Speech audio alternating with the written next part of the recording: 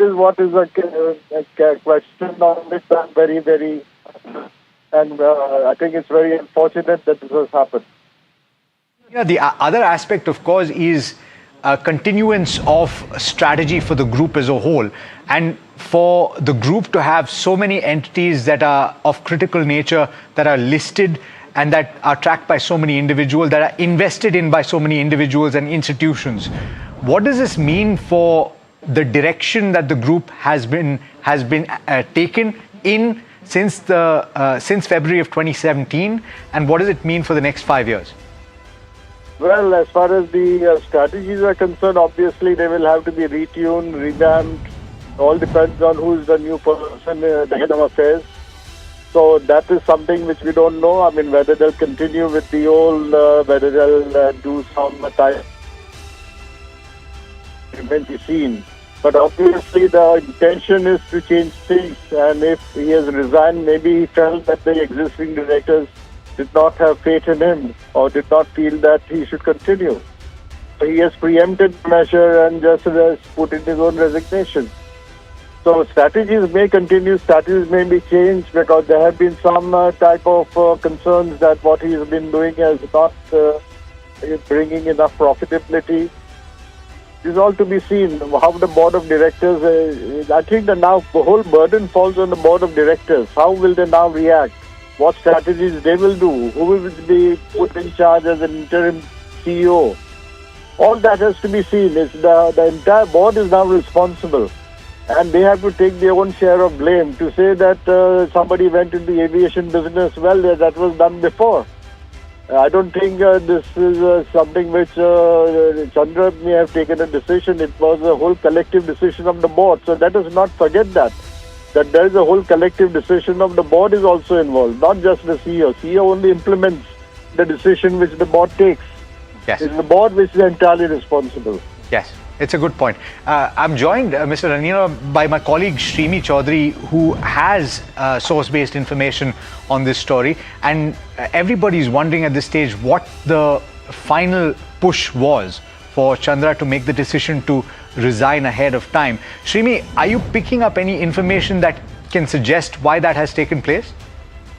So LHC, this has been going on for some time, a lot of uncertainty, and we've been seeing in a lot of reports as well. I mean, we would not like to speculate at this point, but a couple of things which is very clear. One, that Tata Sons chairman tenure runs until February 2027, but his continuation as chairman hinges on his reappointment as a director at the company, which needs to be, or which was scheduled to be taken up in the August 18 AGM, and that's clear in the AGM document.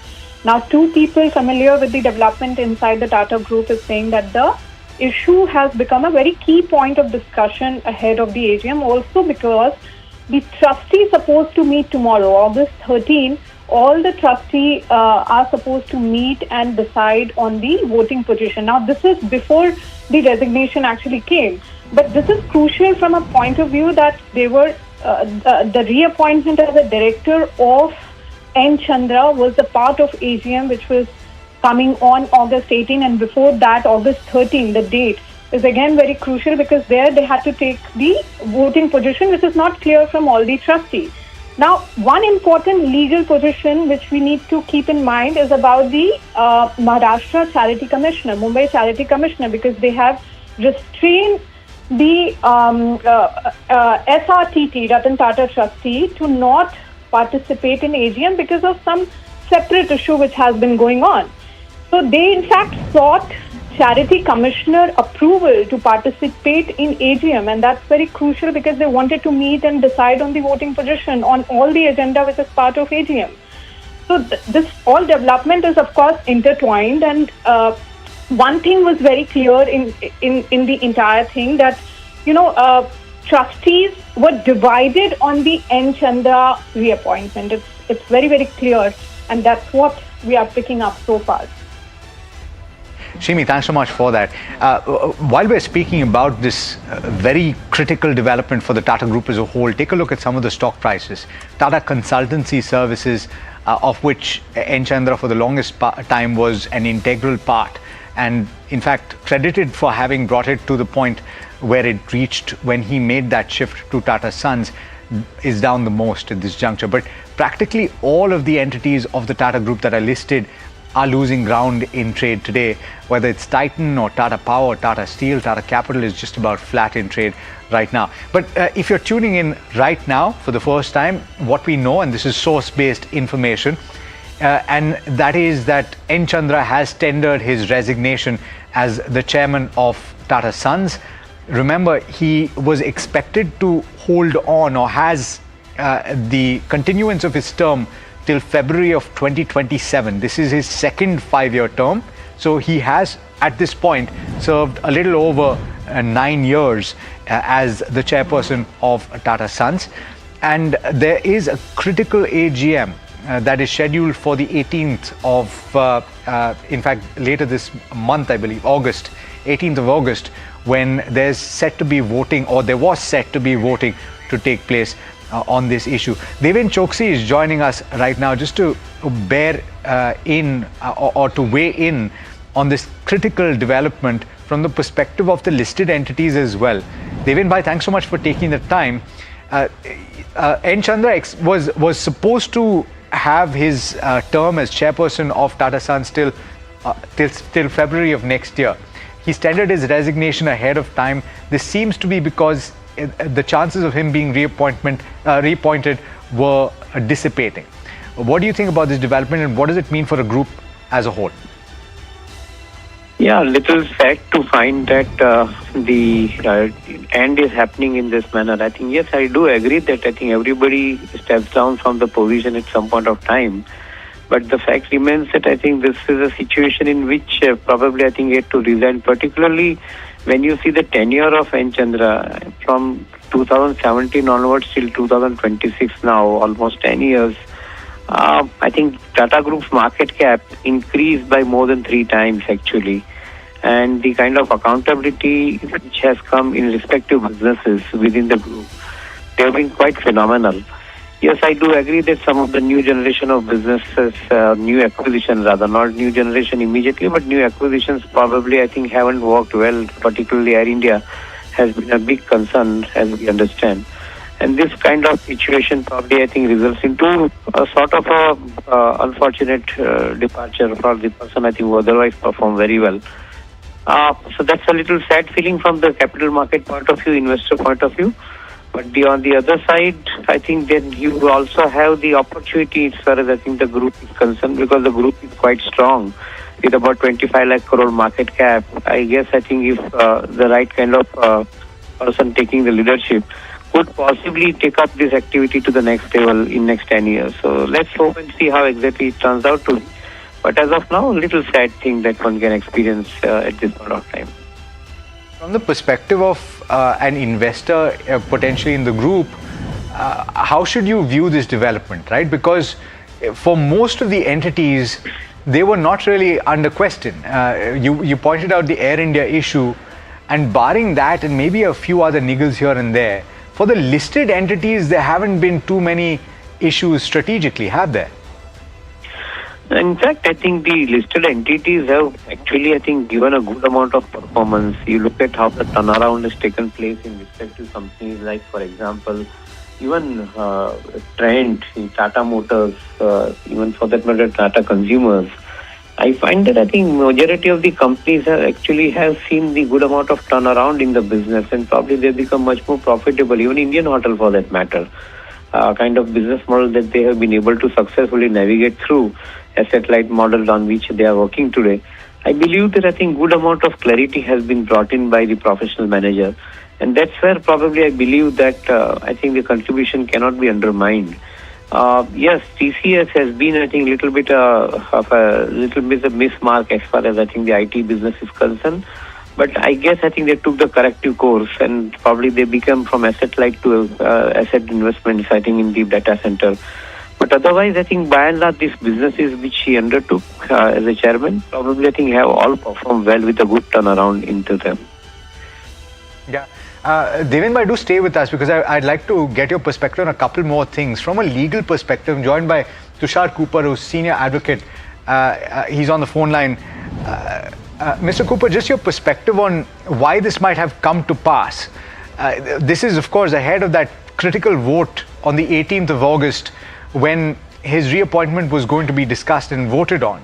But why resign ahead of time when his term was set to end next year in February? Possibly, he must have anticipated that his tenure will not be renewed. And if his tenure is not renewed as a director, then obviously he can't continue as the chairman of Tata Sons. So the question is, he must have been anticipating that at the AGM, which is scheduled on the 18th, his term as a director would have come to an end, which would have meant that his term as a chairman in any event would have ceased. So possibly that's the reason why he has tendered his resignation now. Mr. Cooper, as somebody that watches the group very closely and has probably studied it over the course of the last several years, starting from 2016-17, when there was this entire turmoil with the group and then the steadying of the ship, and then more recently some of the conversations that have come to light, or some of the murmurs that have come to light with regard to disagreements. Why has this come to pass now, in your opinion, as an observer of the group? Well, obviously there are policy differences between the trust personnel and the trustees with the manner in which the Tata Sons is being run, or at least with a section of the trustees. Now, this has been simmering for quite some time, and presumably with Chandra's resignation, there will be less friction and perhaps the group can move forward in a more positive way. This situation, as you rightly pointed out, is not conducive to the healthy growth either of Tata Sons or to the activities which the trust was undertaking. So, I mean, and I assumed, although I don't know the terms of the trust, etc., that the decisions of the trustees generally are taken unanimously. In the view of the lack of unanimity on the continuance of Chandra, it was perhaps felt that they would have to take steps to get Chandra to step down as a director at the meeting of the 18th of August. As to what were the differences, etc., I'm not privy to that. That is someone who from the inside will have to talk about. But obviously there were differences, and those differences are there in the public domain. Well pointed out. Devenbhai, so from that perspective, as Mr. Cooper has just pointed out, these differences that have been spoken about, have been reported on, if the group as a whole is to move past that with the appointment of a new chairman, on balance, and nobody is going to take away all of the positive decisions that Mr. Chandra has taken over the course of the last 10 years. But on balance, is this positive? Well, Air India, Tata Digital and Tata Electronics, I think these three put together have actually been the factors, I think, which have contributed to around 28,000 crore worth of loss as of last financial year. And that's where probably I think the challenge or the situation is going to be challenging for anybody who takes over. These are not the assets which are likely to give immediate solution in my viewpoint, because airline is a business where probably a lot of other factors are also dependent. So from that perspective, things are going to be a little bit more challenging as I see it, I think, for whoever is taking over. But yes, I think the investment business has to continue, and probably I think these assets will have to see the turnaround at some point of time. So let's wait and see, I think, who takes over as far as I think this particular position is concerned. The professional management, I think, came in through Mr. Chandra. Definitely, I think, has contributed well in my viewpoint, I think, for all other businesses. In fact, each one of them, Tata Steel, Tata Motors included, I think they've seen a classic turnaround, I think, from the legacy business. I think this is something which we'll have to see how the new generation... Mr. Choksi, I'm just going to interrupt you there.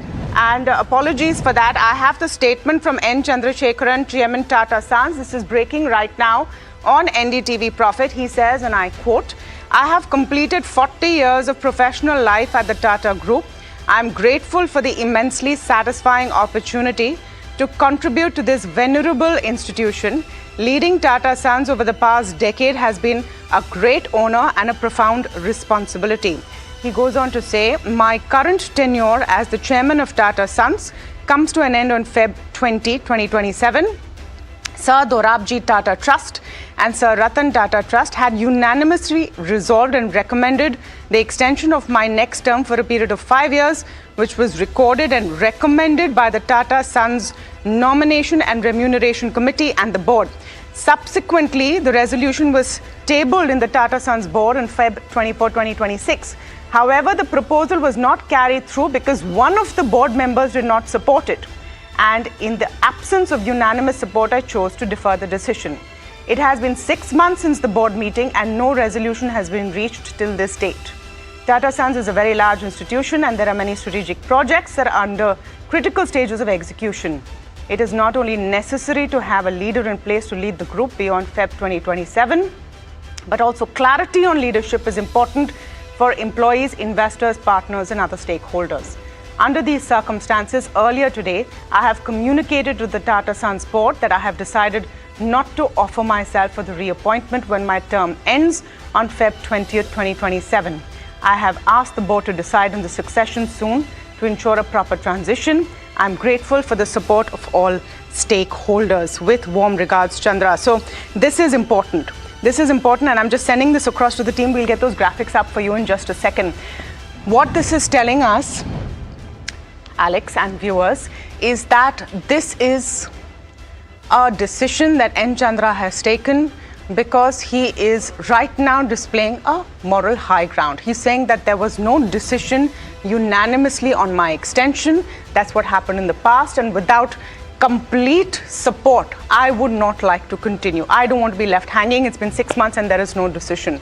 That's where the crux of it is if you're asking the question, why now? I believe we still have Tushar Cooper, senior advocate, on the phone line. Mr. Cooper, if you can hear me, just your first response to some of those lines that we have put out and what I read out, where Mr. Chandra very clearly says that there was no decision made on his extension for a good 6 months. He's referring back to the February meeting. And that is the reason why today he has chosen to step down and not offer. He's not stepping down. He's not offering himself up for reappointment. I think that the signs were pretty clear to his opposition to continuation as the chairman of Tata Sons, when the concerns voiced by Noel Tata were aired earlier. And I think Noel has been quite sort of open about the reasons for his opposition. Now, I take on board the point which was raised by the other gentleman, that yes, under Chandra, the group has moved forward, the group has improved its performance, etc. But of course, Chandra has been at the helm, and of course, credit for that must necessarily also go to Chandra.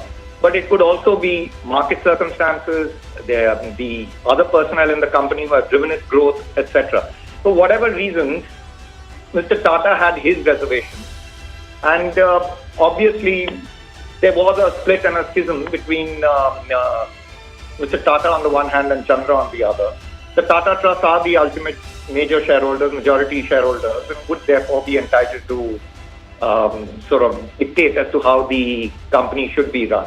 In fact, that was the issue which also caused friction between Cyrus Mistry originally with Ratan Tata and the Tata Trust. So it's not something which is completely unique to this situation to have this divergence of views. And ultimately, Chandra had to bow to the will of what the trust ultimately wanted. You know, in terms of what this gesture implies, that if there is no unanimity in choosing the next leader or the extension of the current leader, then there is no point continuing. Does that also speak to how the Tata Group has been run? And now, in your view, what would be the next steps that the board will take? I'm not 100% clear, but I think, because I recall reading somewhere that the decisions of the Tata Sons requires the consent or cannot have a negative veto by a majority of the nominee trustees from the Tata Trust on the board of Tata Sons. Now, if that be so, it would depend on what view the Tata Sons, the Tata Trust nominee directors would take on the board of Tata Sons. Now, I'm not quite clear of the composition of the Tata Sons board, and I'm not sure. Noel Tata definitely is there on the board of Tata Sons, and absent his sort of like agreeing to various decisions, obviously the Tata Sons could not make such decisions absent or in the face of his veto. Now, I'm again not clear as to what the provisions under the trustees are, whether both the trusts require to act unanimously, whether it is a majority comprising of the representatives of both trusts. These are matters which I'm not privy to, and I can't really therefore opine on what would be the legality of the trusts, whether they need to take a majority decision, whether they have to take a unanimous decision. These are matters which I can't really opine on. No, please stay on with us, Mr. Cooper. I'd request you to just stay on with us through this coverage and give us your views. Suhail Nathani also with us. He's managing partner, economic laws practice. Mr. Nathani, thank you for joining in as we're trying to decode this very large story. You've heard the statement that N. Chandra has put out, and he talks very clearly about all of this precipitating in February this year, and that it has been 6 months since no decision has been taken on his extension. It is in that context that he's chosen not to offer himself up for reappointment. What do you make of that statement? So, one, he's not resigned. He is not extending his term. He has 2 terms, one running through Feb 2027. The second point here is that you don't need unanimity to appoint anybody as a chairman. You need majority under the law. But the fact of the matter is Mr. Chandra has taken this position, and to me, that reflects the culture of the group. First, the trusts are shareholders, so they can vote their shares the way they want.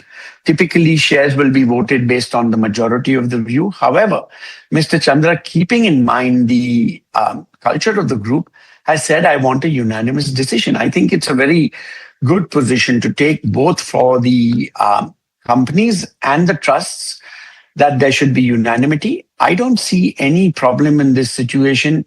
I think it's a great transition, because this is a transition that will happen in due course, and it should. As he said, he spent 40 years at the company, 10 years as chairman, seen the company through some very turbulent times, leaves a very positive legacy, which will, of course, only time will tell about the new bets. But I think it's a good transition and in everybody's interest. Our research team has quickly pulled up all of the things that have happened under N. Chandra's tenure, and it's nearly 20 years. But his biggest achievement, I suppose, would be the shift into new age businesses, the whole adoption of Air India and what happened there, semiconductors, electronics manufacturing, scaling the EV ecosystem, building digital businesses, AI technology focus. And I suppose TCS is the jewel in the crown, if you really look at Mr. N. Chandrasekaran's legacy in this group. And we should pull up the TCS stock price right now as well. That really is at the crux of it. Mr. Nathani, in terms of finding the next leader, how crucial does that also become?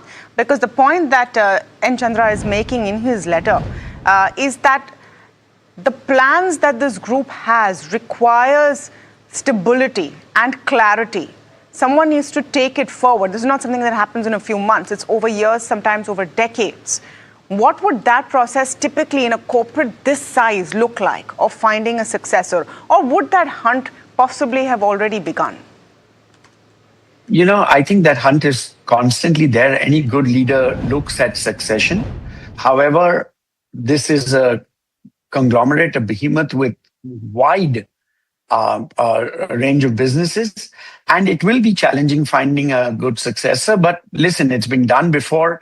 It happened. It transitioned from the family. It transitioned out of the family. It transitioned once again out of the family. So I'm sure the Tata Group is well up to it, and there are many people who will step up and do as fine a job as anyone else. And Mr. Chandra has reinvented the group. I break his tenure into 2 parts. The first part is the what I would call the fixing stage of the problems that were in the Tata Group, and two is the reinvention of the Tata Group.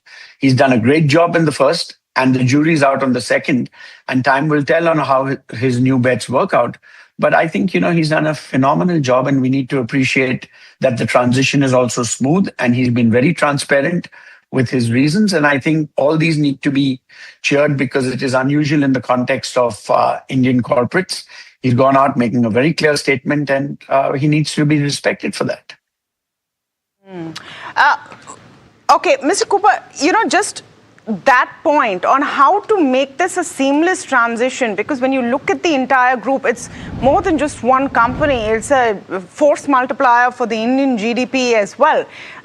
Would that transition or succession hunt have already been on? Do you see an inbuilt succession line very clearly within the Tata Group? Would this have come as a shock, perhaps, to the board? This differences between Chandra and the trust has been simmering for quite some time. As to what would have been the resolution of this of these differences, I don't even think Chandra really would have figured out earlier. I don't think that the trust would have been able to determine earlier. So I don't think that there is some succession plan which has already been determined by the trust or by the board of Tata Sons also. I assume that the trustees have some idea as to who they would like to sort of push in place of Chandra.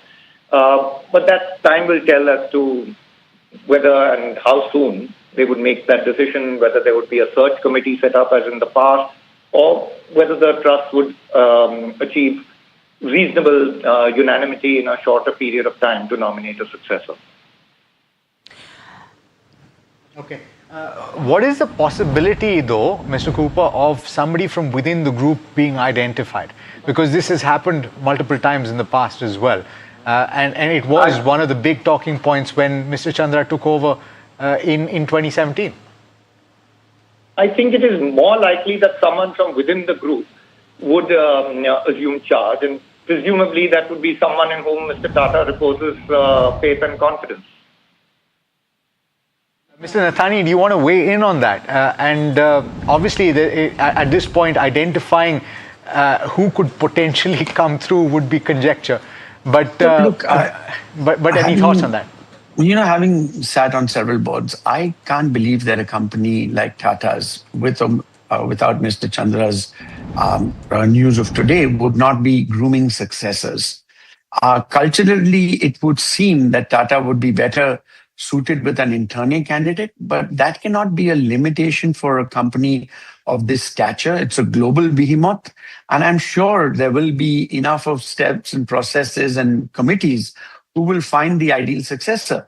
Look, he's had 2 terms, he served them well, and yes, it is important that you have the trust of the shareholders. I'm not saying that he didn't have it, but perhaps he wanted unanimity, which he himself said was not there, and he has taken a call.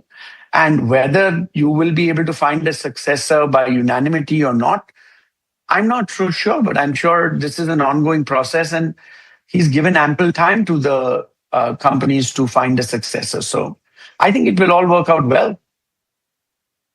I have a lot of faith in institutions, and so do hosts of investors. But Mr. Nathani, at this point, questions obviously raised about certain decisions that Mr. Chandra has made in the past. But the tendency is to focus on the one man who leads the board.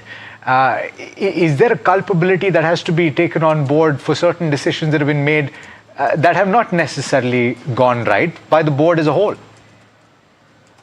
Look, the jury's still out on this. There are a lot of future big bets. The wealth of the Tata Group has increased substantially during his tenure.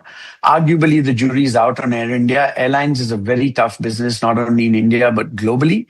And eventually, we will see how these work out. Perhaps we'll be better judges through the lens of history rather than today. So I'm not willing to get down the culpability route. I don't think it's warranted at this stage because they're all works in progress. These are not short bets. These are very, very long-term bets. I just want to take a second to go over the entire statement once again that has come from N. Chandra and the important bits of it. Because he goes back to the events of February 24, 2026, where he says, my current tenure, which will come to an end on February 20th, 2027, was unanimous and had seen an extension for 5 years, which was recorded and recommended. Subsequently, the resolution was tabled in the Tata Sons board on Feb 24, 2026. Now, remember, in the ordinary scheme of things, this Feb 24th meeting to ratify that nomination would have been business as usual, more regulatory and routine more than anything else. But he does go on and mention, however, the proposal was not carried through because one of the board members did not support it. And in the absence of unanimous support, I chose to defer the decision. It has been 6 months since the board meeting and no resolution has been reached till date. Tata Sons is a very large institution and there are many strategic projects that are under critical stages of execution. It is not only necessary to have a leader in place to lead the group beyond Feb 2027, but also clarity on leadership is important for employees, investors, partners and other stakeholders. Under these circumstances, I have decided not to offer myself for reappointment. It's a lack of clarity of future which seems to have led to this decision and precipitated this situation, Mr. Nathani. So I pose that question again. Surely the board would have seen this coming one way or the other, especially since there was another important meeting in just a few days from now. So let me just take you back to the law. There is no requirement of unanimity for any appointment. Okay. Yes. It may be good to have, but it's not a legal requirement. The NRC recommended him. It went to the full board. There were some reservations as he has himself expressed. So he delayed the vote and it has not been resolved. So he has done what any person would do in the best interest of the company, which is, look, let's get some clarity. There's a lot of important things going on, lots of stakeholders, new projects, business partners. So let's get clarity and move on. So, I think this is a succession that we all need to learn from, not only Tata's, but certainly, in several large business houses in the country where you have a professional, he's taken a position, he's looking for unanimity, even though it is not required. And it's also very revealing about the culture of the Tata organization, that people want to be supported with unanimous decisions rather than, say, oh, so what, I'll push through because I am recommended by a majority of the people. I think it's a great corporate lesson in culture, not in the law. And, let's see how this plays out fully. Nathani, just on the point of the listed entities, because ultimately a lot of retail investors are invested in this place, in the space as well. From the perspective of a shareholder in the listed entities, how much of a bearing will this have? Because let's face it, each of these companies were taking decisions that were individually good for them per se. And maybe the overarching framework or direction was provided by the group, but a Titan was making certain acquisitions or deciding to venture into certain businesses based on what was good for Titan. Likewise for Tata Motors, likewise for TCS. That's the law. Every board of directors, every management will act in the best interest of the company. You neglect to mention Indian Hotels. Indian Hotels has been such a great success. And although it is good to have a group chairman, eventually every board will act in the best interests of their own company. And each of the Tata companies has delivered on several fronts. And I think, that's a tribute to the group, that there is a group chairman and then there is a lot of autonomy at operating levels. And that's what has built shareholder value. And that's why shareholders have value. Look, you're putting up the share prices of the Tata companies, and I don't see any tumble in the share price or panic or anything else, because this is a situation of succession planning, and many more Indian companies need to learn from this. And this is resilient succession planning. There are several people who are transitioning and have said so in advance. And I think that's the way to go, and that's the future. That is indeed the future. The one stock, and since you mentioned, Mr. Nathani, the stock reactions, the one stock that seems to have taken a bit of a tumble, and I wonder if it's primarily on account of the association that Mr. Chandra had with that specific company in the past, is TCS. But even there, one would argue that he's been separated from the decision making for quite a while, hasn't he? Absolutely. And he's had a very clean succession planning over there. And we need to give both him and the group great credit for that. The IT sector is facing its headwinds of a different nature, and there will be new leadership to take this up. Yeah. So I think the TCS movement may be more sentiment rather than Mr. Chandra. But look, time will tell. And as somebody very wise once told me, the graveyard is full of indispensables. Nobody is indispensable. And I'm not saying that anybody's claiming to be, but always somebody will step up and rise to the occasion. To that end, and it's a good point, it does not matter whether you're sitting in the corner office or otherwise, or indeed at the table that I am at. Nobody is indispensable. But having said that, Mr. Nathani, the question is about timelines and how quickly this will come to pass, the change. Because one of the points that Mr. Chandra makes in his statement is that he is making his decision now so that the group has enough time to put somebody in place when his term ends, and so that certain decisions are made. And he points to the fact that several businesses have critical decision making to do with execution that are pending on account of a lack of clarity and lack of leadership. So how quickly do you expect the group to move? So I don't think he said anything about lack of leadership. He said it's desirable to have clarity. And I think, a company like Tata's has moved in the past and will continue to move. And please also recognize that there is a lot of bench strength. So even if you want to have somebody from within the system, I'm sure there are some exceptional people who will rise to the occasion.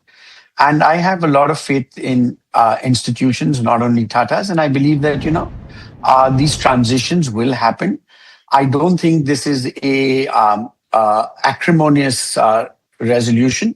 I think this is a well thought of and well noticed resignation. He says, I'm not seeking re-election. That's fine. From the statement exactly, Tata Sons is a very large institution and there are many strategic projects that are under critical stages of execution. It is not only necessary to have a leader in place to lead the group beyond Feb 2027, but also clarity on leadership is important for employees, investors, partners, and other stakeholders. That is what I was referring to. Mr. Nathani, do stay with us. We're joined also by Gurmeet Chadda, Managing Partner and CIO of Complete Circle. Gurmeet, you've been a student of this group or an observer of this group, investor in this group for a long, long time. You've obviously been looking at everything that has led us to this point. Is this on balance positive, negative, neutral for the group? No, it is clearly a loss for Tata's. I think Mr. Chandra is a very accomplished business leader, and especially at a time when AI is disrupting things, his leadership would have come in very handy, in navigating such volatile waters. And I think I'll be not being politically correct. I'm a little disappointed. And I think, if you see his letter in the last paragraph says that for 6 months, there has been no communication, on this. And I think it's a large group, and it deserves a better transition. I agree to the point that they have the bench strength and some very talented people who will come through the ranks internally. They may, I think, and that will get resolved eventually. But I think it is a loss for Tata's.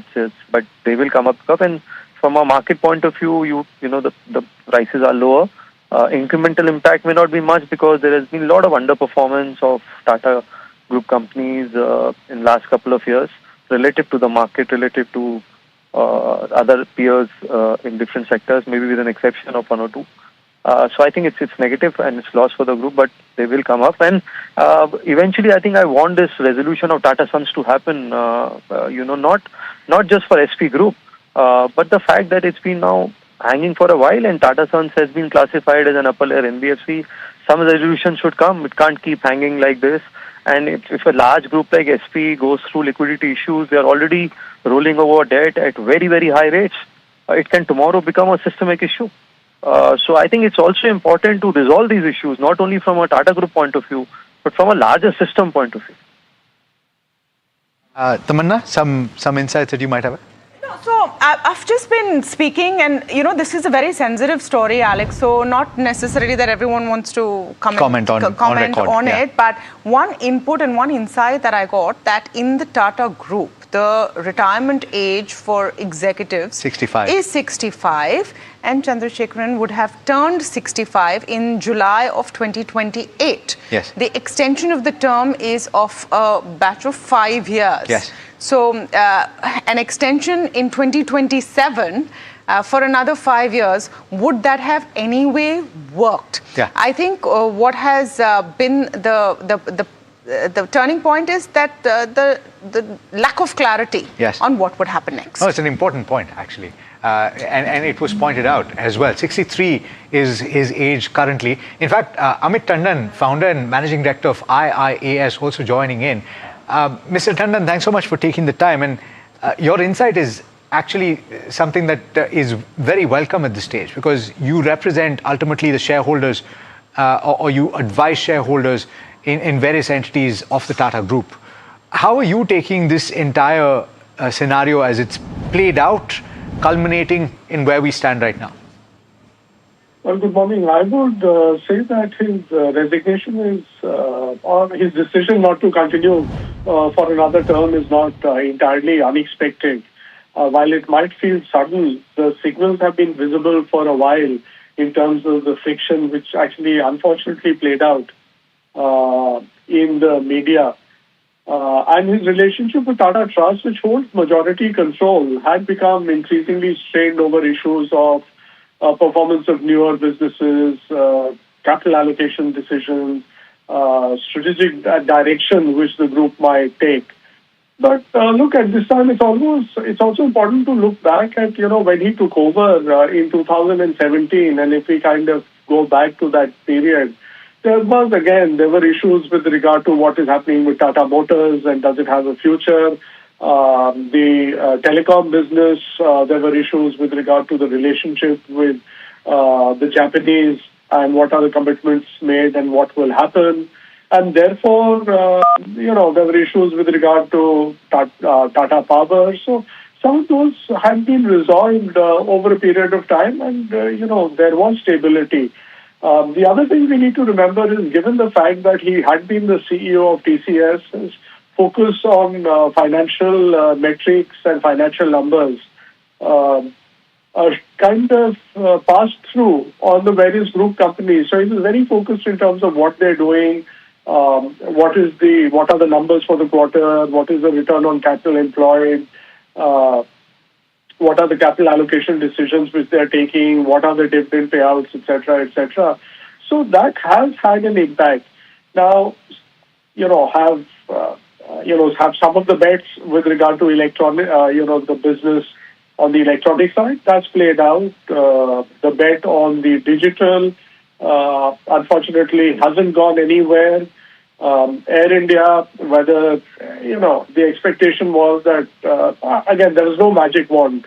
While we all might have expected that as soon as Tata's took over, things would sort themselves out.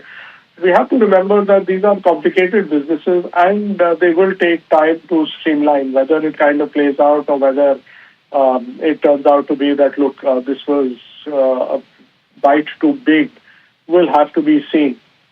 And specifically for the... my own belief is that, look, the businesses, are strong. So each of the businesses have professional management, they have strong boards. Therefore, it should impact the operational businesses ask you, Mr. short to medium term. That's exactly what I wanted to ask you, Mr. Tandon, which is that in several cases, or in the 3 or 4 issues that have been highlighted in the run-up to today, quite a few of them relate to unlisted entities of the group. That's one. 2, while Gurmeet, who we were speaking to not too long back, was talking about the relative underperformance of few of the group entities, that is not necessarily something that you can level at the feet of the Tata Sons board, is it? No, I think the market has actually reacted a little bit strongly just now, but that's an immediate reaction. At the end of the day, as I mentioned, the boards are strong, the businesses are strong. And look, each of the CEOs is thinking about the business over the short, medium, and long term. So therefore, it's okay. The other thing we need to recognize is that Mr. Chandrasekaran is around for another 6 months. So there is sufficient time for them to find a successor, for there to be a smooth transition if it is needed. And look, he's a professional. It's not that he wouldn't have thought about the businesses, what needs to be done, etc., etc. Maybe some of them would take a little bit longer than we anticipate. Maybe some of the bets may not play out, but there's every reason to expect that, look, when you've made bets and you've got the group, with the management depth as the Tatas does, they will kind of get a grip on the businesses as they go forward. So I would not unduly worry about it at this stage. I would just wait and watch and see how things pan out over the next few quarters. Amit, request you to stay on with us. Sriram Subramaniam, MD and founder of InGovern Research, also joining us as we're just, breaking down this very, very large corporate story. Sriram, thank you for giving us your time. Just your primary reaction to the wording of the statement that has come in from N. Chandra. Because this was a work in progress. The decision that he is talking about was a work in progress, the extension, and then, of course, there is the question of retirement age, etc. But it has, in a sense, been preempted, and a decision has been made that I will continue. So technically, he is not resigning. He is stepping down, and he has decided not to offer himself up for reappointment. That debate has now been ended by N. Chandra himself. How do you see these developments? Good morning. I think that is the positive, if anything, from the entire today's news.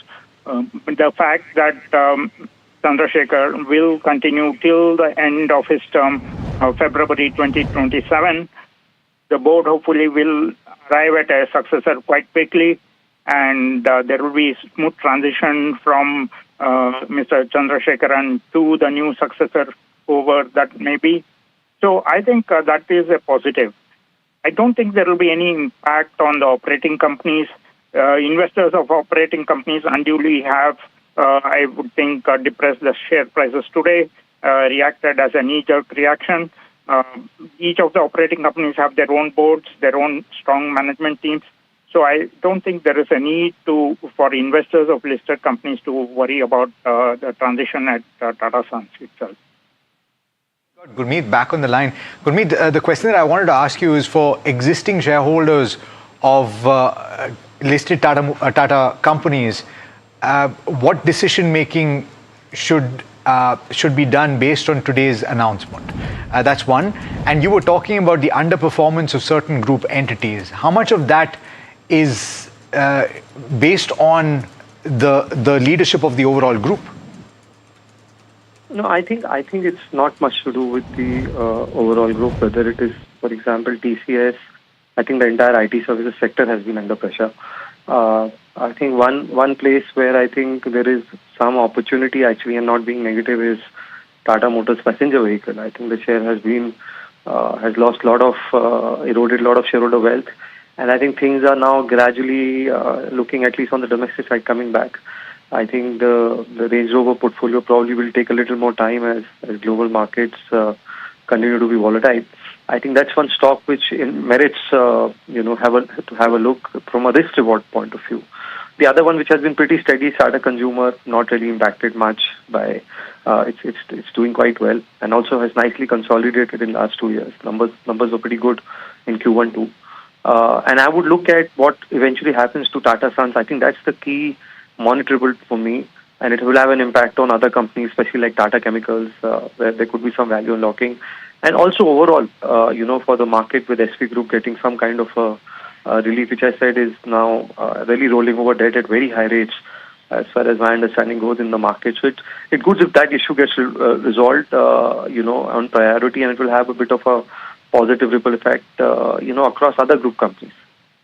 You're, of course, referring to the fact that Tata Sons remains in that upper layer NBFC category and would require listing. Of course, their request to the Reserve Bank of India is still under consideration, and so therefore final decision is waited.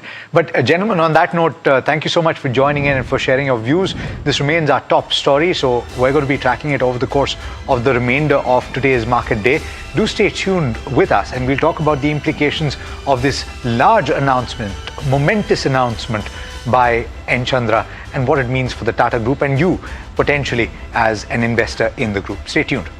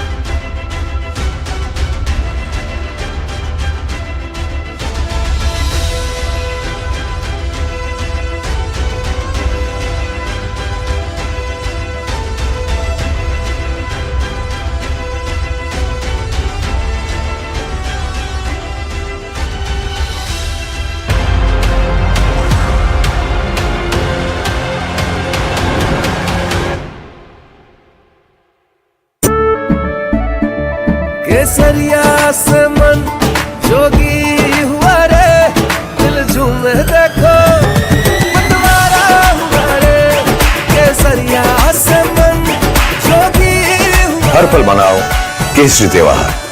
विमल, बोलो जुबान केसरी। अंबा शक्ति plant की world renowned technology देती है steel को ज्यादा ताकत हर बार। अंबा शक्ति SDTMT।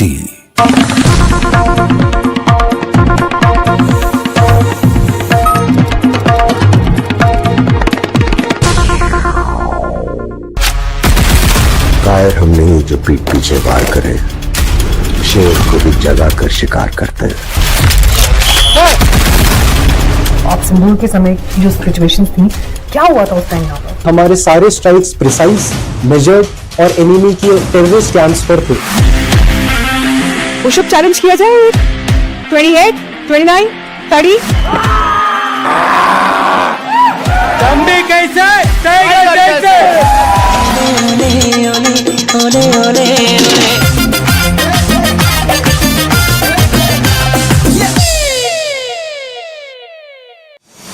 Celebrating excellence across journalism and innovation, NDTV steals the spotlight at the 12th BCS Ratna Awards 2025-26. Best English News Channel of the Year, NDTV 24/7. Best News App of the Year, NDTV. Best Election Coverage of the Year, West Bengal Election Coverage. Best Podcast Show of the Year, NDTV Control All Defense.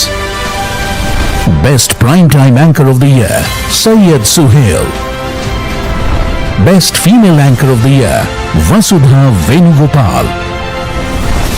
Best On-Ground Coverage of the Year, Operation Sindoor Coverage. NDTV, the network of impact. Buy now, sell immediately. Hold it, boss. Buy now, sell. Hold. Buy. Sell immediately.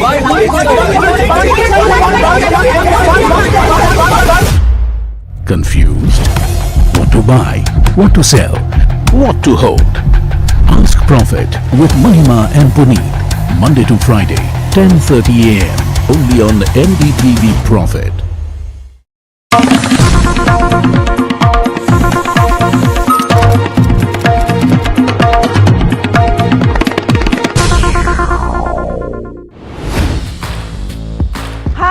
Tamanna Inamdar.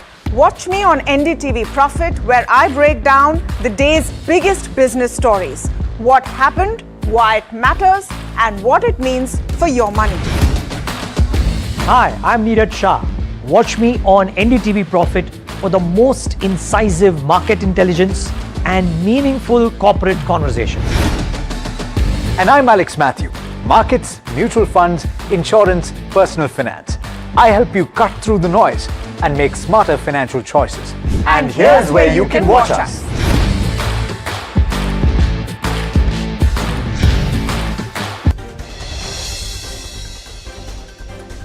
Lackluster day on the Wall Street. Nifty trades near day's low below the 24,300 mark. Broader markets mirror as well as fare better marginally, while the public sector banks lead with gains. Tech and realty under pressure today. The big news for today: N. Chandrasekaran has resigned as Tata Sons chairman and will not seek reappointment. His term was due to end in February of 2027. Chandra took charge in 2017 after leading TCS as MD and CEO previously. Godrej Consumer under pressure after appointing Asif Malwari as CEO and Managing Director for a 5-year term from August 12th after Sudhir Sitapati resigned just months after being reappointed to the role, and the firm appointed Vishal Kedia as the interim CFO. Bata India and Finolex Cables are in focus after strong Q1 numbers. Bata's profit rose 23% with a dividend of 25 rupees announced, while Finolex posted a 53% jump in profits, revenue crossing over 2,000 odd crores and EBITDA surging 79%. Senco Gold shares slumped over 8% after Q1 results. The revenue has surged 67%, but the profit fell by 3% in this particular quarter, while the EBITDA margins contracted to 7% from 10% earlier.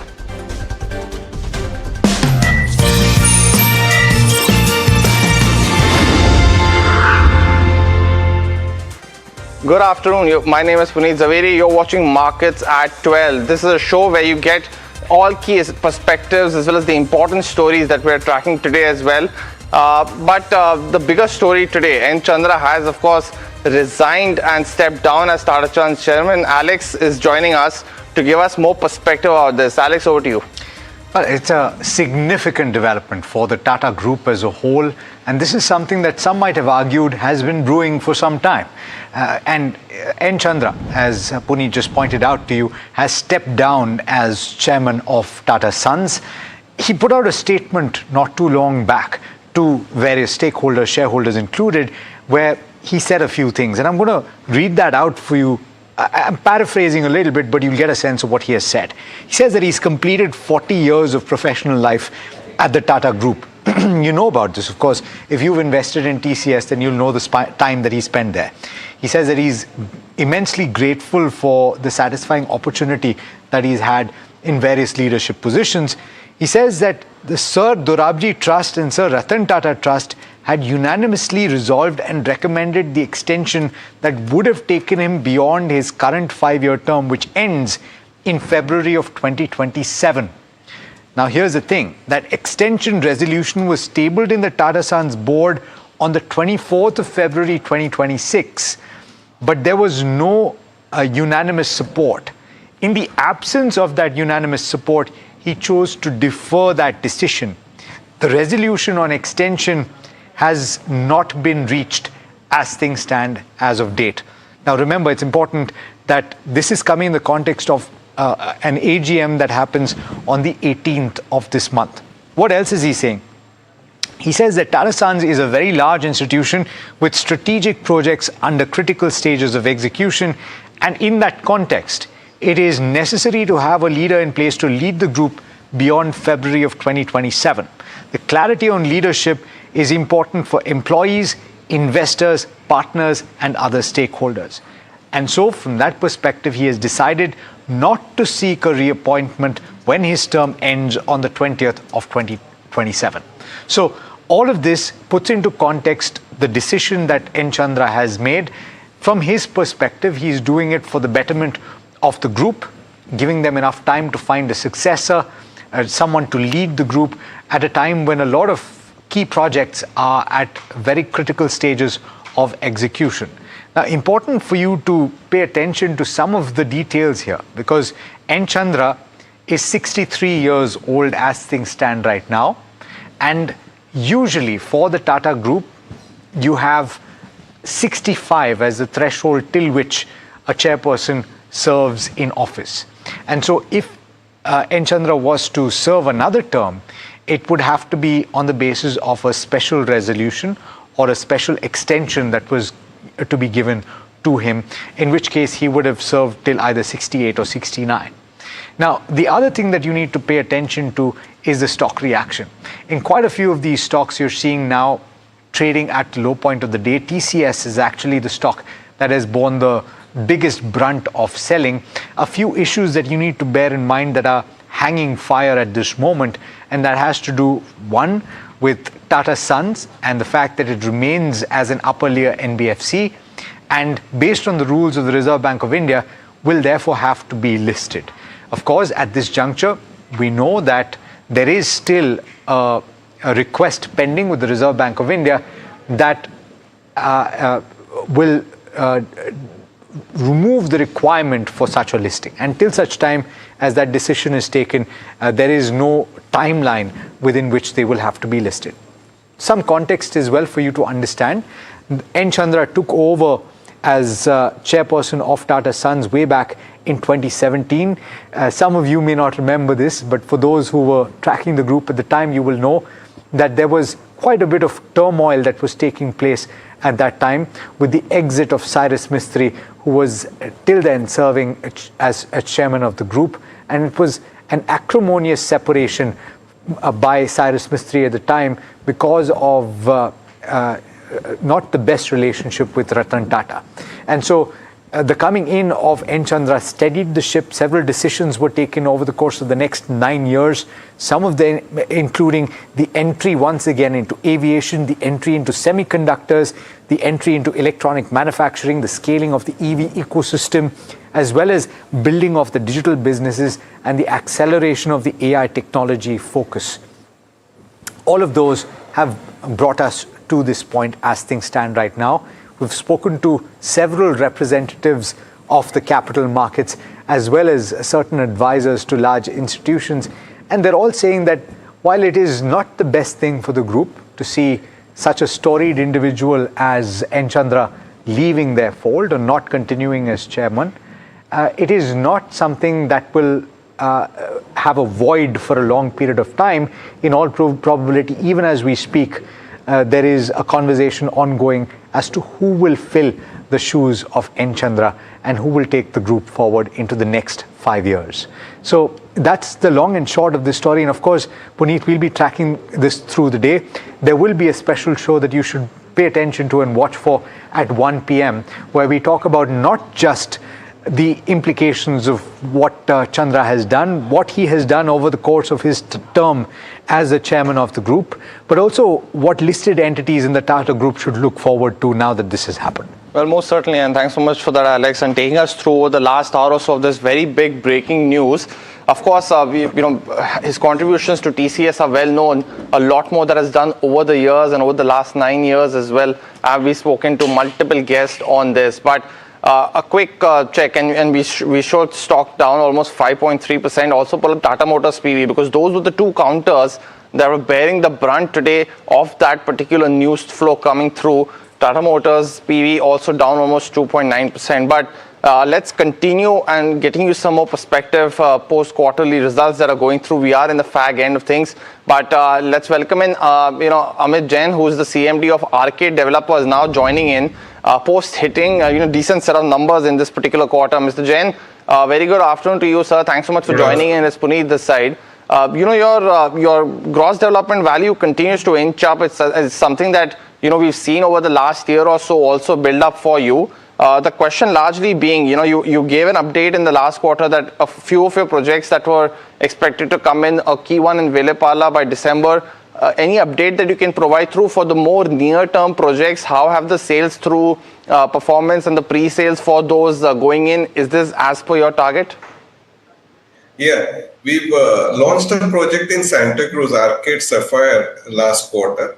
And we are in the process of launching 2 more projects this financial year. One project is in Malad. That's a redevelopment project with a projected sales top line of around 800 crore. And another project is in Thane with a projected top line of 2000 crore, which we are proposing to launch in the last quarter of this financial year. Mr. Jain, I also want to ask you, how has this quarter been? Because you mentioned about the new projects that have come through, but this was a very volatile quarter as well. With geopolitical crisis, you saw that some impact in quarter 4 at the very fag end in the month of March. But did you see any impact in this particular quarter, any kind of buyer fatigue or behavior? Because we've also seen that the pre-sales numbers actually held up for most companies. But is there something that you've seen on the ground in this particular quarter? Yeah, there is an adverse impact on the sales and the construction velocity also because of the geopolitical crisis.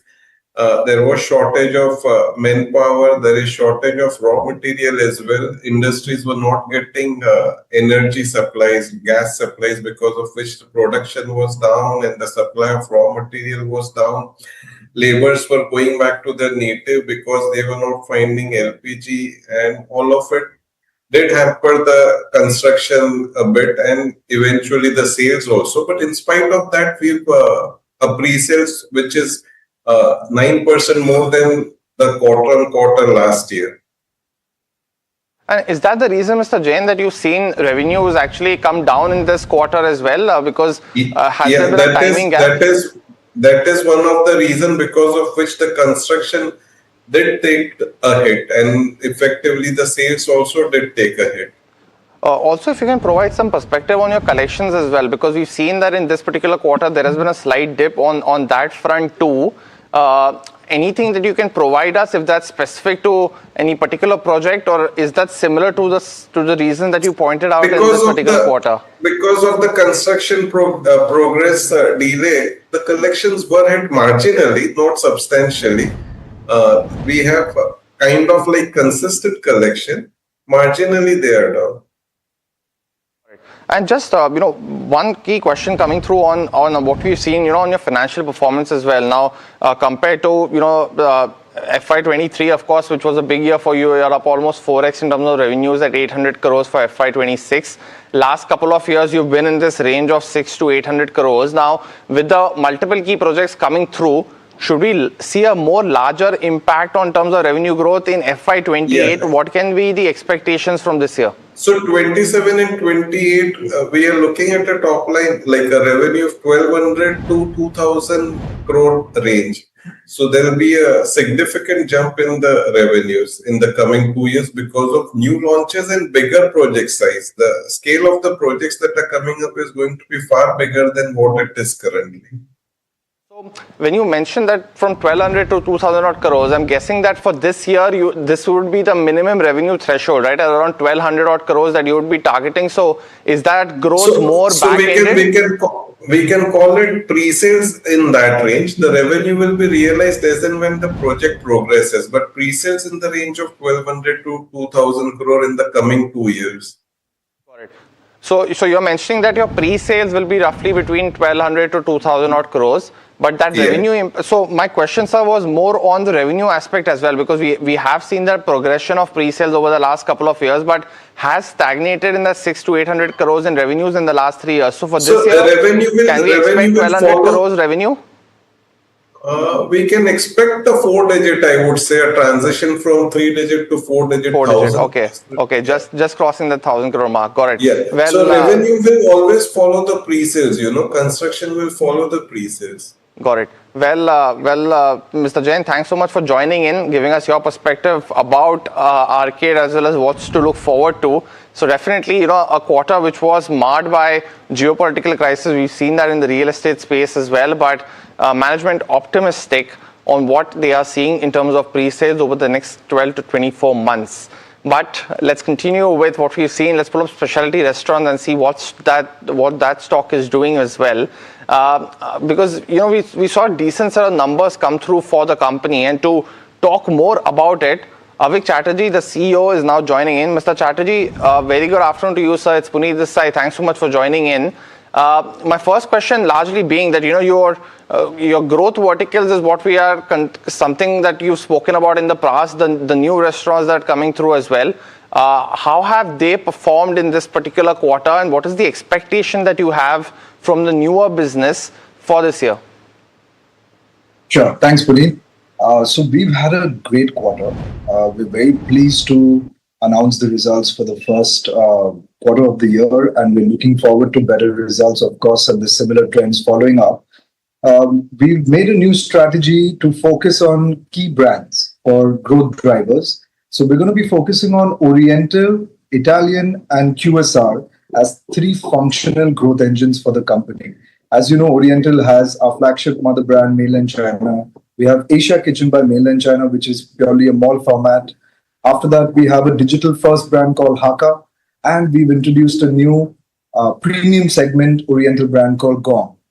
So this being our category one for driving growth. After this, we have our Italian segment and category where we have our brand called Siciliana. We've already done 4 of them this year. We're going to be adding 3 more restaurants of the same brand to grow the category as well. Alongside that, we have our QSR segment where the company has major focus for the years to come. And this is going to be powered by 2 brands, which is Sweet Bengal, a brand that we have established very well into the Maharashtra region. We'll be taking that forward to more different regions as well. After this, we have our new entry to a burger gourmet space, which is Walter's Burger. We've added 3 stores. We're going to be adding another 10 stores by the end of this financial year. So these have been the key factors to drive growth for us.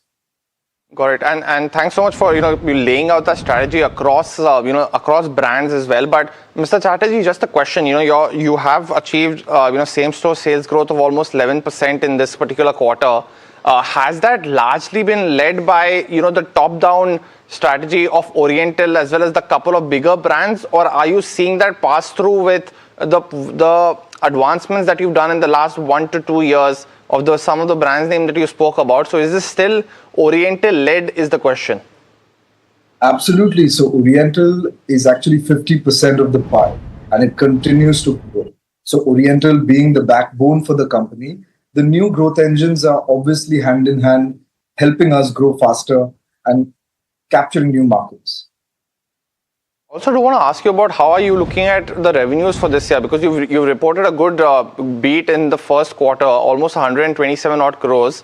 When I look at your last 2 to 3 year financial performance, has been at that 350 to 400 crore mark for the year. Could this be a year where you have that substantial growth visible? Is there a possibility of crossing that 500 crore revenue mark for FY27? We're very, very positive to be crossing that mark. And we're actually on track. In fact, our quarter 3, historically for a restaurant business, is the best quarter. And that is yet to come. So we're very pleased with the Q1 results. And in the times to come, we'll be seeing phenomenal growth and the company's future looks very bright. I do want to ask you about how you are looking at the delivery side of things as well. I think current contribution, and correct me if I'm wrong, is close to 29 to 30%. So almost a third of the business now coming from there. Is this dominated by those newer brands that you mentioned, or here as well we are seeing Oriental continuing to have that domination in terms of share? So just specifically from a delivery revenue, how much is your mother brand coming through, or is it the smaller, newer age brands that are having a higher share there? So the mother brand is the highest in terms of our delivery revenue. And what is very interesting in this space is that while our dine-in continues to grow, the delivery pie and the consumer's sentiment for delivery has been growing generically. For example, a consumer back in the day would be going out for dine-in restaurant and experiences. Today, they're dining out more with 2 different versions and 2 different variables, which is dine-in and delivery. So we are actually reaching out to the consumer more times through dine-in and delivery. Got it. Well, Mr. Chatterjee, we leave it at that. Thanks so much for joining in, giving us perspective about what the quarter was by. Of course, we'll be hopeful for the 500 crore revenue mark this year, but look forward to our next conversation, sir. Thank you so very much. Thank you. Well, that was, of course, the management of specialty restaurants. Still to watch out for on execution of those new brands as they continue to foray into the newer age brands as well. Delivery is a big one to watch out for. But viewers, out of time on this edition of the show. Thanks so much for watching. Stay tuned. A lot more action on the other side.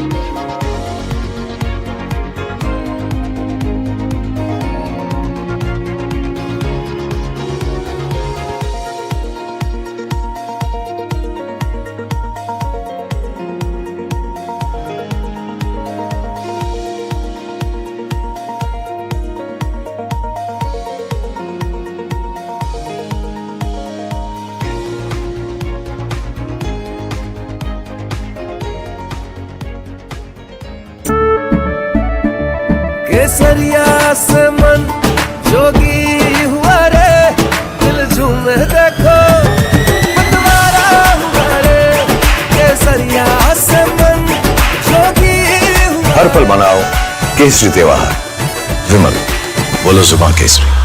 Amba शक्ति plant की world renowned technology देती है steel को ज्यादा ताकत हर बार।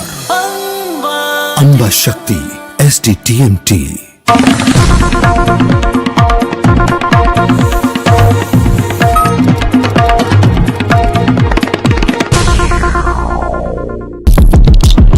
POK के firing range में खड़े हैं। Just few inches away is POK. तो हो सकता है दुश्मन को पता हो कि सैफ अली खान यहाँ पर खड़े हैं। Is it fire?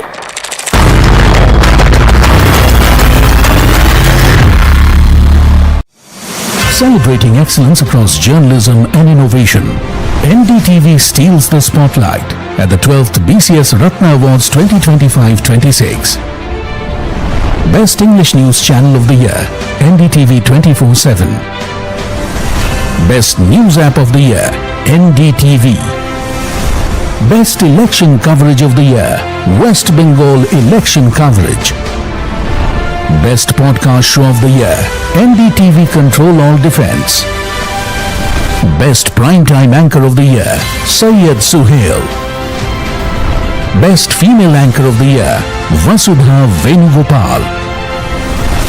Best On-Ground Coverage of the Year, Operation Sindoor Coverage.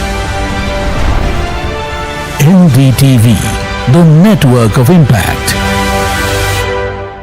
Buy now, sell immediately. Hold it, boss. Buy now, sell, hold, buy, sell immediately.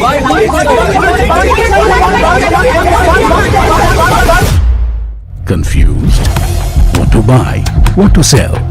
What to hold? Ask Profit with Mahima and Puneet. Monday to Friday, 10:30 a.m. Only on NDTV Profit.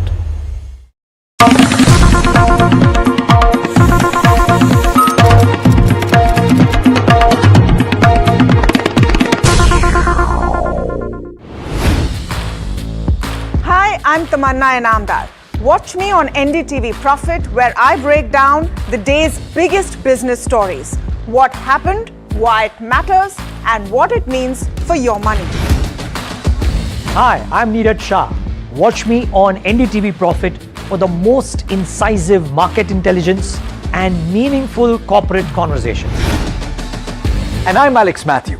Markets, mutual funds, insurance, personal finance. I help you cut through the noise and make smarter financial choices. And here's where you can watch us.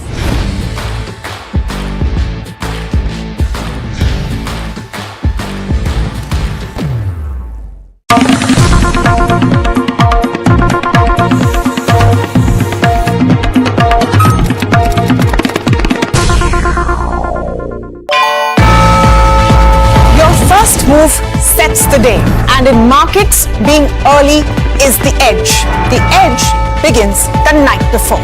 Before India wakes up, the newsroom is already buzzing because the market rewards those who are prepared. That's where we come in, tracking momentum and where the markets could move next. I decode the global pulse, shaping the market mood. I bring insights that help you make decisions that matter. Insight by insight, call by call. That's how we give you a head start to the day's trade. So get ready with us every morning before the opening bell on India Market Open. They say morning shows the day. Markets often have other plans.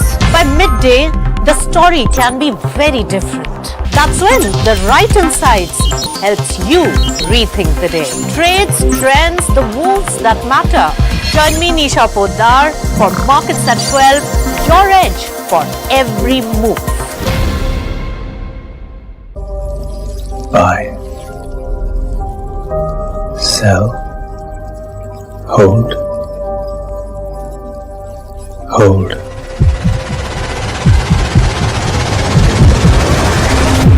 Confused? What to buy? What to sell? What to hold?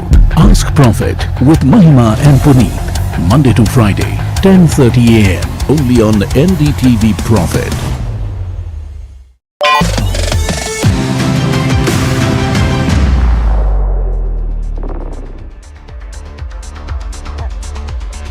Hello and welcome to NDTV Profit. You're watching trending stocks from the NDTV Profit Suzlon studio. I'm Hira Datya and with me is Sharad Dubey, who's standing at the market pit. Sharad, a very interesting day of trade. You know, at one point in time when we were thinking that probably the markets will be slightly muted like they've been on Monday and Tuesday, you have a big breaking that has already come in with regards to where N. Chandra goes, where he has stepped down and he is not seeking reappointment, and this is after his term ends, which ends in February 2027. Now the question over here is, what is that succession plan actually going to look like? I mean, the extension proposal has been tabled before the board as well, and N. Chandra has said in his statement that the proposal wasn't carried through as one member didn't support the reappointment. So interesting comments that are coming in from N. Chandra, or from the letter that he has written to his shareholders as well. But the key is that he will be stepping down and he is not seeking reappointment as well. And if you see in terms of stocks, TCS down 5.5%, Tata Motors PV is down 3.5%. Interestingly, CV is up 1.2% in trade. Tata Steel, Titan, Tata Power, all of the companies are seeing that little bit of downward pressure. The question is going to be what happens in terms of business, because everyone is of the opinion that to some extent business will be as usual, but in terms of strategy, in terms of key leadership positions, who will fill in is what we want to look at. Interesting data points that we are collecting so far, but what are markets telling you? All correlated, and you are right. Tata Group stocks are actually weighing down on Nifty also. Pretty interesting, right? We are Nifty, that 24,300 levels that has been breached, and we are at the day's low level if you have a look at it.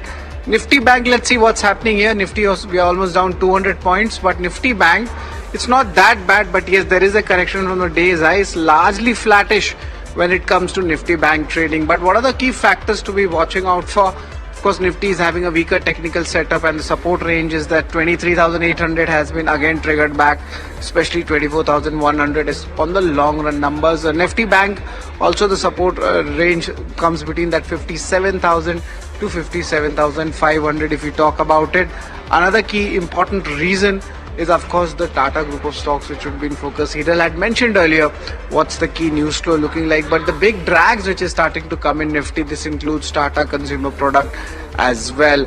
Of course, a little bit of buying coming when it comes to the overall. You could just see these are the key reasons, these are the important Tata Group stocks all falling. You can have a look here. Also, apart from this, we'll be also looking for the realty segment. That's where a little bit of buying is coming.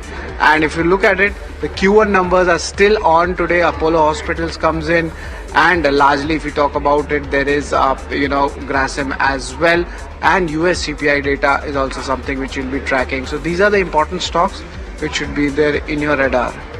Thank you so much, Sharad, for that. But we cannot move away from the big story of the day, which is the biggest breaking news, where N. Chandra has gone ahead and stepped down and he is not seeking reappointment. My colleague Nimit Dixit is joining us live from Bombay House. Nimit, good afternoon. Heavy rains over there. I think they've actually stopped right now as we speak. But what are you picking up? Any movements happening there? No movements here so far, but the talk is the same right now that Mr. Chandrasekaran has decided to step down from the role. He will complete his current term, which goes on till February 20th of 2027.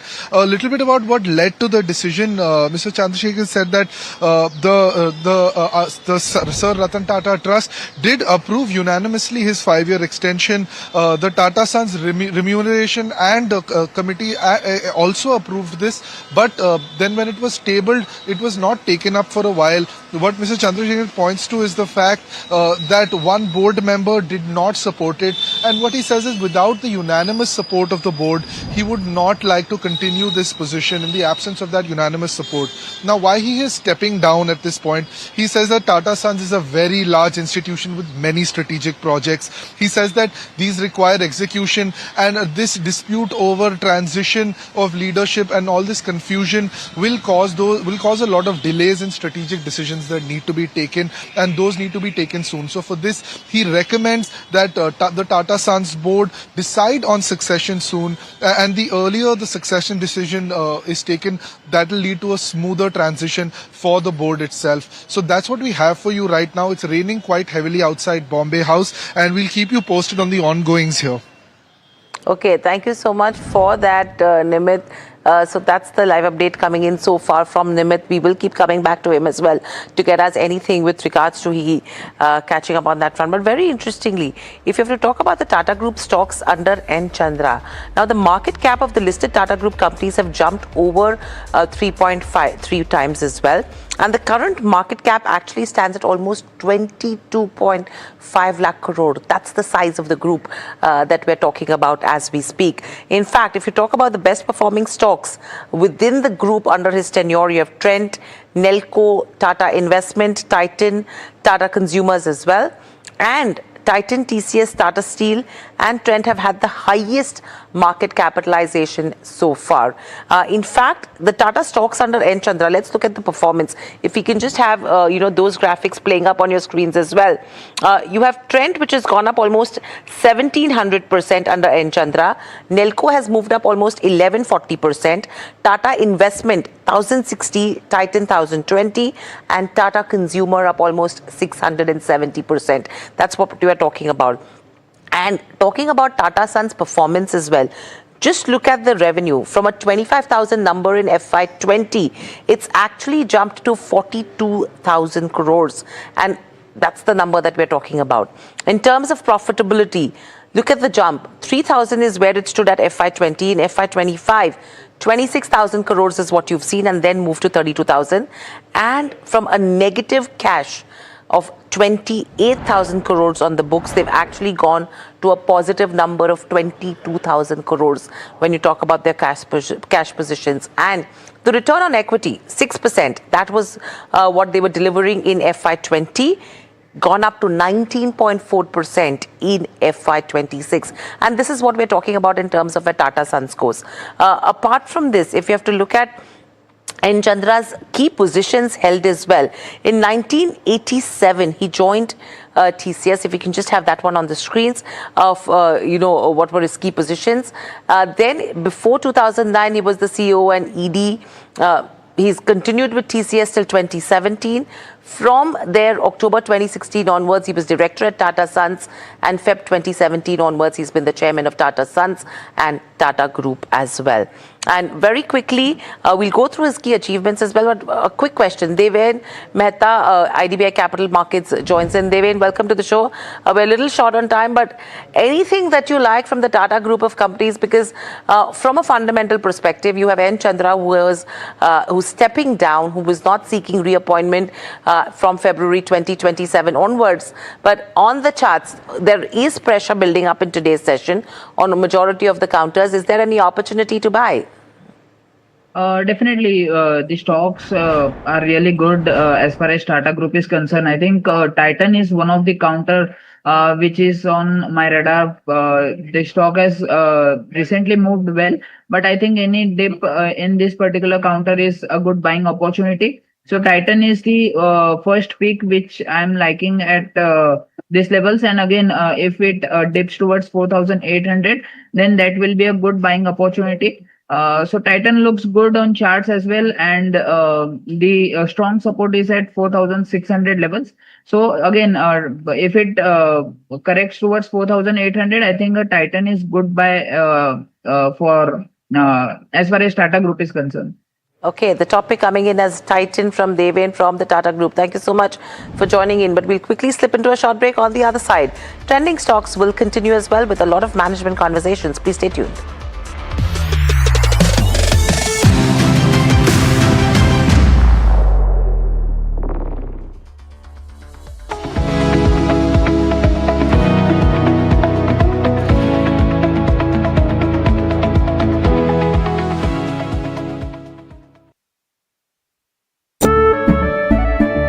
केसरिया से मन जोगी हुआ रे, दिल झूमे देखो मतवारा हुआ रे।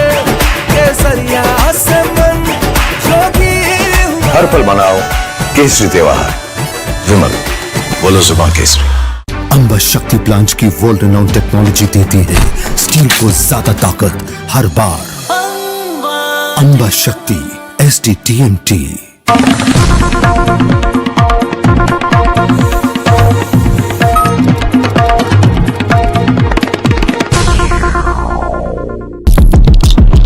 POK के फायरिंग रेंज में खड़े हैं। Just few inches away is POK. तो हो सकता है दुश्मन को पता हो कि सैफ अली खान यहाँ पर खड़े हैं। Is it fire?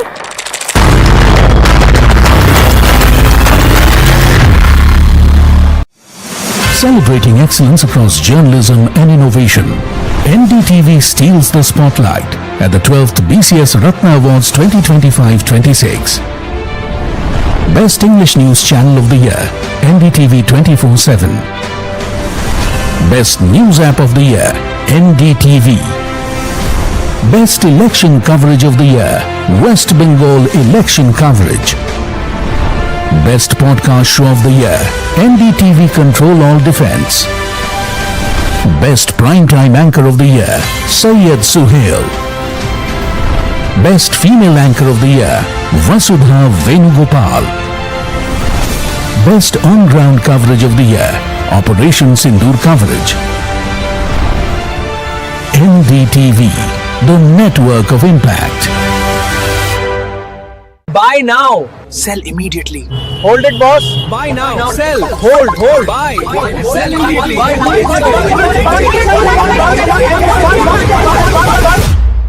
Confused? What to buy? What to sell? What to hold? Ask Profit with Mahima and Puneet. Monday to Friday, 10:30 AM. Only on NDTV Profit.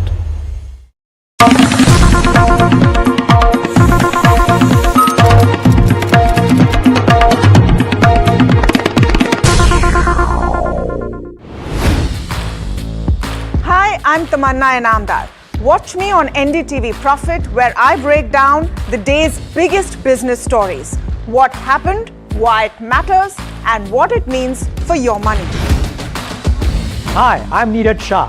Watch me on NDTV Profit for the most incisive market intelligence and meaningful corporate conversations. And I'm Alex Matthew. Markets, mutual funds, insurance, personal finance. I help you cut through the noise and make smarter financial choices. And here's where you can watch us.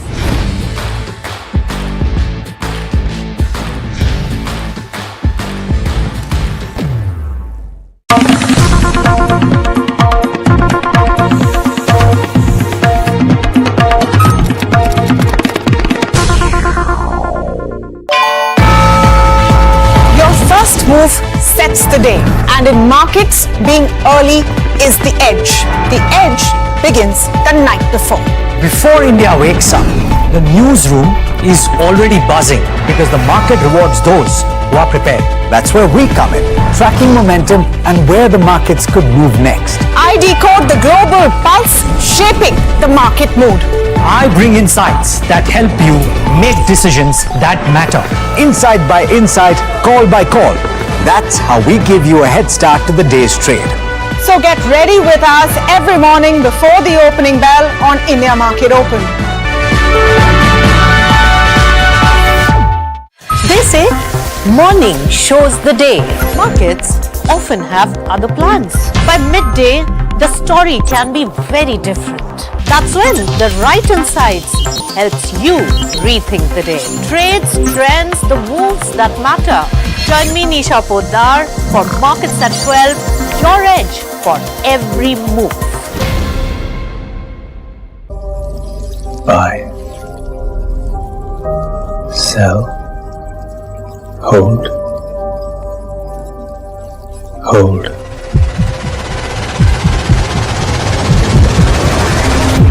Confused? What to buy? What to sell? What to hold? Ask Profit with Mahima and Puneet. Monday to Friday, 10:30 a.m. Only on NDTV Profit. Your first move sets the day, and in markets, being early is the edge. The edge begins the night before. Before India wakes up, the newsroom is already buzzing because the market rewards those who are prepared. That's where we come in, tracking momentum and where the markets could move next. I decode the global pulse, shaping.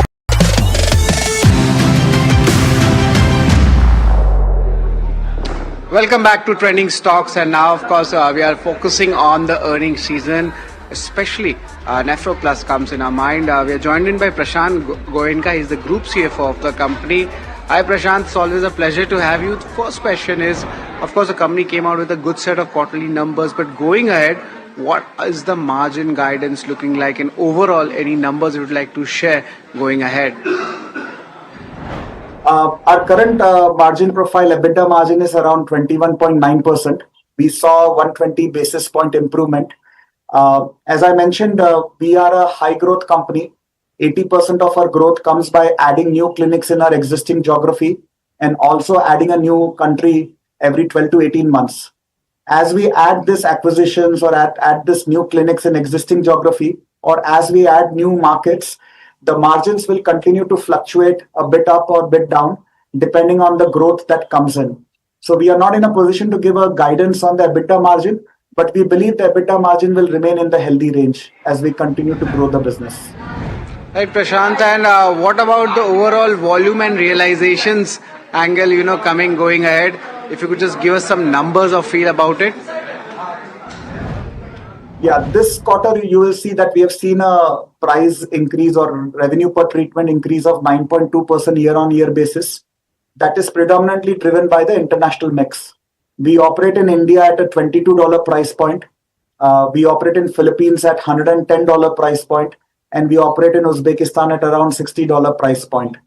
As the international mix changes, our international revenue is currently at 45% compared to 40% a few quarters back. So as the international revenue mix is shifting and we are getting more revenue from markets with higher price point, the revenue per treatment will continue to inch up at a reasonable level. But most of the price increase will come from the international mix. Right. That's the view coming as well on the price hike as well. Thanks a lot, Prashant, for giving your time to us at NDTV Profit. Always a pleasure to have you with us. Over to you, Hiral. So much for that. It's an interesting stock that stock does continue to trade slightly under pressure. But moving on, Insecticides India, a weak first quarter is what they reported, and this was impacted by delayed monsoon rains and sluggish sowing activity. To discuss the quarter gone by, Rajesh Agarwal, Managing Director at Insecticides, joins in. Mr. Agarwal, welcome to the show, and always a pleasure to speak to you.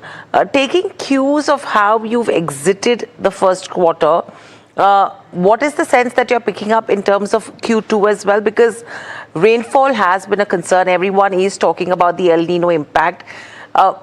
Where does it stand according to you from a business perspective? And what is the impact that you are already putting it into your calculations? Yes, the sowing season is delayed. So the rains were very, very deficient. So impacting the entire country in the Q1. July was very, very similar, but we have seen a good recovery in the month of August. The reservoir situation is improving. The crop situation is very, very healthy, and there is a good demand across the country for different products. So I believe that we are going to pick up in Q2, and Q2 should be positive. In terms of gross margins, we have made a slight improvement in Q1 by more than 200 basis points. And we slipped in terms of the PAT margins because the overall turnover decreased by about 12%. So that impacted the net PAT margins. I believe that we should make a good recovery in Q2 itself. Okay, so you're saying a recovery could be expected in terms of Q2. What does that mean in terms of financial year FY27 as a whole? Anything that changes in terms of the expectations? We were very, very aggressive when we had given this year's planning. We wanted to have a double-digit growth. At this juncture, declaring the complete growth for the full year will be difficult. But I can say that this quarter will be positive, and the other quarters also will try to make them positive. How much growth? A difficult target, but definitely we'll improve on profitability because we have improved our product mixes, and we are going to push these products into the market because we are working a lot with the farmer and the retailers, and we are promoting our products and very, very confident that with the good response. Mr. Agarwal, so what's the kind of deviation that should be expected realistically, taking the external circumstances into consideration for FY27? The growth will be single-digit growth actually in terms of the top line. Bottom, yes, there is a chance of a double-digit growth. Okay, so single-digit growth in terms of top line, double-digit growth in terms of bottom line as well. Apart from that, you've mentioned that the agricultural activity to some extent has picked up. Q2 is looking better than the first quarter as well. So if you have to talk about order inflows, if you have to talk about the distributor offtake, how is that looking like? Yeah, it got a hit, particularly the herbicides and the granule segment got a hit in the first quarter. Now the things are picking up. There is good demand for insecticide, fungicides that we can see. And wherever the new crops are coming up, the herbicide demand is also there. So overall things are picking up and there is good demand, and the plants are under pressure to supply the desired B2C requirements. Okay. Apart from that, if you could help us understand, you're operating across about 130 plus formulations, 20 plus technical products.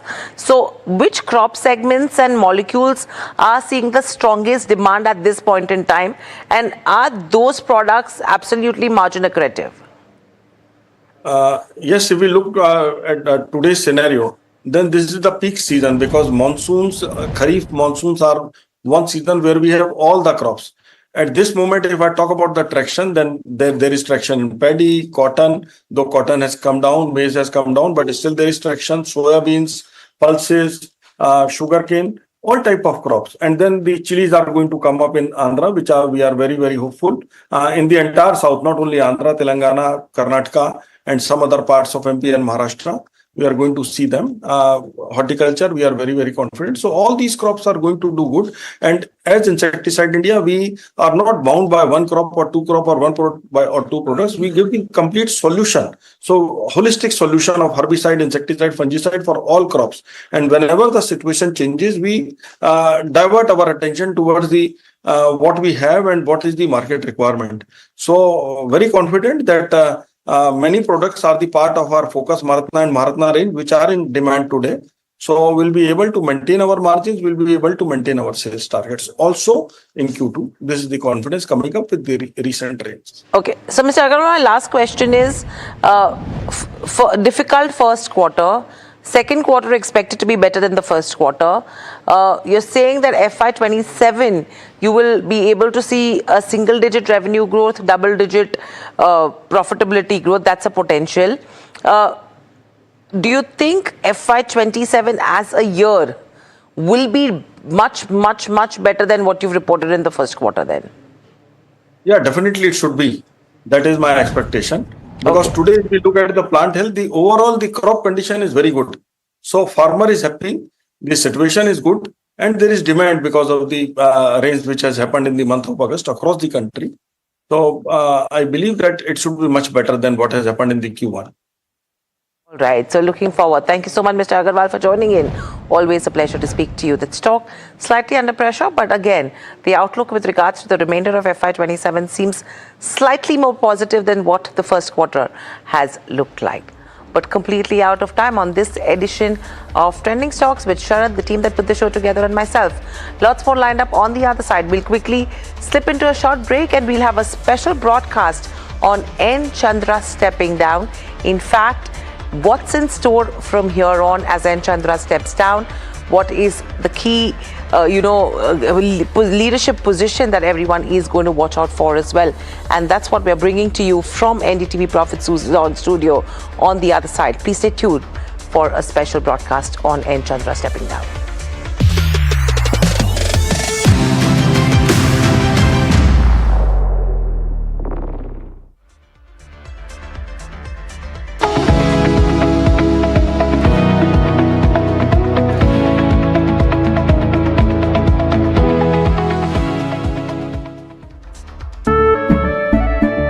केसरिया से मन जोगी हुआ रे दिल झूमे देखो मतवारा हुआ रे केसरिया से मन जोगी हुआ हर पल मनाओ केसरी त्योहार विमल बोलो जुबान केसरी।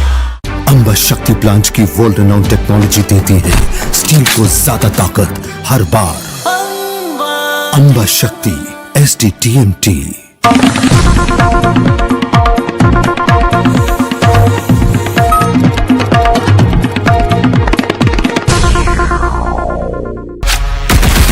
कायर हम नहीं जो पीठ पीछे वार करे, शेर को भी जगा कर शिकार करते हैं।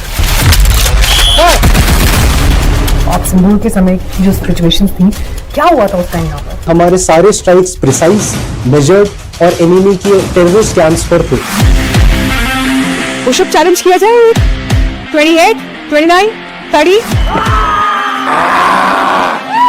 बम्बे कैसे टाइगर कैसे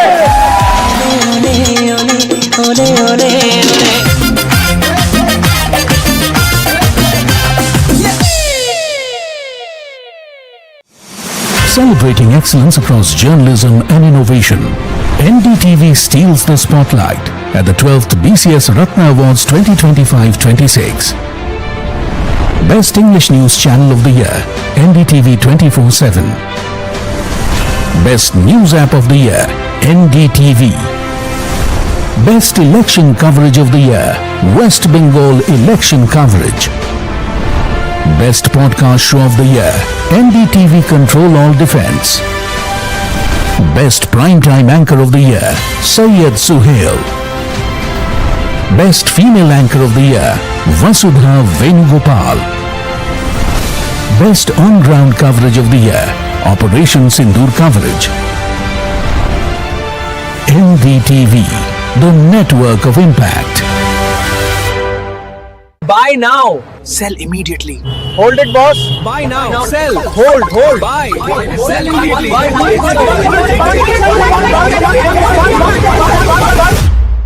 Confused? What to buy? What to sell? What to hold? Ask Profit with Mahima and Puneet. Monday to Friday, 10:30 a.m. Only on NDTV Profit.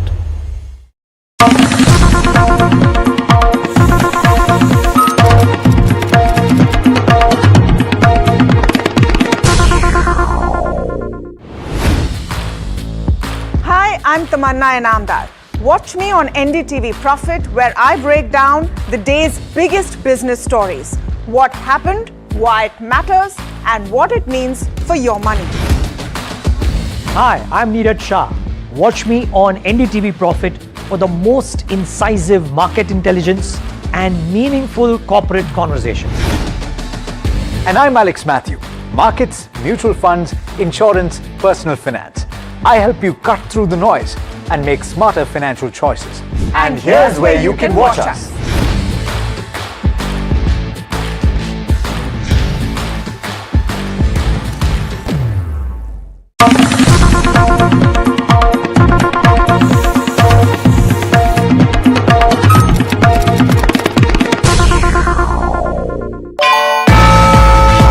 Your first move sets sets the day, and in markets, being early is the edge. The edge begins the night before. Before India wakes up, the newsroom is already buzzing because the market rewards those who are prepared. That's where we come in, tracking momentum and where the markets could move next. I decode the global pulse, shaping the market mood. I bring insights that help you make decisions that matter. Insight by insight, call by call. That's how we give you a head start to the day's trade.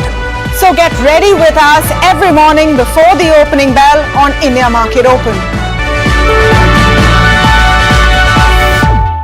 They say morning shows the day. Markets often have other plans. By midday, the story can be very different. That's when the right insights helps you rethink the day. Trades, trends, the moves that matter. Join me, Nisha Poddar, for Markets at 12, your edge for every move.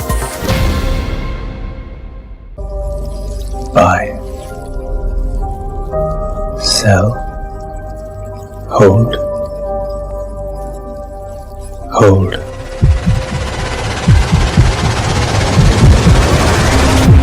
Confused? What to buy? What to sell? What to hold? Ask Profit with Mahima and Puneet. Monday to Friday, 10:30 a.m. only on NDTV Profit. Your first move sets the day, and in markets, being early is the edge. The edge begins the night before. Before India wakes up, the newsroom is already buzzing because the market rewards those who are prepared. That's where we come in, tracking momentum and where the markets could move next. I decode the global pulse, shaping the market mood. I bring insights that help you make decisions that matter. Insight by insight, call by call. That's how we give you a head start to the day's trade. So get ready with us every morning before the opening bell on India Market Open. Buy now, sell immediately. Hold it, boss. Buy now, sell, hold, buy, sell immediately.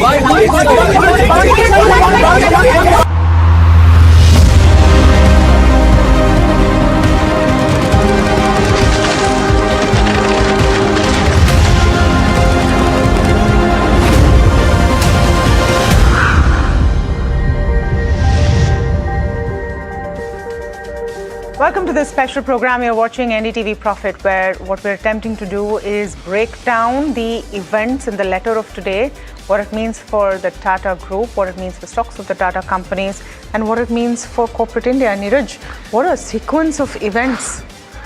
Yes, indeed. And from a gentleman who, Tamanna, nobody can argue otherwise, turned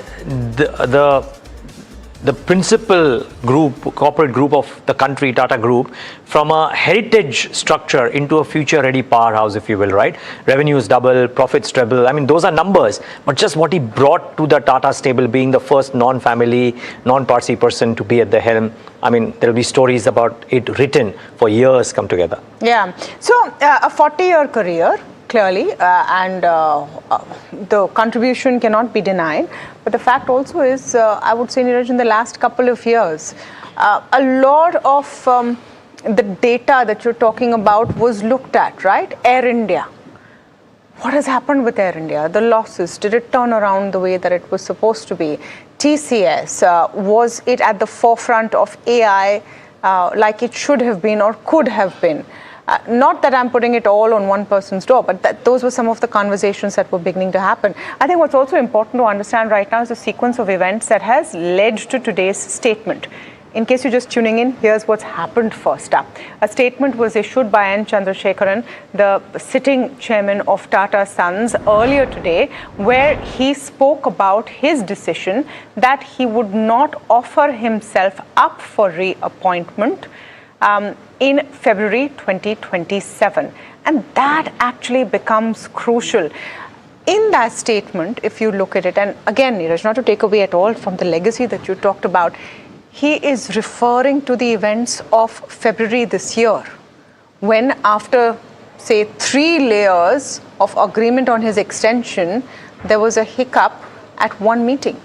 Yeah, I mean, And it had to be, Tamanna, one can argue it had to be something like this which would bring about a decision like this. Otherwise, in some sense, glittering career, because while all of this has happened, right, which is the question marks around TCS growth and a few others in Air India, there is also newer pathways that these guys have gone into. So it had to be an event like this, right? Semiconductor gigafactories, etc. It had to be an event of this nature for the resignation to come, or the stepping down to happen. Yeah, I'm just going to take a second to take you through what the key portion is of that entire letter, and you're going to be constantly seeing it on your screens. But before we get our lineup of people who really understand the Tata Group to speak on it, here is the key portion where he says, my current tenure as the chairman of Tata Sons comes to an end on February 20th, 2027. Sir Dorabji Tata Trust, Sir Ratan Tata Trust had unanimously resolved and recommended the extension of my next term for a period of 5 years, which was recorded and recommended by the Tata Sons Nomination and Remuneration Committee. Subsequently, the resolution was tabled in the Tata Sons board on Feb 24, 2026. However, the proposal was not carried through because one of the board members did not support it, and in the absence of unanimous support, I chose to defer the decision. It has been 6 months since that board meeting. No resolution has been reached till date. Tata Sons is very large and there are many strategic projects under critical stages. It's not only necessary to have a leader in place to lead the group beyond Feb 2027, but also clarity on leadership is important for employees, investors, partners, and other stakeholders. So that really was the crux of it. Instead of waiting for a decision on August 18th when their next AGM is, Chandra said, let's end the debate here. Yeah, I mean, it's an interesting decision, a bold one at that. For both sides now, it'll be interesting to see what happens here on, Tamanna. One, Tata Group under whoever the new leader is, and of course, one of the storied leaders of India Inc., what happens in N. Chandra's tenure, or rather, a path going ahead. I think both become very important stories. No taking away from, the power force that N. Chandra has been and continues to be. Nimit Dixit joins us live from Bombay House. We're covering the story from all angles. And Nimit, what are you picking up at Bombay House this morning? So it's been a quiet morning so far, Tamanna, here at Bombay House. There's regular board meetings going on. There's a Tata AIG board meeting that just concluded a while ago. The board members have just left, but no sign of the Tata Trust board yet moving in or out.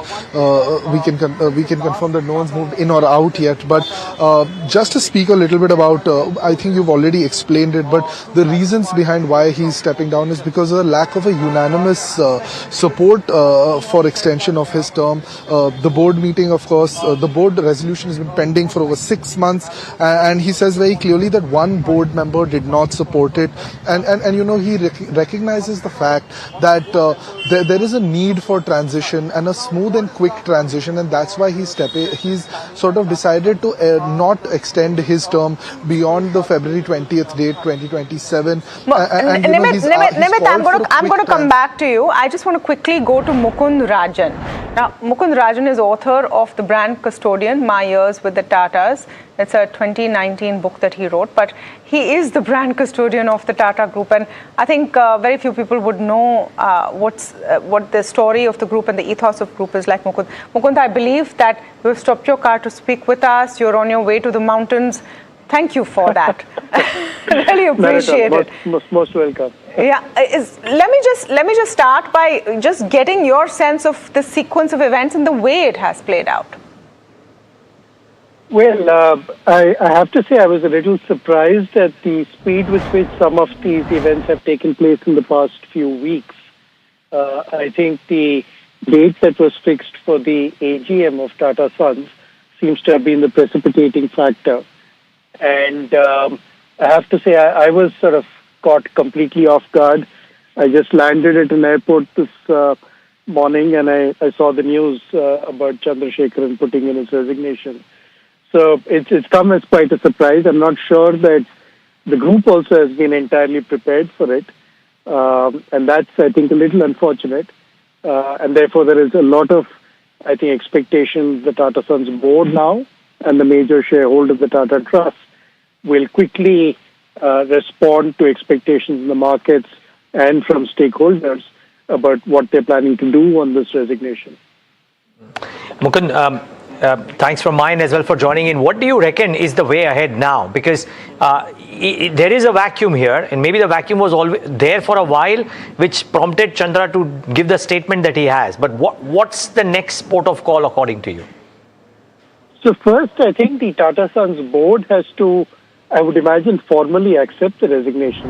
There is theoretically the possibility that they may prevail on Chandra to withdraw his resignation, or they may sort of ask him to continue for some time. He himself has offered to stay in his post till the date that he would normally have stepped down in February of next year at the end of his contracted period. So that clarity has to emerge. What is the board doing on this letter? It's not just up to Chandra alone. The board also has to be responsive. And then, of course, the role of the major shareholders, in this case, the Tata Trusts, who are 2/3 owners of Tata Sons, they have to also express publicly their point of view on what has happened. I would have hoped that this whole exit would have been done in a fashion that was perhaps with more grace on all sides, and not left to sort of speculation of the kind we are now probably going to indulge in for a little while on what happens next. I think markets hate uncertainty, and therefore it's very important for the board to also announce how they plan to undertake the succession plan for Chandrasekaran. So I think we're all going to wait with bated breath for some of those developments and formal statements from the board of Tata Sons and the Tata Trusts. Just trying to get a sense, because you really understand the inner workings of the group. And like you said, this would have perhaps come as a surprise to many in the board as well. Would a succession plan have already been in place, considering that Chandra would have turned 65 in 2028? It ought to have been. Any sensible board, particularly vested with the responsibility to manage such a large enterprise, should have been thinking about this for the past at least, I think, a year or more. And I would imagine there are already some possibilities that are in the minds of some of the board members, including, I would imagine, the Tata Trusts. There's been certainly some commentary around structures that were being debated between the Tata Sons chairman and the Tata Trust. So I'm sure there would have been names assigned to people who could play a role in taking the fortunes of the group forward. So I don't think they will be wanting for identifying a successor fairly soonish, and there may already be candidates that are high on the list of prospects. And certainly, I don't think Tatas will have a challenge in attracting the finest talent. So I don't think that's going to be an issue either. But they need to announce the way they're going to go about this. Are they going to create a committee? Is that committee going to have a timeline? Or are they already clear and have a potential candidate in waiting, perhaps somebody from within the group already, perhaps one of the managing directors? They need to, I think, explain that quite swiftly.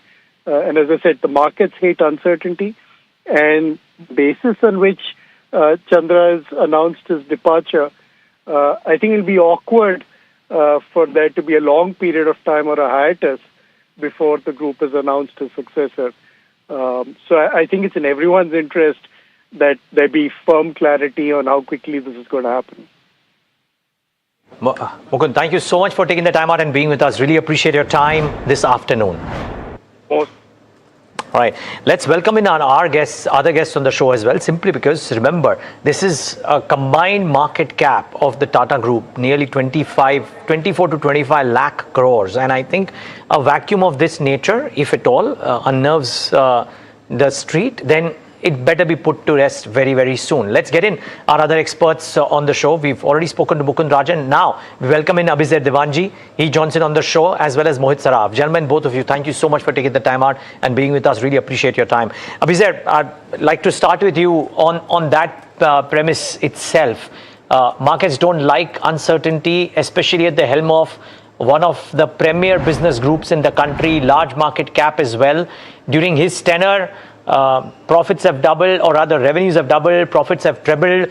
You reckon it'll be smooth sailing after a couple of days of uncertainty if indeed if indeed the board moved swiftly, either to assuage the street by saying that Chandra might stay on till the end of his tenure, or to name a successor so that there is clarity? So for sure, I think we heard Mukul also. I think the Tata Trusts and the board of Tata Sons would certainly be looking out very actively and may already have a short list of candidates that they may be considering, given that their decision on Chandra's extension was deferred since the last board meeting and has been 6 months since. So I'm sure there has been a lot of deliberation. If not, very frankly, we have a headroom till FY27 February. And I'm sure the pipeline will be easily built up in terms of whoever needs to come in. So I don't think succession will be too much of an issue. It'll have to be planned well. There'll be enough talent within the Tatas and outside who would be more than keen to take up an opportunity like this. Now, frankly, kudos to Chandra for the platform he's built. He's built an excellent platform.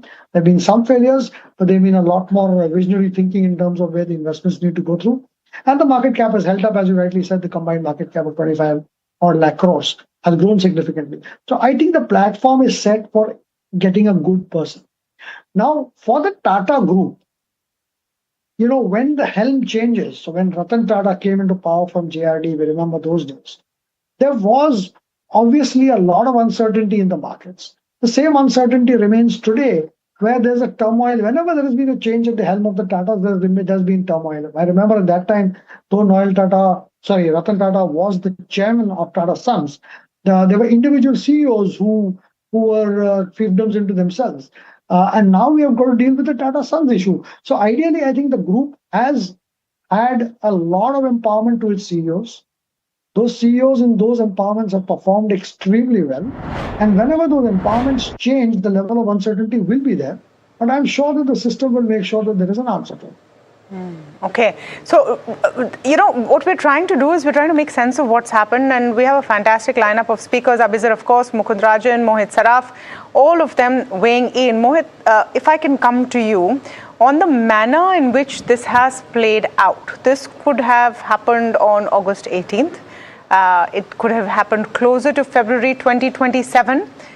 A point is being made here with this letter, which has been made public, that I'm choosing to step down, or I'm choosing not to offer myself up for reappointment, so that the decision is now taken by me. Is that the message? What is the message we're getting here? I think, Tamanna, the way you should look at it is Chandra has already made his intention clear that he did not wanted a reappointment. At least that part is there, that he's not wanting it. That's number one. Number two, the process of election of the chairman of Tata Sons is that every nominee, 1/3 of the directors get nominated on Tata Sons by the trust, and each nominee director has to agree. And what we understand in his letter, that one of the nominee director did not agree to his reappointment. And we've also read in the press that there were two conditions for his reappointment, that the Tata Sons continue to be unlisted, and there should be a liquidity event for Shapoorji Group. So I don't know what has played out, but I think what is clear is, one thing was very clear, that Chandra was not looking for reappointment, and his term would have ended in February next year. Clearly, I would say that there must be a notice period. Typically, for the senior level people, there would be a 6 to 9 months notice period. And right now, we are closer to that period. So he probably have resigned. That doesn't mean that he disappears tomorrow itself.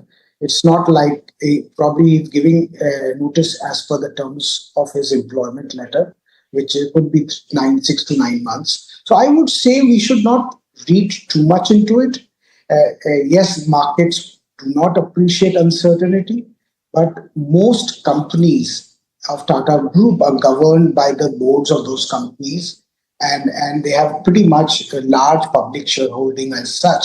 It does bring a lot of level of Chandra's quality direction, which he was giving to the entire group of companies. So obviously, to that extent, there is a little bit of a challenge, but it could be just a temporary issue. Maybe that issue has come out in light of the EGM, which was scheduled 2 days later from here. I don't know the internal issue, but again, right now we just got this appointment, the letter out, and we have to give some time to Tata Sons and Tata Trusts to explain their position. Right. So I take your point, Mohit, but is this really something which is not such a big deal as you put it? The sense I'm getting from what you said, and correct me if I'm wrong, is you're saying this is not such a big issue, nothing to see here, let's move along. Of course, in the storied history of the Tata Group, maybe not, but as of here now today, looking at Chandra's massive contributions to the group and in the manner which this has played out, surely it leads to some debate and discussion. Oh, surely. I think it leads to debate and discussion. But I would say the same debate and discussion would have come when he said, which everybody believed that Chandra will continue for a long time, when he said that he does not want to continue beyond February. So I would say right now, once the person has made his stand clear that he does not want to continue beyond February, and then if he's resigning as per the terms of his employment letter, that could just be a standard thing. I think what could be a little concerning would be that the public disclosure of that letter. Clearly, I think none of us are belittling the contribution, Chandra's contribution to the entire group, I think. But clearly, there is a negative vote of one of the trustee director on Tata Son, and then he cannot be appointed. There could be some play there, which we obviously don't understand. And we can understand that there could be some play. And he had also in his letter said that he was unanimously selected by the two trusts. But having said that, there was also a negative vote. So there could be internal issues as well. But again, I would not read too much because he had already said that I'm not wanting to continue beyond February. He had already said that. Yeah. And 9 months for that. And maybe this could be a process to make sure that the successor is seriously looked at. Okay, well, August 18 becomes an important AGM outcome as well, if you will. I mean, at least everybody will be looking at it ahead with quite a bit of interest, maybe more than usual. Bizar, just stay on. We'll come to you because Rahul Bhasin also joins in on this conversation. He's founder and managing partner at Bearing Private Equity. Rahul, great having you. Thanks for joining in. As somebody who's looked at corporate India, fortunes of companies and leaders making those, how do you see this particular episode impacting or not impacting the near term for the Tata Group? In the long term, we know they'll attract talent, things might return back to usual, all of that. But in the near term, while there is a bit of a vacuum, lack of clarity, is it too short a time frame to bother about, or you think otherwise? Look, I'm 100% sure that, the way the Tata Group culture is, and Mr. Chandrasekhar has been a Tata veteran for 40 years. He will not do anything to disrupt anything, and if whatever is required, I'm sure he will facilitate any transition that is required. So I don't think that there is any, impending crisis in that sort of sense. And I think the key issues, which has probably led to this tension, I think those still need to be dealt with. And, whatever the transition sort of system which is articulated or is delineated for the board and the group, I think the issues are, plain for everyone to see. I think there's a minority shareholder in the Tata Sons ecosystem who I think has financial challenges of their own, and I think they're looking for some kind of liquidity. Whereas I think the Tata Group's stance has always been that they don't want to let Tata Sons go public. And I think there's a bit of conflict which requires leadership and resolution there. I also think that as a group, the Tata Group has been sort of trying to transition into the new ecosystem in the new world. And they've taken several bets. Now, when you take several large bets, some work, some don't. Clearly, their Tata Electronics bet seems to be playing out well. But if you look at the airline bet where, they've, I think, expended almost 55,000 crores since 2022, I think that requires dealing with and sort of addressing as an issue. And I think the other thing is that Tata Neo, where again, I think the group has lost almost 20,000 crores in the last 4 or 5 years. And I think that if you look at the number of bets, the size of the balance sheet, and the fact that their cash cow of the group, which is TCS, has its own set of challenges, I think probably it's because of the total size of the bets relative to the size of the group. I think this kind of friction has cropped up, and I think that when you're starting a new business and you're bleeding money, I think it's imperative for whoever the leader is to carry the different board members and stakeholders along. And I think that probably because of the transition of the stakeholders from the Ratan Tata sort of regime and to now the Noel Tata regime, I think there's probably things which have fallen between the cracks here. I think that's as clearly and well put as one could have. Rahul, completely agree with you there. Just want to get a quick view from Abizar on some of the points that Rahul Bhasin has just made. And again, we've said this from the start, there's no point speculating about what could have gone wrong, etc. Part of it also is how it's happened and then what next. How imperative is it now to ensure that a plan is in place and this is communicated very quickly to all stakeholders? Oh, extremely. As you said earlier in the show too, nobody likes uncertainty, and I'm sure even the institutional investors who are big investors in Tata's today would not like that uncertainty.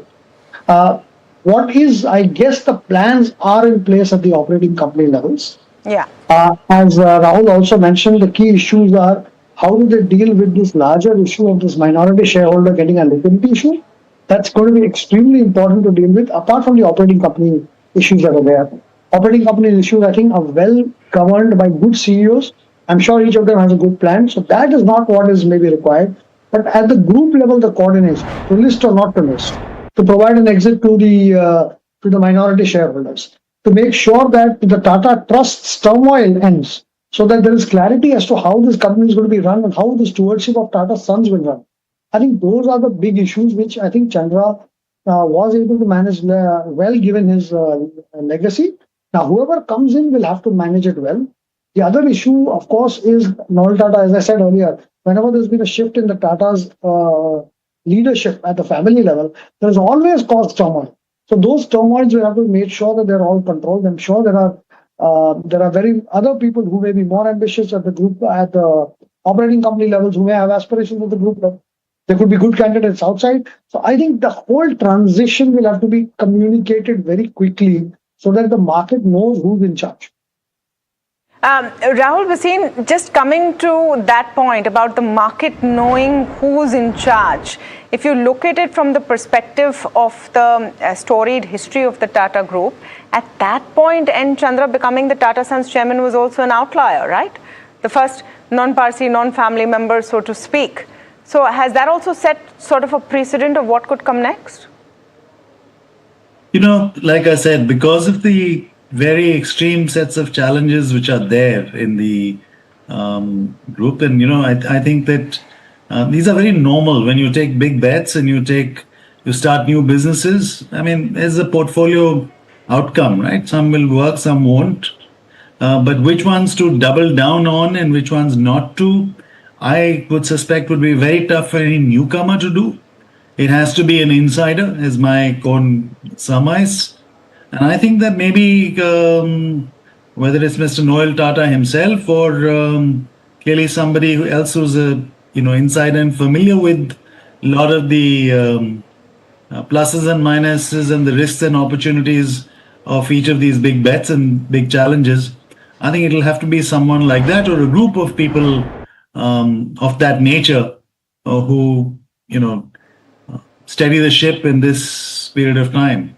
I think that, and like I said earlier, I think that, Chandra being a long-term veteran, he may well himself be a part of the transition team. I wouldn't be surprised if that was the case. Yeah. Okay, I think we're out of time, but very quick roundup and maybe just very quick answers. Mohit, starting with you. Do you reckon some of the bets that have been taken in the recent past might see a change under the new helm because some of these haven't paid off? Very quickly, 30 seconds, please. Anybody can agree yes or no. It's something I have a comment on. Well, actually, that's a fair point too. Anybody can say a yes or no, and we don't know how it shapes up. So yeah, that's a nice quip to my answer. But I would still want to know, because I think Abizar was making this point, and in fact Rahul was making this point, to which Abizar responded, that some of the recent bets haven't quite paid off. Maybe the focus areas change. Maybe not all stakeholders were taken on board alongside when some of these businesses are bleeding. So that was the genesis of my question. Abizar, you want to respond to that? Also, there are some obvious quick fixes, as I said, the airline industry and making sure that TCS innovates, I think will have to be taken on the forefront. And other businesses, I think they are well invested, in my opinion. Semiconductors, electronics are well invested. That'll be good. I'm going to make the question a little more complex for Rahul Bhasin. Neeraj asked, will they be re-looked at? I'm going to ask you, should they be re-looked at? To my mind, I think there is a budgeting issue, because if you have to invest in all of these businesses and deal with the minority shareholder sort of issue, I think that you'll require more capital. So either one, or at least one of these, has to be sacrificed, or more capital has to be raised. And I think that's the call that whoever takes charge will have to make. I mean, either and the Tata Group has enough credibility. If they want to raise more resources, they can. So that's really the choice. I mean, do you say that no, one of these bets was wrong and say, let's get out of this and call it? Or do you say that no, all of these are in transition, they're in the investment phase, they will all work out? Then I think the issue is that, where in the group do I raise capital and how much? And I think, so it's a very solvable problem, but someone needs to deal with it. Okay, that is the billion-dollar question.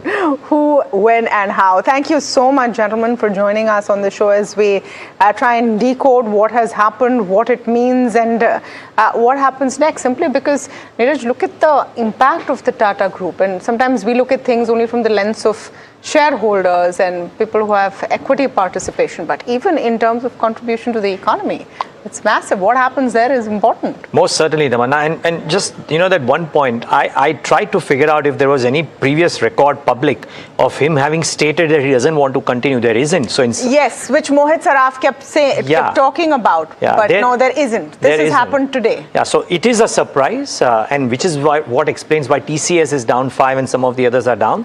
Hopefully, August 18 gives us some answers, or maybe before that. Let's wait and watch. Right, that's all the time we have, but all the news and action continues on the other side. Stay with NDTV Profit.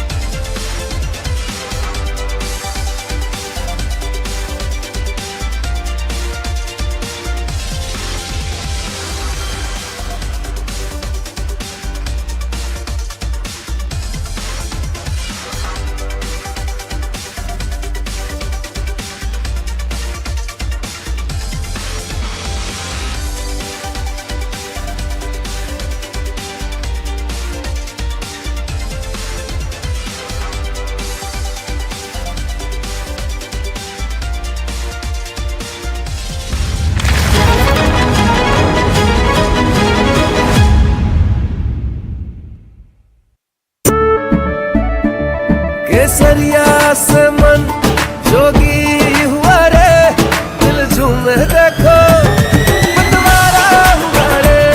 केसरिया से मन जोगी हुआ। हर पल मनाओ केसरी त्योहार, विमल बोलो जुबान केसरी। अंबा शक्ति plant की वर्ल्ड रेनाउंड टेक्नोलॉजी देती है स्टील को ज्यादा ताकत हर बार।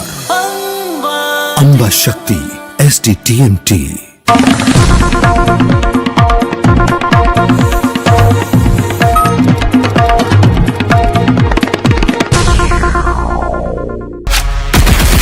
कायर हम नहीं जो पीठ पीछे वार करे, शेर को भी जगा कर शिकार करते हैं।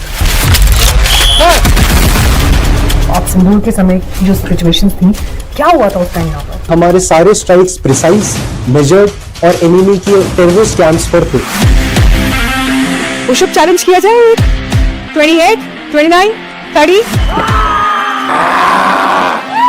तंबी कैसे? टाइगर कैसे?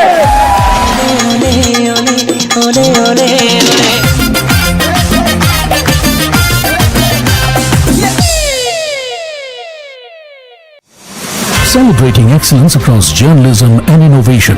NDTV steals the spotlight at the 12th BCS Ratna Awards 2025-26. Best English News Channel of the Year, NDTV 24/7. Best News App of the Year, NDTV. Best Election Coverage of the Year, West Bengal Election Coverage. Best Podcast Show of the Year, NDTV Control All Defense. Best Primetime Anchor of the Year, Syed Suhail.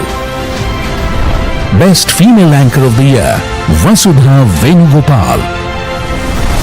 Best On-Ground Coverage of the Year, Operation Sindoor Coverage. NDTV, the network of impact. Buy now. Sell immediately. Hold it, boss. Buy now. Sell. Hold. Buy. Sell immediately.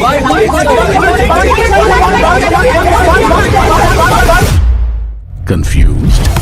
What to buy? What to sell? What to hold? Ask Profit with Mahima and Puneet. Monday to Friday, 10:30 a.m. Only on NDTV Profit.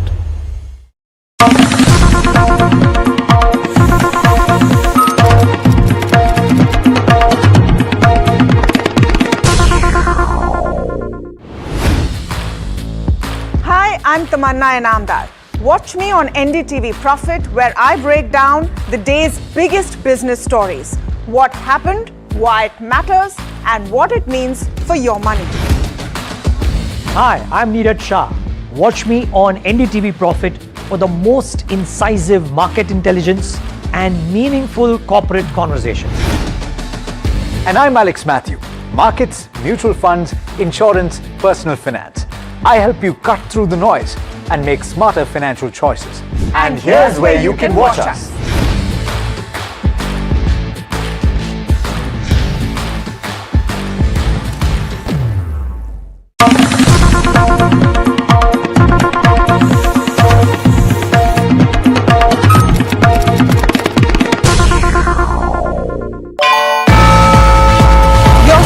Move sets the day, and in markets, being early is the edge.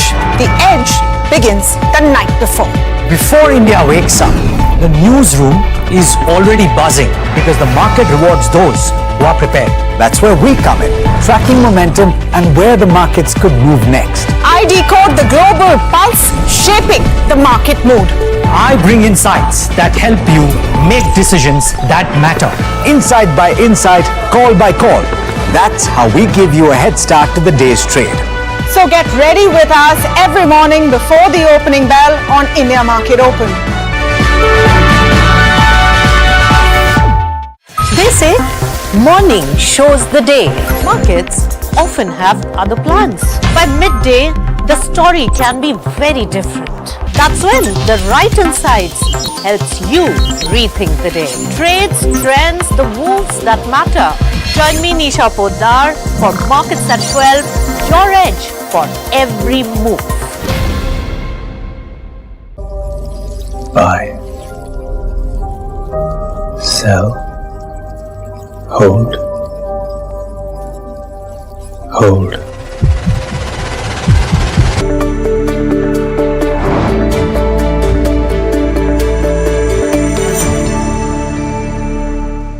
Good afternoon, you're watching Small Cap Buzzers on NDTV Profit with me, Somit Sarkar. In the next half an hour, we'll take you through the most important small cap stocks that have been buzzing in trade either on the back of price or volume. Before that, let's look at the market. Now, if you look at the Nifty, it's a second consecutive day of decline, much worse than what we had seen. Yesterday, we are down nearly 178 points in trade today. But the Nifty Bank Index is trying to hold on to the green. And this is largely because of the PSU Bank, because the Nifty PSU Bank Index, that's up nearly 1.6 odd %, while the private banking names are down in trade.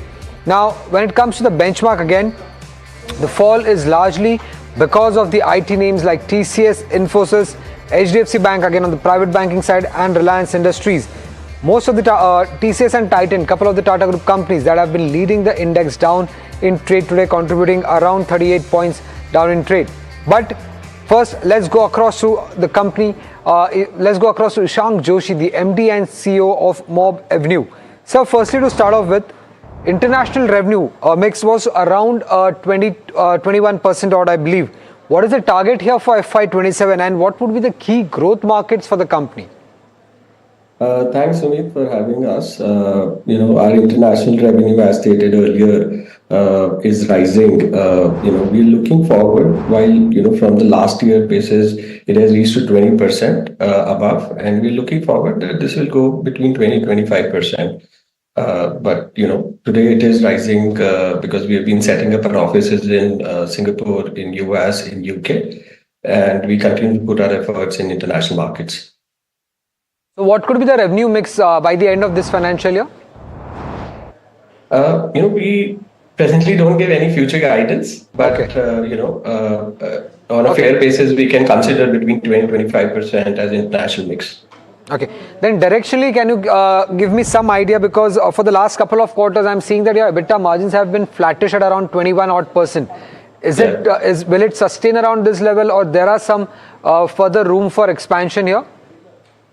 So, Sumit, I think, as a company, we have stated that we have a rule of 50, which involves that we will look at 30% growth on the annualized basis and 20% EBITDA margin to maintain. While, in the last quarter, I stated that, we will be between 20-21%. We've already crossed 21%. And it, as compared to the last quarter, it is 21.2% today also. We feel that, this is a healthy margin. And because we have been investing in technology, which is very critical today in the AI ecosystem, and we would like to maintain that margins. Okay. And how quickly will Mob Avenue neural engine be deployed across the entire platform stack? If you could give us some details on that front. I think, we have just launched our updated neural engine. Over the last 3 years, we've been working on our technology, which is first to, put our machine learning stack and now putting up our full neural engine. We started with a couple of our products today, and, over the next 1 year, we're looking forward that we will implement across all our product lines. Okay. What revenue contribution do you expect from the newly launched picks, say, over the next 12 to 18 months?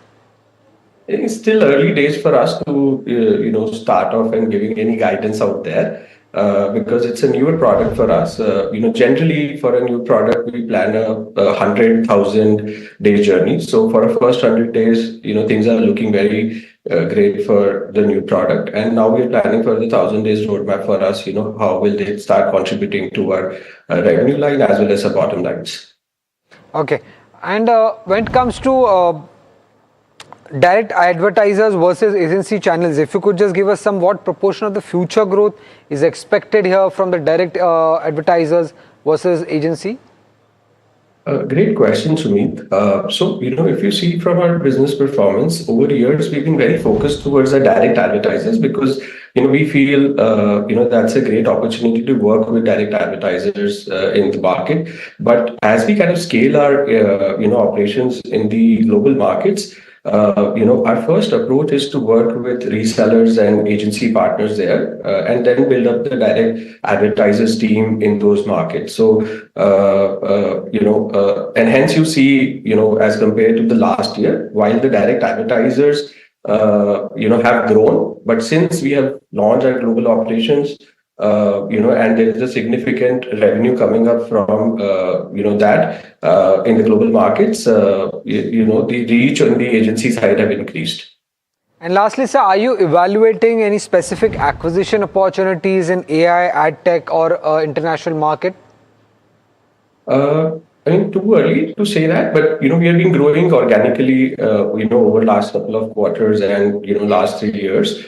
And we are looking forward, to have our acquisition strategy. We've already built our framework on it. We have been speaking to some of the companies, but it is still early to say that we will able to, acquire in this next 2 quarters or in this year.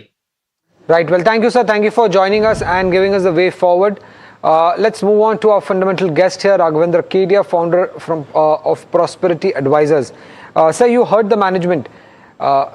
What would you recommend your clients, given the numbers that the company has come out with and given the growth prospects? Good afternoon, Sumit. Looking at the management commentary, we believe it's a wait and watch. If you look at mob revenue, the full year EPS stands at around 3 rupees. The price of the stock is around 320. So we are looking at a very expensive valuation of around 100 times P multiple to a full year EPS of 3 rupees. And the management has taken control of this company through a reverse merger takeover.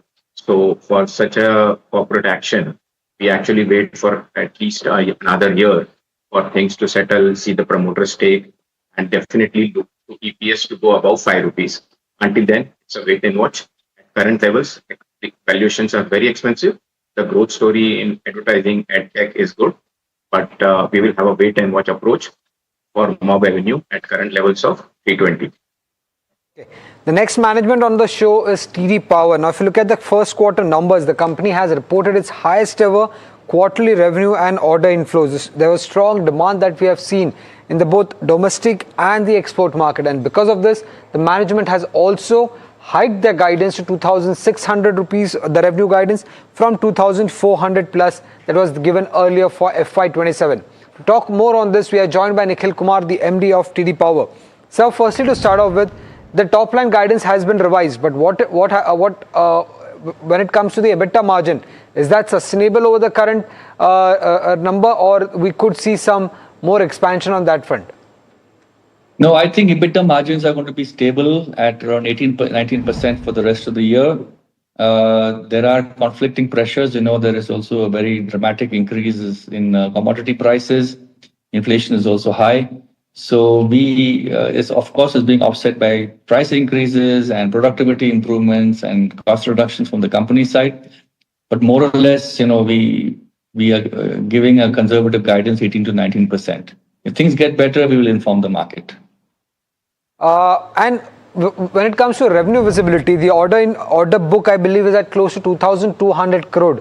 How much of this is executable in this financial year? We are given a revenue guidance of around 2,600. We've done something like 650 approximately.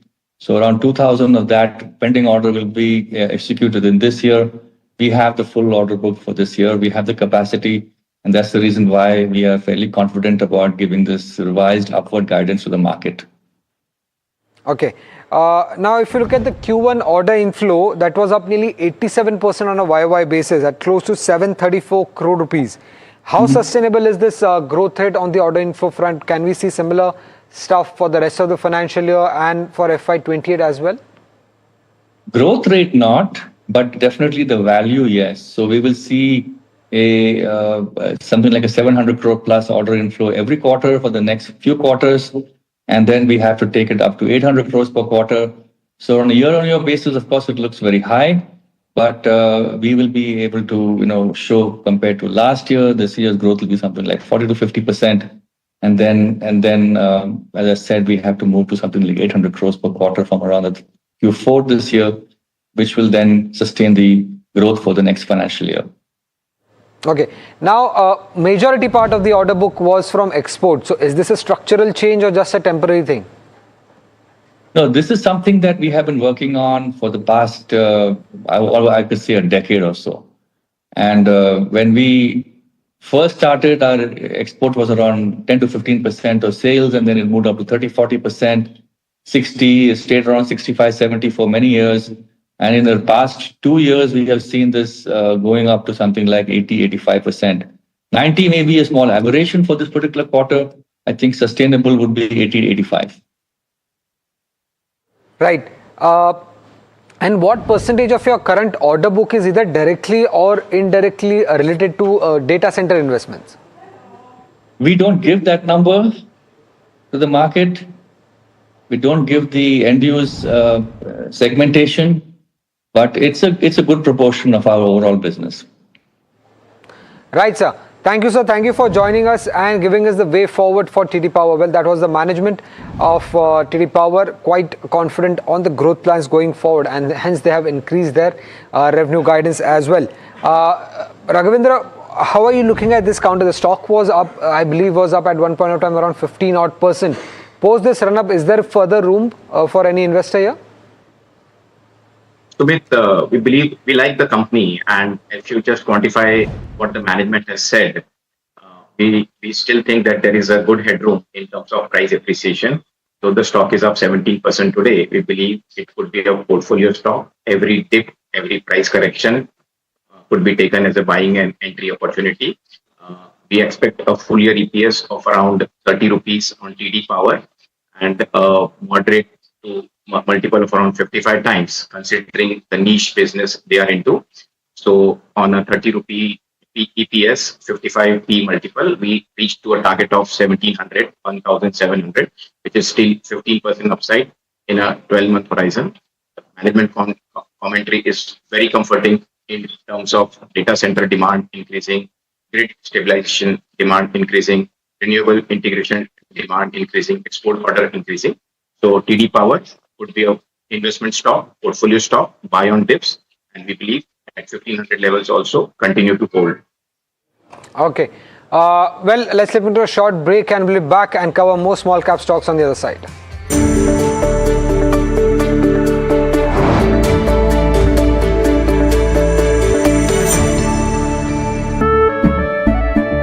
केसरिया से मन जोगी हुआ रे दिल झूमे देखो मतवारा हुआ रे केसरिया से मन जोगी हुआ हर पल मनाओ केसरी त्योहार विमल बोलो जुबान केसरी पीओके के फायरिंग रेंज में खड़े हैं Just few inches away is POK. तो हो सकता है दुश्मन को पता हो कि सैफ अली खान यहाँ पर खड़े हैं Is it fire?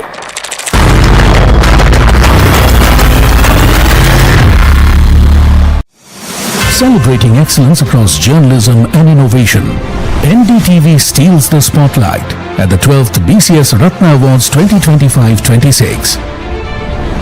Best English News Channel of the Year, NDTV 24/7. Best News App of the Year, NDTV. Best Election Coverage of the Year, West Bengal Election Coverage. Best Podcast Show of the Year, NDTV Control All Defense. Best Primetime Anchor of the Year, Syed Suhail.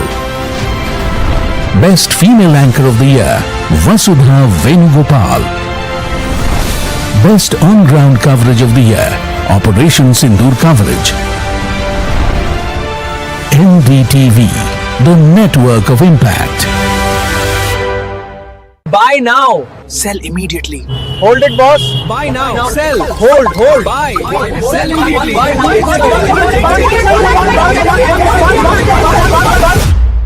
Confused? What to buy? What to sell? What to hold?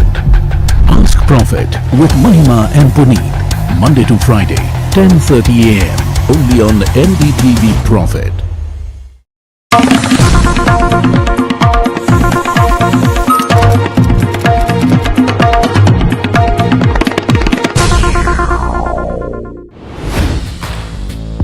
Hi, I'm Tamanna Inamdar.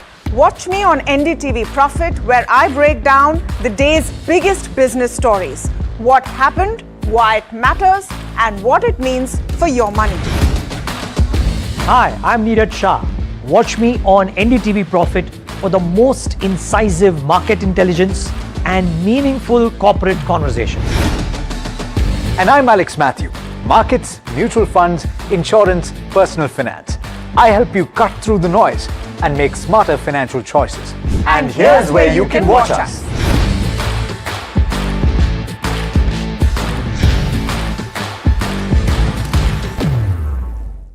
They say morning shows the day. Markets often have other plans. By midday, the story can be very different. That's when the right insights helps you rethink the day. Trades, trends, the moves that matter. Join me, Nisha Poddar, for Markets at 12, your edge for every move.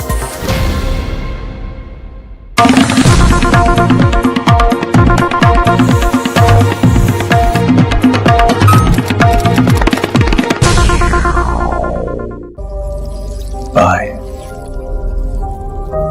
sell, hold. Hold.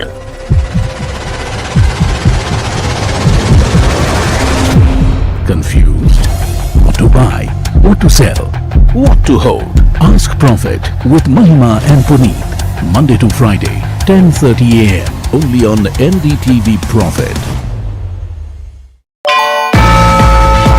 Your first move sets the day, and in markets, being early is the edge. The edge begins the night before. Before India wakes up, the newsroom is already buzzing because the market rewards those who are prepared. That's where we come in, tracking momentum and where.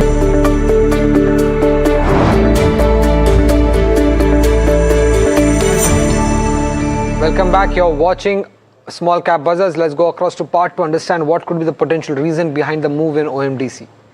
So OMDC has gained a big percentage in trade today, and that is because of the MMDR amendment that has been proposed by the centre, which limits the power of states on taxing minerals. So if you look at the exposure of Orissa mineral, then they have a 213 crore tax liability under the Orissa Development Act, and which they have calculated using a 15% tax rate. Now, if that tax gets eradicated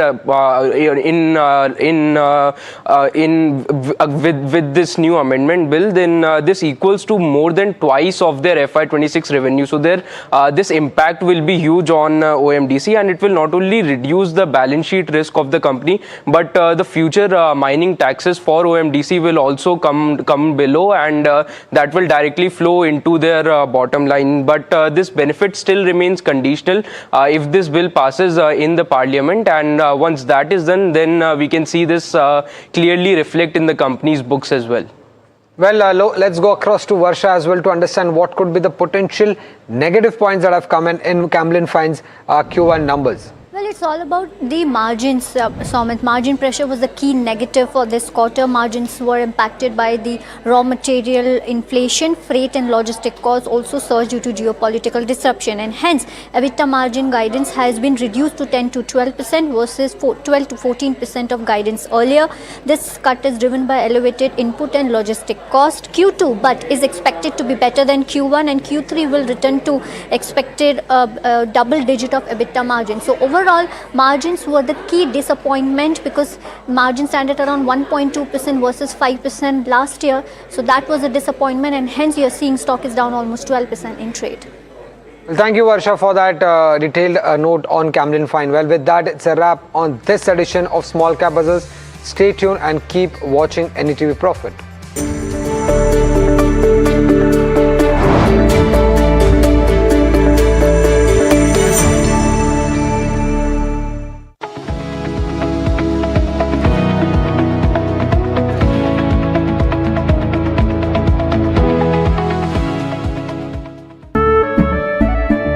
केसरिया से मन जोगी हुआ रे, दिल झूमे देखो मतवारा हुआ रे, केसरिया से मन जोगी हुआ। हर पल मनाओ केसरी त्योहार। विमल, बोलो जुबान केसरी।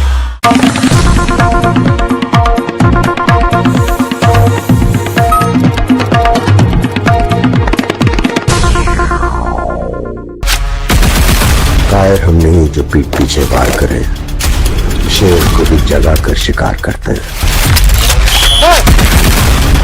आप संभल के समय की जो सिचुएशंस थी, क्या हुआ था उस टाइम यहाँ पर? हमारे सारे स्ट्राइक्स प्रिसाइज, मेजर्ड और एनिमी के टेररिस्ट कैंप्स पर थे।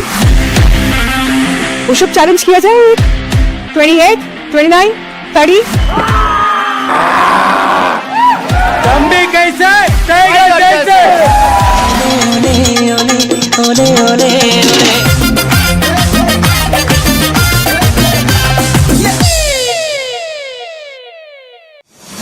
Celebrating excellence across journalism and innovation, NDTV steals the spotlight at the 12th BCS Ratna Awards 2025-26.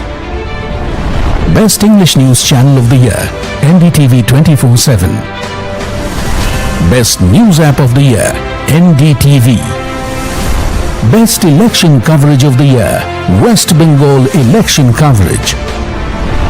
Best Podcast Show of the Year, NDTV Control All Defense. Best Primetime Anchor of the Year, Syed Suhail. Best Female Anchor of the Year, Vasudha Venugopal. Best On-Ground Coverage of the Year, Operation Sindoor Coverage. NDTV, the network of impact. Buy now, sell immediately. Hold it, boss. Buy now, sell, hold, buy, sell immediately.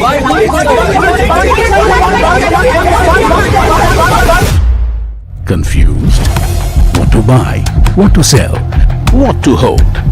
Ask Profit with Mahima and Puneet. Monday to Friday, 10:30 a.m.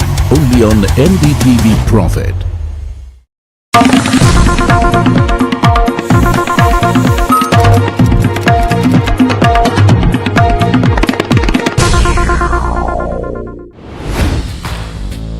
Hi, I'm Tamanna Inamdar. Watch me on NDTV Profit, where I break down the day's biggest business stories. What happened, why it matters, and what it means for your money. Hi, I'm Natarajan Shah. Watch me on NDTV Profit for the most incisive market intelligence and meaningful corporate conversations. And I'm Alex Matthew. Markets, mutual funds, insurance, personal finance. I help you cut through the noise and make smarter financial choices. And here's where you can watch us.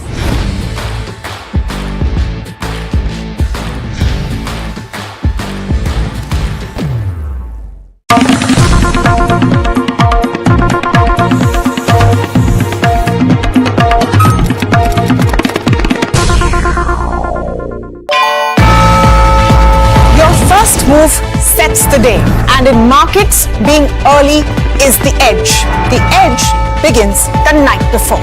Before India wakes up, the newsroom is already buzzing because the market rewards those who are prepared. That's where we come in, tracking momentum and where the markets could move next. I decode the global pulse, shaping the market mood.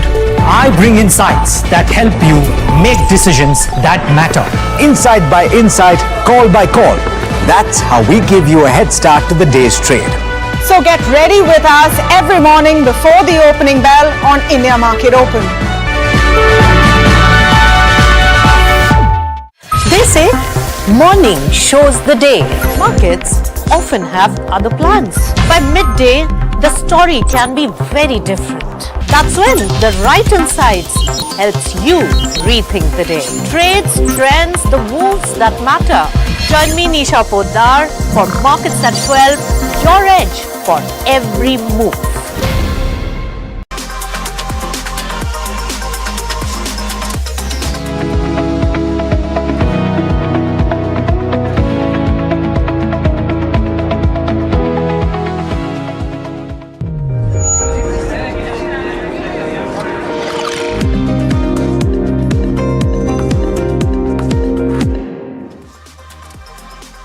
Hello and welcome back to NDTV Profit. You're watching Ask Profit the Afternoon Edition. My name is Puneet Zaveri, and over the next half an hour or so, we'll try and get to all those queries that you would have sent to us by now, also the ones that you will send now as well. So the numbers are flashing on the top of your screen. Give us a call as well on the landline number to speak to our guest as well. But a quick check of how the markets are doing, because you've seen moves that's been on the downside, and it's actually gotten more exasperated as we've gotten through the day. So we were down about 70 to 80 points in the morning by around 10:30 odd, and now down almost 186. We're below the 24,300 mark. So I think all momentum that got built into that week of cash last week has essentially fizzled out yet again. We are not seeing any kind of triggers that might get us back to that 24,500, 24,600 level. But hopefully some triggers that come through. Let's look at the heat map also for the Nifty 50. Now, you're seeing a larger bearings today on the Tata Group stocks, that led by what's been the breaking news through the day, that N. Chandra has resigned essentially as Tata Sons chairman, and hence that impact visible across stocks. So TCS definitely bearing the brunt of that today, down almost 4.8% right now. The hospital stocks are also continuing to be under pressure with the news flow that we've been covering since the morning as well. Parliamentary panel committee recommendations could weigh or some have some bearing on the private hospitals. And you're seeing Tata Motors PV on the back of that news flow from Chandra also getting impacted. Those are the weaker names in the broader Nifty 50. Also pull up what you are seeing currently on the heat map, the sectoral heat map as we talk about, because you've seen pressure now building in across the board, but Nifty IT because of TCS is down 2.2%, Nifty PSU Bank is up, led by SBI. Finally, the advanced decline ratio before we start taking a stock related queries, because the broader market over the last week or so has been a very neck and neck. But today though, and while that's how we started off today, the declines have taken pace and how. But let me welcome in our guest now, Janardhan Sarvade. He is a market expert on the technical side. Nandish Shah, AVP PCG Research and Advisory at Motilal Oswal, now joining in as well. Gentlemen, both of you, thanks so much for joining in on this afternoon. The first question is from MM Kapoor, who's from Lucknow. His question is on SBI. Nandish wants to know him buying at 1103 rupees per share was a good decision, if he should still continue to hold on. Good results, Nandish, from this counter. How are you looking at it now? So amongst the PSU bank, SBI is our preferred pick, and the results which have come, especially compared to the March quarters, the June quarter's numbers were quite good, and even they have raised their guidance in terms of advance growth. So it is better to hold on to this counter for a longer term. Got it. Better to hold on for the longer term. The other is a smaller name that we haven't discussed too much, Sachin, and this one's on Divgi Talk Transfer Systems, listed I think a couple of years ago. But welcome to the show, Sachin. Would you recommend Sai to if it's a good time to buy? Stocks almost up, I think almost 100% in just this last year itself. Any way did you track into this counter? Any recommendation here, Sachin? Normally I don't track this, but what right now I am seeing is it has given a breakout on a longer time frame charts, on a monthly chart. So if it is closing this month above 1150 level, then I think this is the fresh breakout levels, and any dip on towards the 1050 or 1000 levels will be a good buying opportunity from a longer time perspective. So if someone is holding, can hold with a trailing stop loss of 850 rupees. Got that view, Sachin. The next question, and Sachin, also on Cupid as well. We keep getting this query now and then. Ram Iyer wants to know if it's still a good time to buy into this counter. Would you recommend that? From a risk and reward perspective, I will not recommend this currently, but yes, the trend, momentum and the structure is very strong on all the three time frames, monthly, daily and weekly. So any dip of around at least 240 levels, at least that will be a good buying opportunity. But right now, because the risk reward is not good, right now entry will be too elevated. Got it. The next one's from Murthy, who's from Vizag. His question is on NSDL. Wants to know if him holding at 1100 is a good decision, Nandish. Also, if it's a good time to average now, would you recommend that? NSDL and CDSL both are good to accumulate stocks for a longer term. And currently, the NSDL target price, as per our calculation, is around 930. 930, got it. Also, Nandish, sticking with you for this next query as well. This one's from Deepak from Kerala. And a stock that's down and out in trade today, it's Godrej Consumer is the one I'm talking about. We had the big management change yesterday, a surprise one at that, Nandish. What's your view on the stock now? So the query is on GCPL, correct? That's right. Yeah.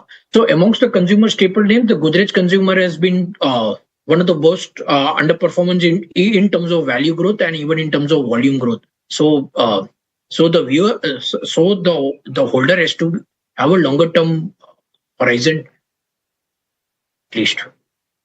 Got it. Sachin, would you also have a similar view? I mean, because we've not seen these kind of levels earlier on Godrej Consumer. Would you recommend venturing into it right now for any kind of fresh longs, or should it be avoid right now? Actually, today is a fresh breakdown on a longer time frame chart. So actually, the person who is holding from a positional point of view should exit basically on rise. And today's low will be very important. If it is breaking out tomorrow, that means it will have a follow-up selling. So definitely that will be a sell there. Got it. Let's go across to Tirupati now. Gautam is dialing in for a stock-related query. Gautam, very good afternoon. Welcome to the show. What's your query? I want to buy M&M stocks for long term. Can you tell me any technical analysis for that one? Because I am loved this show because last 4 years I am watching this show. I have gained money also. Well, Gautam, I'm glad you have, but let me just, firstly on this counter, you want to enter for the long term, you said, right? Yeah, correct. Right. Okay. So I'll take the fundamental opinion then from Nandish. Nandish, we have the big launches coming through over the weekend. It's that the 15th August event, very rightly for M&M as known for. Would you still enter? We've seen some run up from the lows, but is it still a good time to buy into M&M right now? So it is a good time to buy and enter into M&M at these levels, and a target price for M&M is around 4,100. So we are looking at an earnings growth of almost about 24% for FY28. FY28, got it. Let me just address the flashes on the bottom of your screen. The big numbers that were expected today of HAL. The results are out. The revenue has come in at 5,515 crore. Largely just it's come in actually ahead of the estimates that at least we were working with of 5,200 crores. The net profit also a slight beat at 1,590 crores is what the number has come through. So you're seeing a spike come through on the stock now on the back of the results. We'll of course wait for the EBITDA margin number, probably get my colleague Parth as well to get his analysis. But on the face of just these two numbers, looks like a decent kind of a number that's come through, at least with the estimates that we were working with. All will be, of course, a lot of conversations on the deliveries aspect, because they have been consistently delayed because of engines that weren't available. Hopefully the engines from GE can come through in the second half of the year, and the company can meet its targets. But that has been a key focal point for the stock as well. It has recovered from the March lows of almost that 4,000 odd that it was trading at. But certainly, this will be a key quarter for the company to provide some updates as well. But at least for now, we've seen a spike. The stock was almost flattish just before the earnings came through.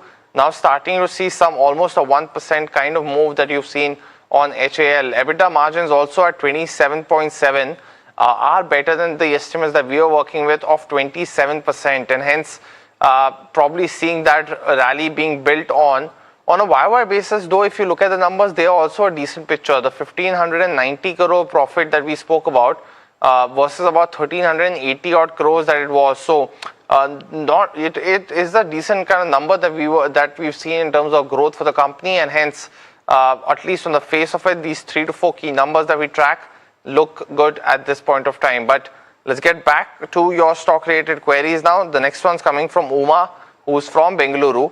Wants to know between Rainbow Hospital or KIMS or SCG. Sachin wants to know if either of these counters is a good one to enter for the near to medium term on the charts. What would be your opinion? So when we see the trend for the stocks, so basically KIMS and Rainbow, so both are having basically a good trend.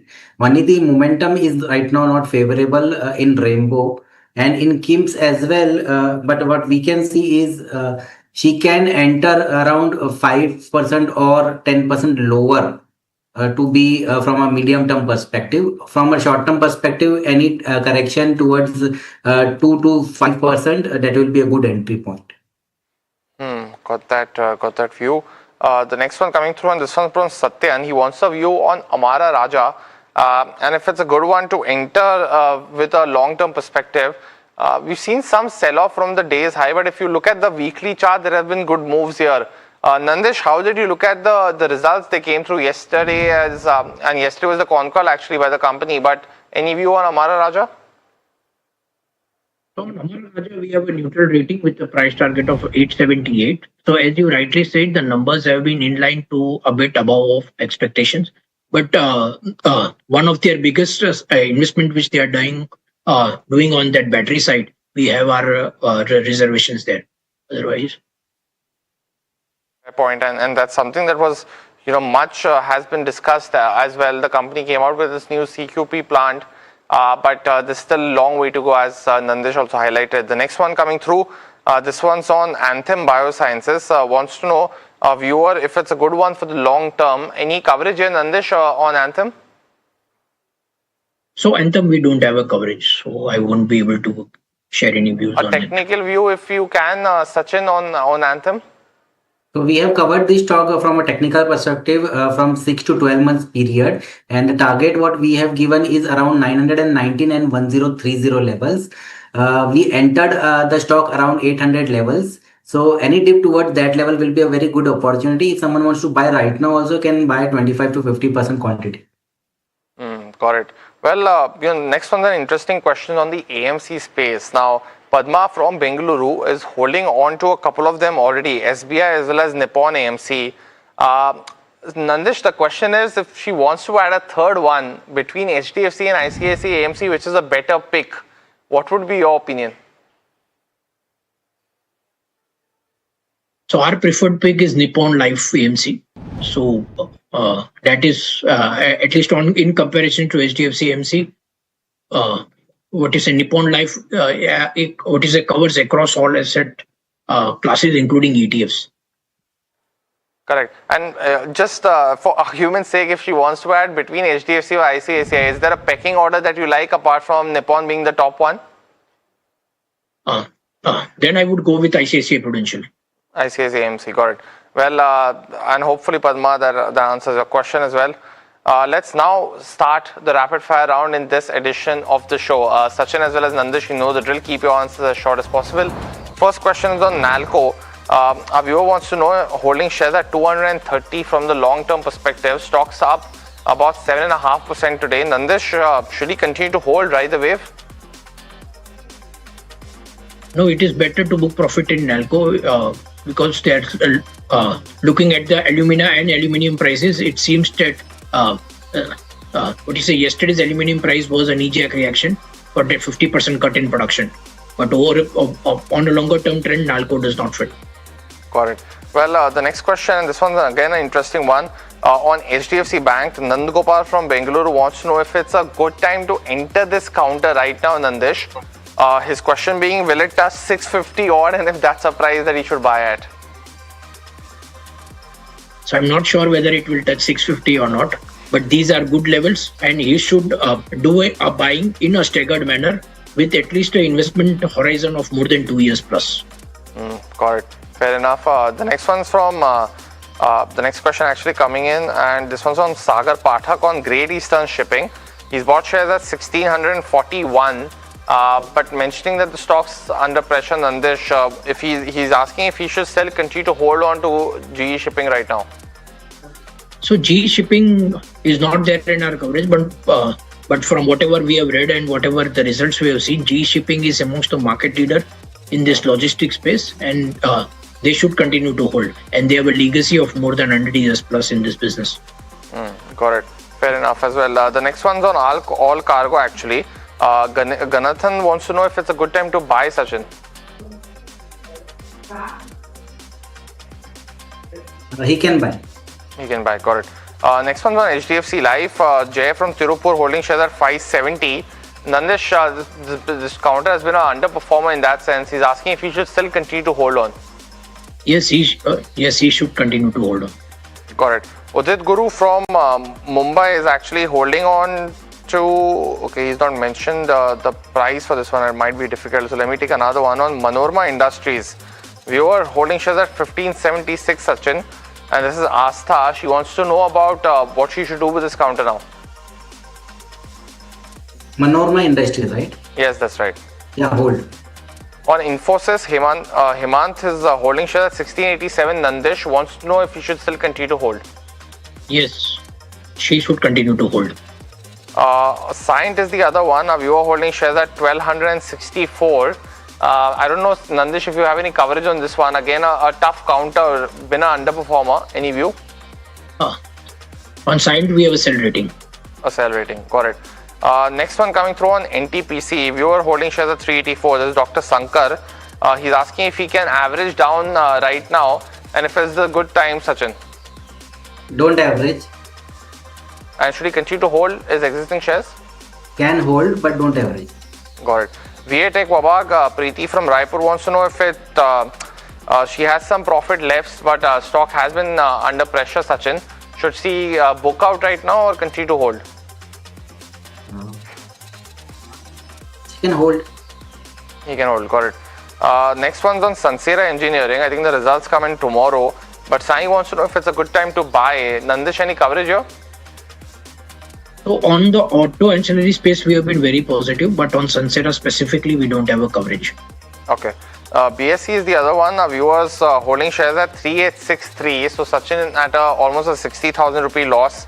Vijay wants to know if he should still continue to hold on. Hold. Next one coming through, and this one's from Sumana from Dubai, holding on to Netweb Tech at 4360. Sachin wants to know if she should still continue to hold. Yes, hold. Got it. Well, that was the last question of the rapid fire. Nandish, as well as Sachin, thanks so much for joining in and giving us your views across a whole bunch of stocks and spaces. But viewers, out of time on this edition of the show. Again, thanks so much for watching. India Market Close comes up next.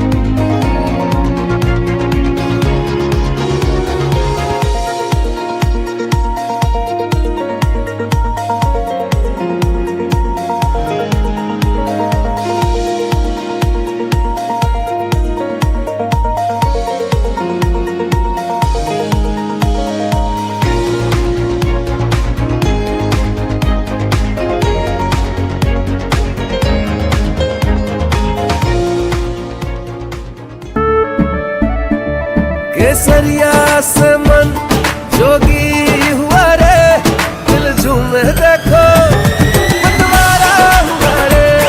केसरिया से मन जोगी हुआ। हर पल मनाओ केसरी त्योहार, विमल बोलो जुबान Kesari.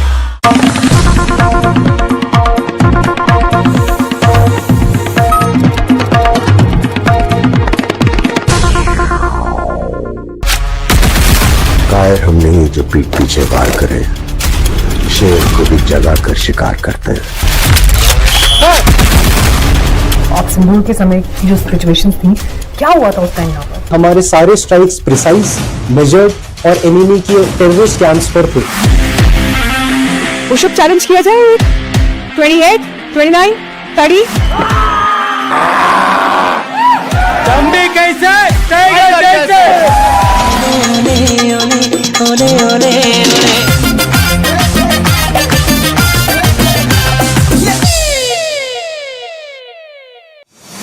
Celebrating excellence across journalism and innovation, NDTV steals the spotlight at the 12th BCS Ratna Awards 2025-26.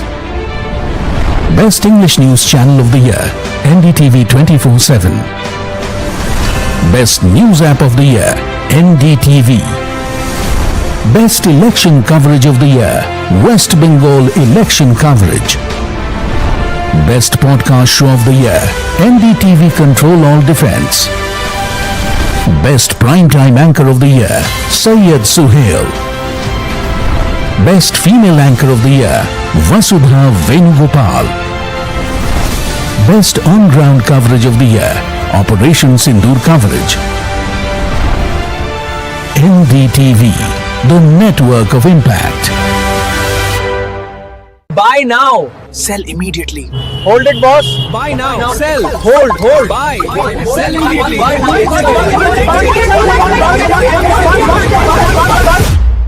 Confused? What to buy? What to sell?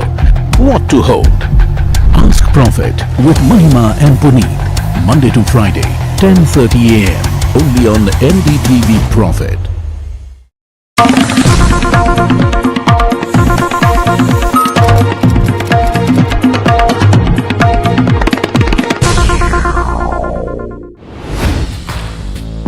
Hi, I'm Tamanna Inamdar. Watch me on NDTV Profit, where I break down the day's biggest business stories. What happened, why it matters, and what it means for your money. Hi, I'm Neeraj Shah. Watch me on NDTV Profit for the most incisive market intelligence and meaningful corporate conversation. And I'm Alex Matthew. Markets, mutual funds, insurance, personal finance. I help you cut through the noise and make smarter financial choices. And here's where you can watch us.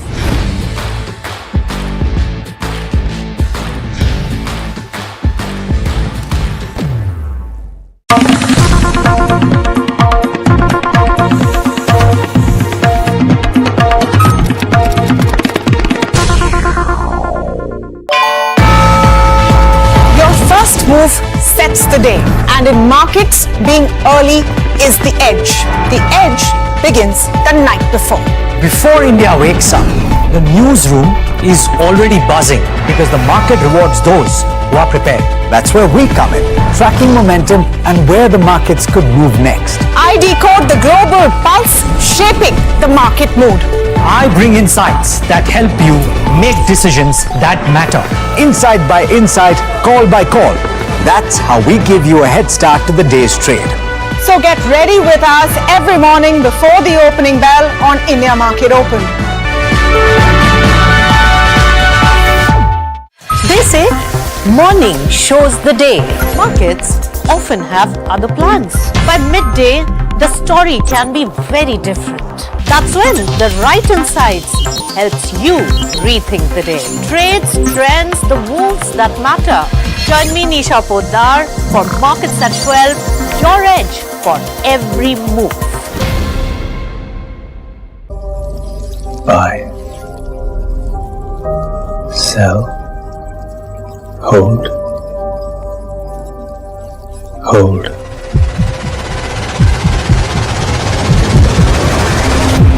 Confused? What to buy? What to sell? What to hold? Ask Profit with Mahima and Puneet. Monday to Friday, 10:30 a.m. Only on NDTV Profit. Your first move sets the day, and in markets, being early is the edge. The edge begins the night before.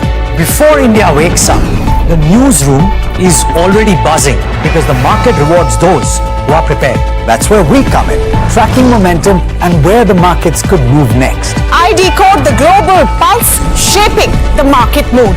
I bring insights that help you make decisions that matter. Insight by insight, call by call. That's how we give you a head start to the day's trade. So get ready with us every morning before the opening bell on India Market Open. Buy now. Sell immediately. Hold it, boss.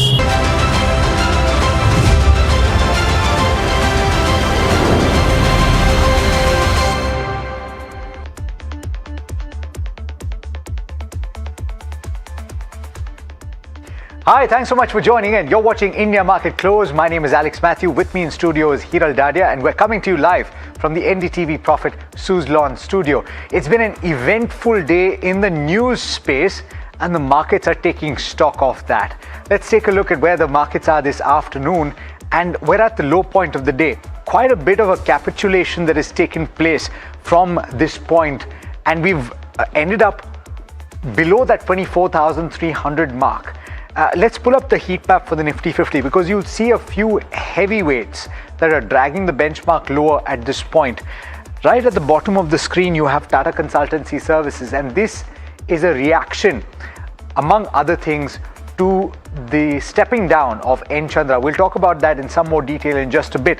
But the stock is off the low point of the day. At one point, it was down over 5%. It's now down as much as 4.6%. Max Health, Tata Motors PV, Apollo Hospitals, Infi are all losing ground. Tata Consumer as well, down as much as 1.9%. Larsen & Toubro about 0.9%. And so therefore, what you will see is that there's quite a bit of red in the screen. Of course, Hindalco, on account of the alumina update that you've seen just not too long back, the fact that there could well be a shortage globally, they stand to benefit along with Nalco. That's another stock from the broader markets is doing well. Grasim, State Bank of India, Nestle, and a few other gainers. Nothing too much to speak of. So when you pull up the contributors chart, what you will see is that there are a couple of heavyweights that are really proving to be a drag. Tata Consultancy Services, Infosys, HDFC Bank and Reliance Industries. All told, quite a bit of weight on the downside for the benchmark Nifty 50. Pull up the broader markets as well, because at the start of trade today, you saw not the best market breadth, and that has worsened over the course of the session so far. The mid-cap index now trading with cuts of about 0.33%. The small-cap index now trading with cuts of a similar 0.33%. So therefore, the advanced decline ratio should tell you that we're now at the widest point of the day so far. Just for a brief while in the morning, you had advances that pipped the declines, and this has actually worsened through the session. Pull up the sectoral heat map for the market as things stand right now, and you'll see a fair bit of red on the screen.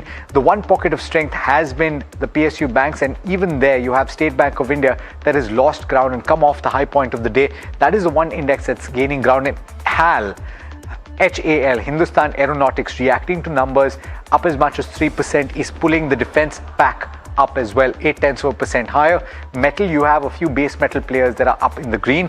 On the bottom end of the spectrum, you have Nifty IT that's losing a tad bit of ground, 2% or so, FMCG, consumer durables and healthcare. But I want to head across to Hiral now to take a look at individual stocks, Hiral, because there are so many of them that are reacting to earnings and otherwise that are losing ground today. Absolutely. Thank you, Alex, for that. In fact, the Tata Group of companies is something that you should be focusing on today as well. If you just pull up all the individual names one after the other, and this is mainly on the back of N. Chandra stepping down, and this is with regards to his next term. TCS 4.5%, and we know for obvious reasons. I mean, TCS was at the helm there. Apart from that, you have the other group companies also which are trading pretty much under pressure. Tata Motors PV down nearly over 2.5%. But in terms of individual stocks, TD Power is the one which stands out on the back of earnings, 18% up move coming in there, and this was on NDTV Profit's radar this morning at the day's highest levels. In fact, they've gone ahead and upped their guidance. Marksons Pharma is another one, 13-14% up move coming in there. You have Nalco and Hindalco, both of these counters that are reacting as well. You have Finolex Cables, Pricol, all these counters which are up and about in trade. Senco 14% downtick on the back of earnings. Godrej Consumer Products 10% downtick, and this is on the back of Sitapati stepping down. PI Industries on the back of earnings as well. RHI Magnesita is down 6.5%. In fact, let's also pull up a Grasim Industries right now as we speak. They've just reported numbers, margins at 8.1% versus a 4.2%, nearly a double in terms of Grasim on the back of margins. The stock seeing that initial spike.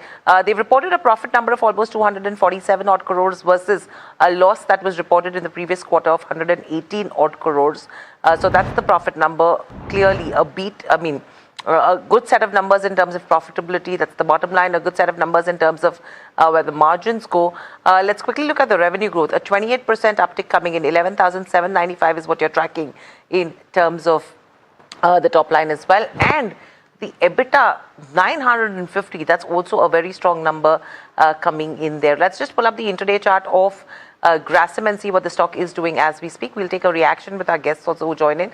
After that initial spike, the stock has cooled off right now, but a very good set of numbers that have come in so far. But moving on, the question is who will take the helm? Who will replace N. Chandra as well, who's the chairman of Tata Sons, who's completed nearly 40 years of professional life at the Tata Group. In fact, let me head across to Alex once again to take us through the entire journey and what's the latest that he's picking up. Over to you, Alex. So this has been brewing for some time, but it's a massive, massive move for one of the most storied corporate groups in India, the Tata Group. Just a short while back, you had a letter that was sent out by N. Chandrasekaran, the chairman of Tata Sons, and he said a few things, most importantly that he would be stepping down. But let me give you the cliff notes of what he has taken us through. He says that he's completed 40 years of professional life at the Tata Group, and he's immensely glad and grateful for that opportunity to contribute to that institution. He says that leading the group over the past decade had been a great honor and a profound responsibility. He also said that his current tenure as Tata Sons was set to end on the 20th of February next year. Now here's the important part. The Sir Dorabji Tata Trust and Sir Ratan Tata Trust had unanimously resolved and recommended his extension for the next period of 5 years starting from February of next year, which was recommended and recorded in the Nomination and Remuneration Committee and the board. After that, the resolution was tabled at the Tata Sons board meeting on the 24th of February, but the proposal was not carried through because one of the board meeting members did not support it. And in the absence of that unanimous support, he decided to defer that decision. And since then till now, it's been more than 6 months since then, there has been no resolution, as a result of which he has taken the decision. But what is he saying? He's saying that Tata Sons is a very large institution and there are many strategic projects that are under critical stages of execution, whether it's in the aviation business or semiconductors or otherwise. It is not only necessary to have a leader in place to lead the group beyond February of 2027, but there is a need for clarity on leadership, which is important for employees, investors, partners, and other stakeholders as well. As a result of which, and because of that, he says that he has communicated to the board of Tata Sons that he has decided to not offer himself for reappointment from when his term ends on the 20th of February 2027. So it's important to pay attention to why N. Chandra has taken this decision. He must have sensed that he would not get that approval for an extension. Now, it's important also to note the perspective of the Tata Group. For the group as a whole, that 65 mark with regard to the age is an important benchmark, or it's an important number to pay attention to. N. Chandra is currently 63 years old, his birth date on the 2nd of June. So next year he becomes 64, which means that in the year that he was to take charge, if he was to be granted that extension, he would already be 64 and he would be 65 in his second year of that extension, not something that is generally done in the Tata Group. Now, therefore, from the perspective of the group, they're looking for somebody either inside or without to lead the group into the next stage. There have been, in the interim, in the last couple of years in particular, statements that have been made outside of the group that some of the entities of the Tata Group had underperformed peers, and I think that is something that also weighed in on the decision that he has taken. Now, that is not to say that he hasn't had some major achievements in his time as the head of Tata Sons.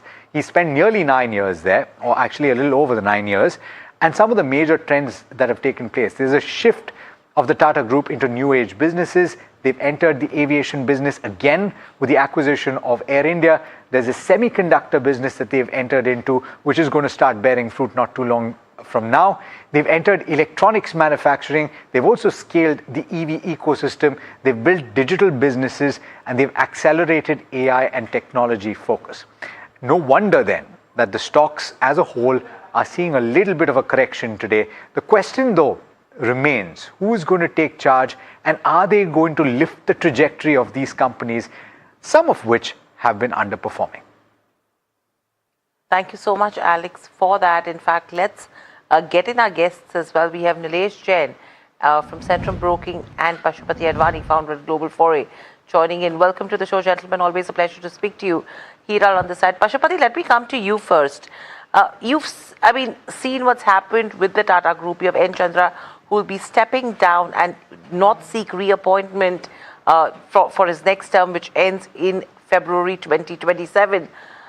What do you think it would actually mean for Tata Group of companies, and do you think it could continue as business as normal? And what becomes crucial, because you will see a lot of changes in terms of strategy also that could come in later. Yeah, well, obviously, there is change at the top, so that implies that there will be some kind of change in the strategy and the way going forward. This is the first step. It really depends on who the replacement is and what we know about that person, and also more importantly, is that someone from inside or outside. We have no clue right now, and as a result of which, a lot of the Tata companies have taken a beating today. So let's see what happens. I think they, people do want to have some kind of certainty, and it would have been nice to say, I'm not going to reapply, but here's my successor, but we don't have that. So I think that it depends on what are the plans going forward. Plans going forward will be important. Nilesh, on the charts, if you have to look at the Tata Group of companies as well, we were just looking at the returns that the companies have given in N. Chandra's tenure. But with the recent correction that has come in terms of today's session, do you think anything that looks attractive, which could be a good momentum bet and a good value buy at current levels? Very good afternoon to you, well, certainly if you see a couple of Tata Group counters which are already outperforming, and one of them is Titan, which is trading at all-time high. Today, in fact, could be a good opportunity to start a fresh edition and can be accumulated if it falls further. So it looks like merely a kind of a correction in the bull market in majority of the Tata Group companies. So first of all, Titan is a buy. If at all it falls in the range of 5,000, 4,900, that can be a good entry point, keeping a stop loss below 4,800. We can expect further upside move towards 5,200 to 5,400 going forward. And apart from that, if you see Tata Motor passenger vehicle, Tata Motor commercial vehicle, both are already underperforming and consolidating in a tight range. And after today's correction, looks slightly oversold. So can be a trading bet out there as well. Apart from that, within metal space, if you see Tata Steel, this particular counter is also, after today's correction, is approaching towards its support area that is placed at 178. So keeping that as a stop loss, yes, contra bet can be taken in that particular counter as well. Okay, so that's a contra bet coming in there. But stay with us, gentlemen. Symphony, let's pull up that one on the screens, because a mixed quarter is what they have reported. The revenues have been higher, operating profits alongside as well is what we've seen. There's been a slight drop in terms of the net profit. To discuss more on this, Hiren Gajjar, CFA Head IR and Treasury, joins in. Hiren, welcome to the show, and always a pleasure to speak to you. My question to you is, in terms of where the quarter goes, how would you actually look at FY27 as a whole if you have to take cues in terms of what's transpired in the first quarter of FY27 for you? Yeah, thank you. It's a pleasure to be here. If you look at the quarter one FY27, it was a resilient quarter. Right. If I set aside the individual quarterly numbers, it is a combination of domestic growth. It is a combination of growth in the select overseas market, better operating profitability, and a more diversified revenue base. Coming back to FY27, if you know our business model, September quarter and the December quarter revenue and the profitability is a function of how much inventory we do have at the end of summer season. If you look at the season and inventory, both at the company level as well as the trade level, it has been completely normalized. So that is something which is giving us a positive signal with respect to the September and the December quarter. Coming to the March quarter, again it will be a function of revenue from the general trade partners and the modern trade alternate channels. But again, it will get affected by the intensity and the duration of weather in the March quarter. Okay, Hiren. So it seems that the first quarter has been a comfortable start to an extent. If I have to look at the revenue side of it, the margin side of it as well. If you have to look at the geopolitical disruptions, if you have to look at shipping challenges as well, what is the kind of impact that you're seeing, one, on exports, and two, in terms of sustainability of margins, because that's where the pressure could come in. We've seen a whole host of companies where the disruption has not really showed in the first quarter because there was a good amount of raw material inventory build-up. But the question is, what happens in the coming quarters? Yeah. So let me answer your first question first with respect to ongoing geopolitical disruption. So obviously, because of the ongoing geopolitical disruption, there was some impact on the export as far as quarter one is concerned. If the situation persists longer than what we anticipated, obviously it will have some more impact in the ensuing quarter as well with respect to export, particularly in the Middle East. With respect to impact of the margin, in the quarter one, we were able to withhold the pressure, cost pressure on account of the pre-stock inventory, product mix, and the cost discipline. And because of that, our not only gross margin, but also EBITDA margin expanded despite the severe cost pressure. Coming to September quarter, December quarter, and March quarter margin profile, assuming things gets normalized sooner than later, but because of the kind of elevation which we're seeing, particularly on the cost front, there will remain some sort of margin pressure in the short term.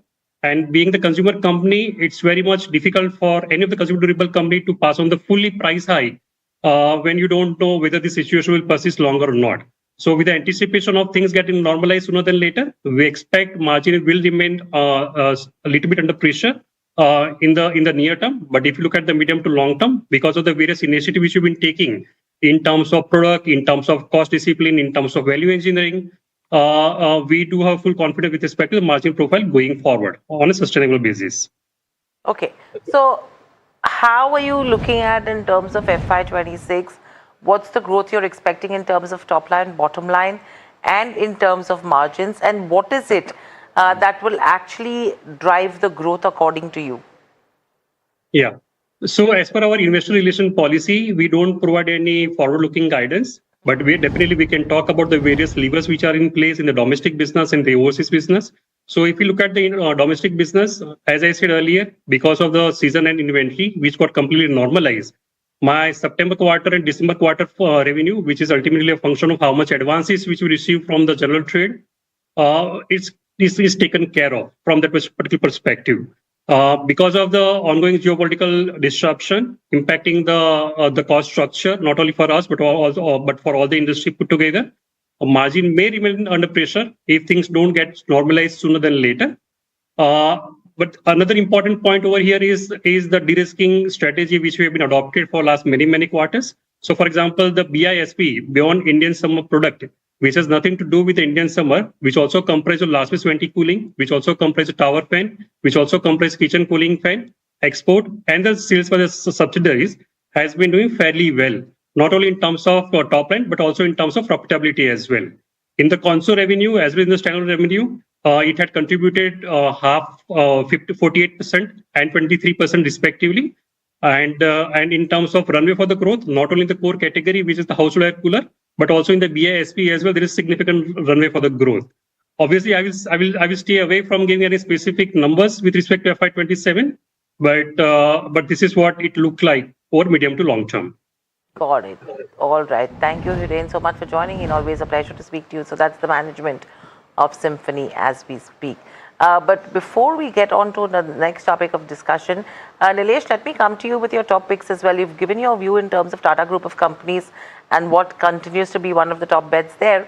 But in this kind of a market scenario, which is seeing consolidation and an absolute range-bound move in the last 3 to 4 trading sessions, where would you put your bets? Well, Hiren, a couple of recommendations. First of all, Aarti Industries, and if you look at chemical space as a whole, so majority of the counter are looking better place. So Aarti Industries, in fact, today has given a good breakout on the chart. So we are expecting a follow-up more on the upside towards 540 to 550. So these are the two targets for the upside, and the stop loss should be placed at 510. So Aarti Industries will be my preferred bet from the chemical space, and apart from that, within metal space, specifically aluminum space is looking attractive, and Nalco and Hindalco both are looking good on the chart. So specifically Hindalco is forming a good base formation, and the rounding bottom is shaping up. So we are expecting a follow-up on the upside towards 1120, and stop loss should be placed at 1060. All right.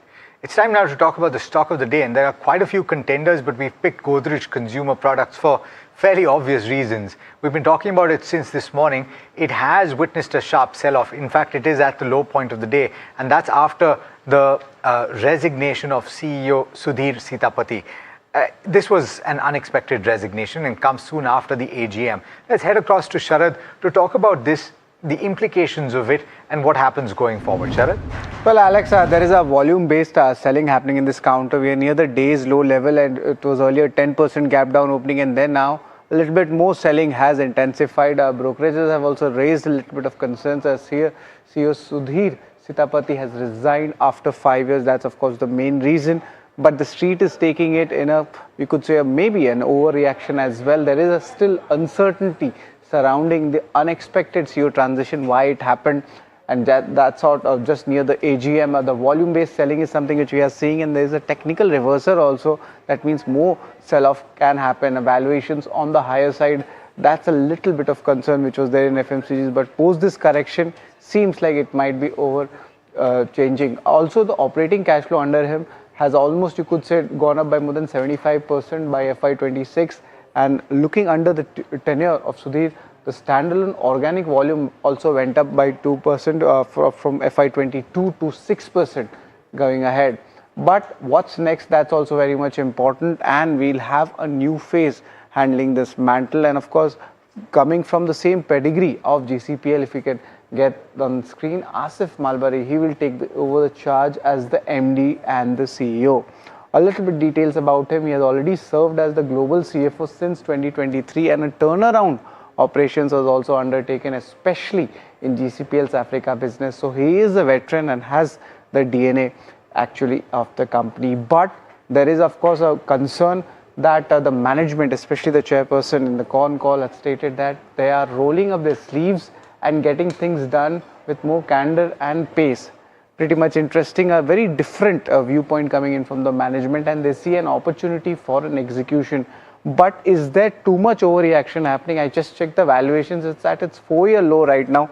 12-month P comes in at 37 times, but each brokerage has a mixed tone in their views. Morgan Stanley has stated that they don't see any immediate downsides to the consensus numbers yet as of now.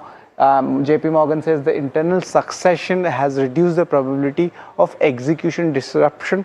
And lastly, Citi has stated that the promoter expectations were higher in certain areas as well.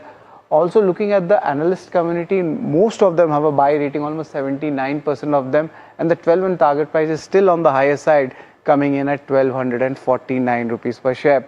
And going ahead for GCPL, of course, will be the way they tackle the industry issues and the churn which is happening. But yes, seems like a overreaction is coming in GCPL. Thanks so much, Sharad, for that. Pashupati, I want to come to you on this one. GCPL down over 10%. The point is that it's an underperformer. Even if I look at the last 5 years or so, the stock has not done too much. It must be said, though, that when it was announced that Mr. Sitapati would take over, the stock gained quite considerably. And this might just be a little bit of a reversal of that. What do you make of the stock right now and the potential that it has going forward? Well, to be fair, I don't really follow this stock, but I do know that there's a lot of pressure in all the FMCG stocks. I mean, we've had Hindustan Lever not doing very much. Again, we are seeing a reaction from the market that any change in leadership, which is sort of sudden and seeming to be knee-jerk, is getting a reaction from the market that seems to be more, more hard. So being down 8-10% on the resignation of a CEO is not such a surprising thing. And likewise, we're seeing the bloodbath in the Tata stocks today, thanks to N. Chandra saying he's not getting renewed next February. And that's, it's next February. It's not August 2026. It's February 2027. But I think, India's public does want consistent management. The FMCG space is also getting, I would say, re-rated, reorganized. And I think Reliance is also coming into the space in a big way, and they're actually making some headway. So I think that's also hurting matters for the rest of the people who are in the space. Okay, so that's a couple of FMCG counters that you're watching out for as we speak. But moving on, we're a little delayed with the chatter from the dealing room. My colleague Somit Sarkar, as always, joins in with everything that he's picking up. Somit, good afternoon. What do you have for the viewers? Good afternoon, Hiral. The first stock on the list is Bandhan Bank. There are buy flows on the large HNI desk is what dealing rooms are indicating.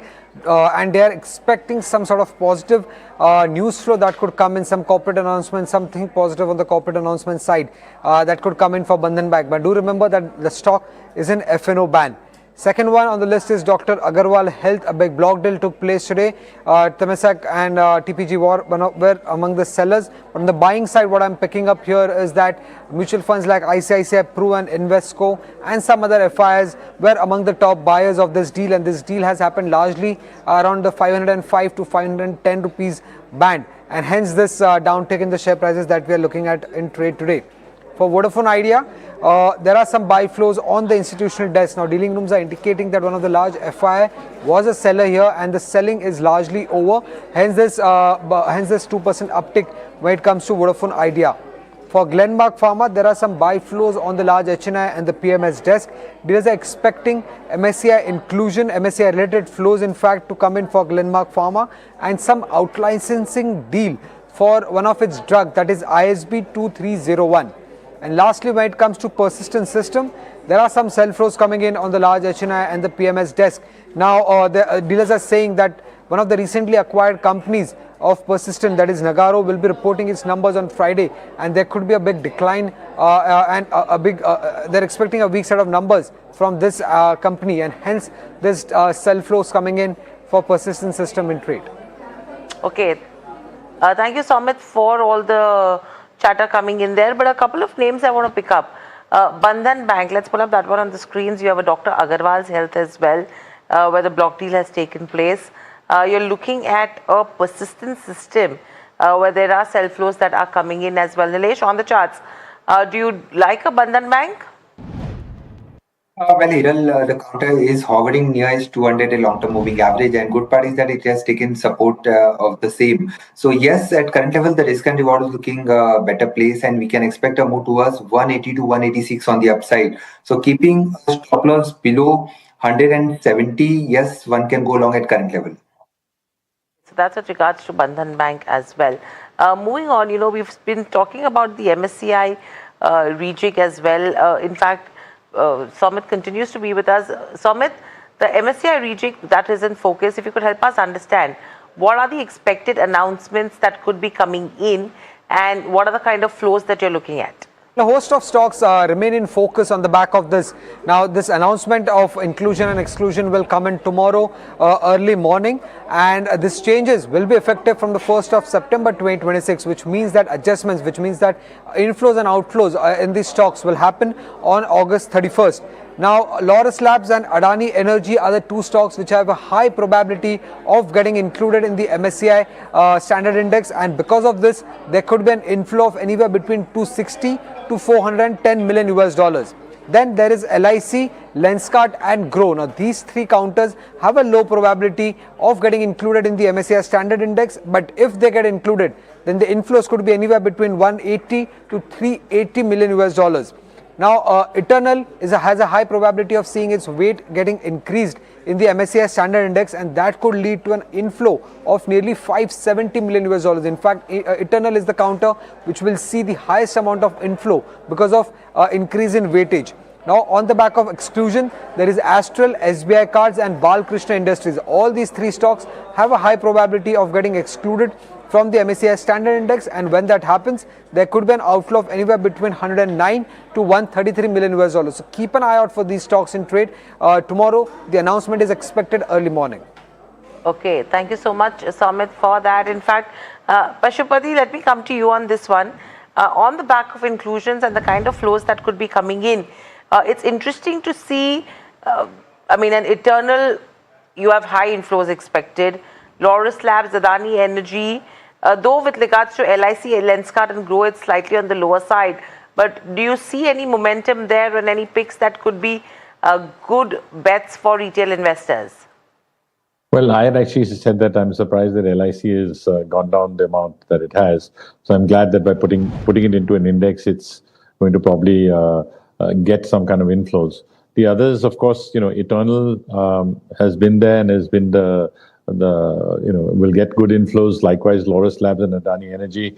So, let's just wait for it to happen. But then, this next 14, 15 days between tomorrow and the end of the month, we'll see a lot of the movement. And then finally, on the 1st itself, you'll have the major index players who are compulsorily going to have to do it actually on the 1st. So let's see what happens there. But expect action in all these counters. Got it. All right. On that note, gentlemen, thanks so much for taking the time today, and pleasure speaking with you. Have a great day.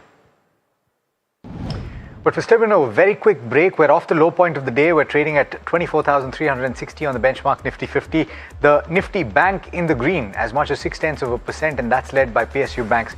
Stay tuned. We'll come back with more details.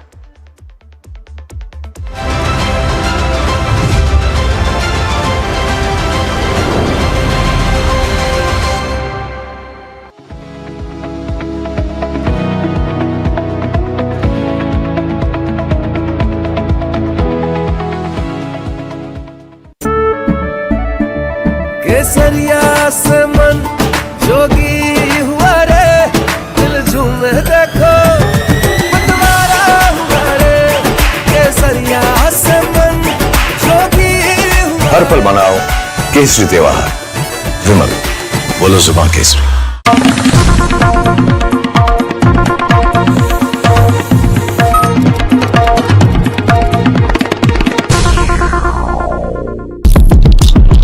POK के firing range में खड़े हैं। Just few inches away is POK. हो सकता है दुश्मन को पता हो कि सैफ अली खान यहाँ पर खड़े हैं। Is it fire?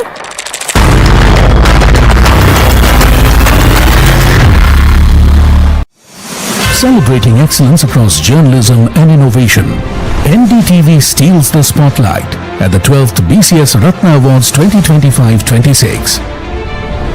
Best English News Channel of the Year, NDTV 24/7.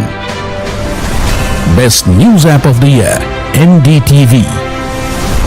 Best Election Coverage of the Year, West Bengal Election Coverage. Best Podcast Show of the Year, NDTV Control All Defense. Best Primetime Anchor of the Year, Syed Suhail. Best Female Anchor of the Year, Vasudha Venugopal. Best On-Ground Coverage of the Year, Operation Sindoor Coverage. NDTV, the network of impact. Buy now, sell immediately. Hold it, boss. Buy now, sell. Hold. Buy. Sell immediately.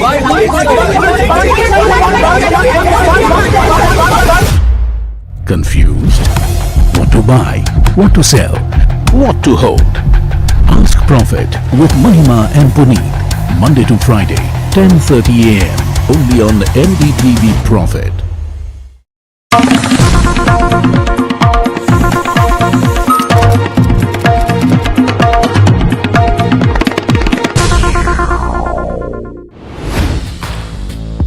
Hi, I'm Tamanna Inamdar.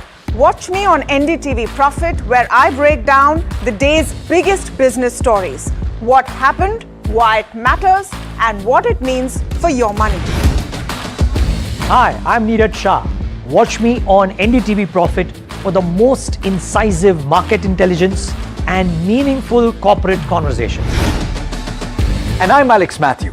Markets, mutual funds, insurance, personal finance. I help you cut through the noise and make smarter financial choices. And here's where you can watch us.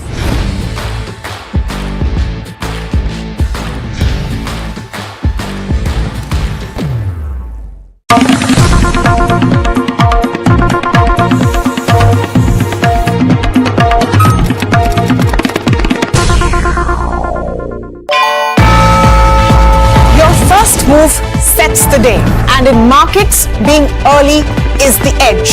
The edge begins the night before. Before India wakes up, the newsroom is already buzzing because the market rewards those who are prepared. That's where we come in, tracking momentum and where the markets could move next. I decode the global pulse, shaping the market mood. I bring insights that help you make decisions that matter. Insight by insight, call by call. That's how we give you a head start to the day's trade. So get ready with us every morning before the opening bell on India Market Open. They say morning shows the day. Markets often have other plans. By midday, the story can be very different. That's when the right insights helps you rethink the day. Trades, trends, the moves that matter. Join me, Nisha Poddar, for Markets at 12, your edge for every move. Buy, sell, hold, hold.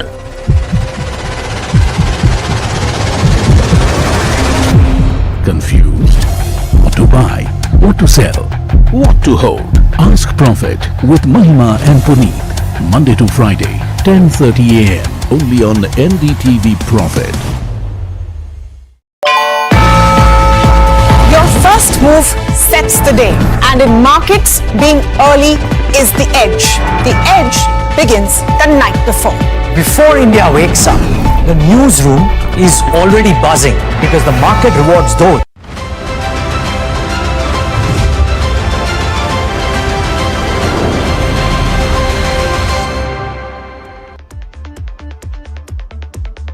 Welcome back to NDTV Profit, and you're watching India Market Close from the NDTV Profit Suzlon studio. Vikas Kemani, founder and CIO at Carnelian Asset Management and Advisors, joins in. Vikas, good afternoon and welcome to the show. This is Hiral on this side.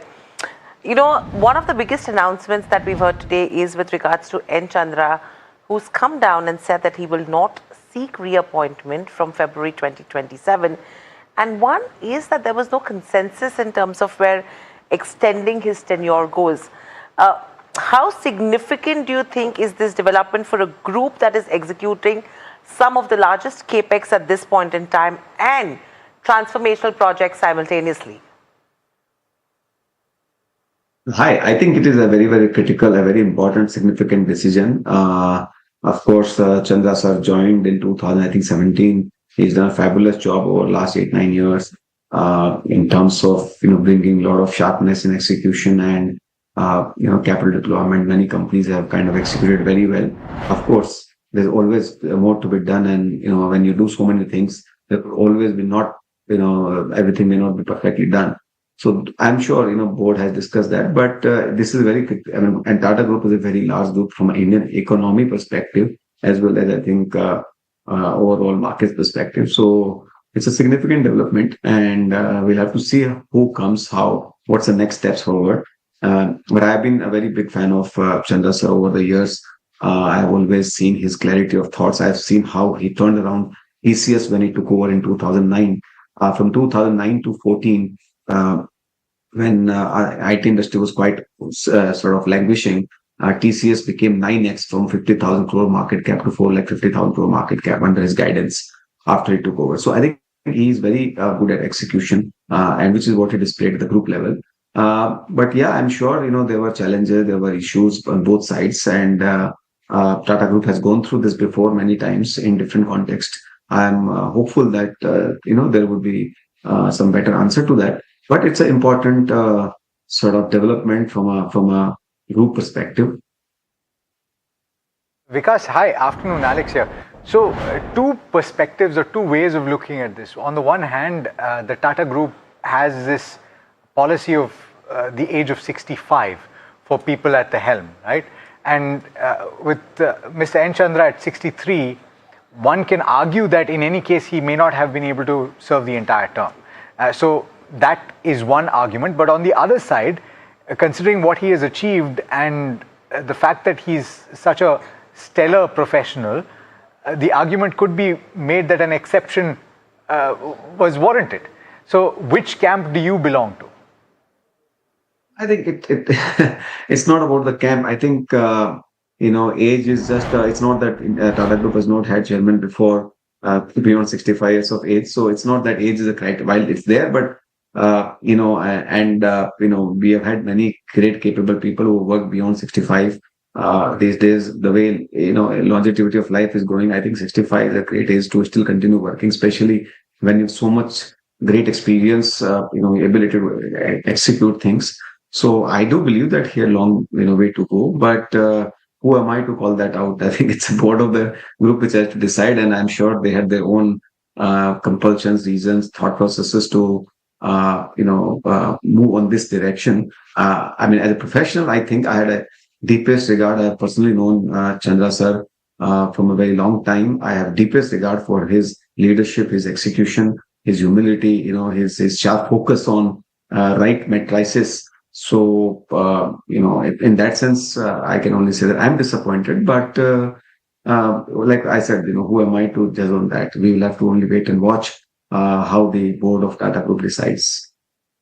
Absolutely. And Vikas, with you as well, you have been a Make in India fan as always. The question I have for you from a market's perspective is, look at the stocks. There has been that small knee-jerk reaction, some of them probably a little over 3 to 5% as well.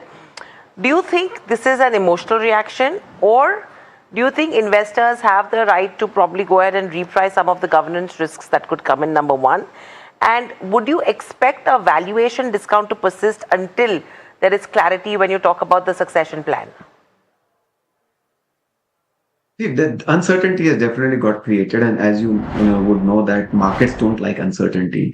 Now, who will come? What will be the strategy? What are the policies? So I think it's unlikely to get sorted out in a hurry unless board has identified already a successor.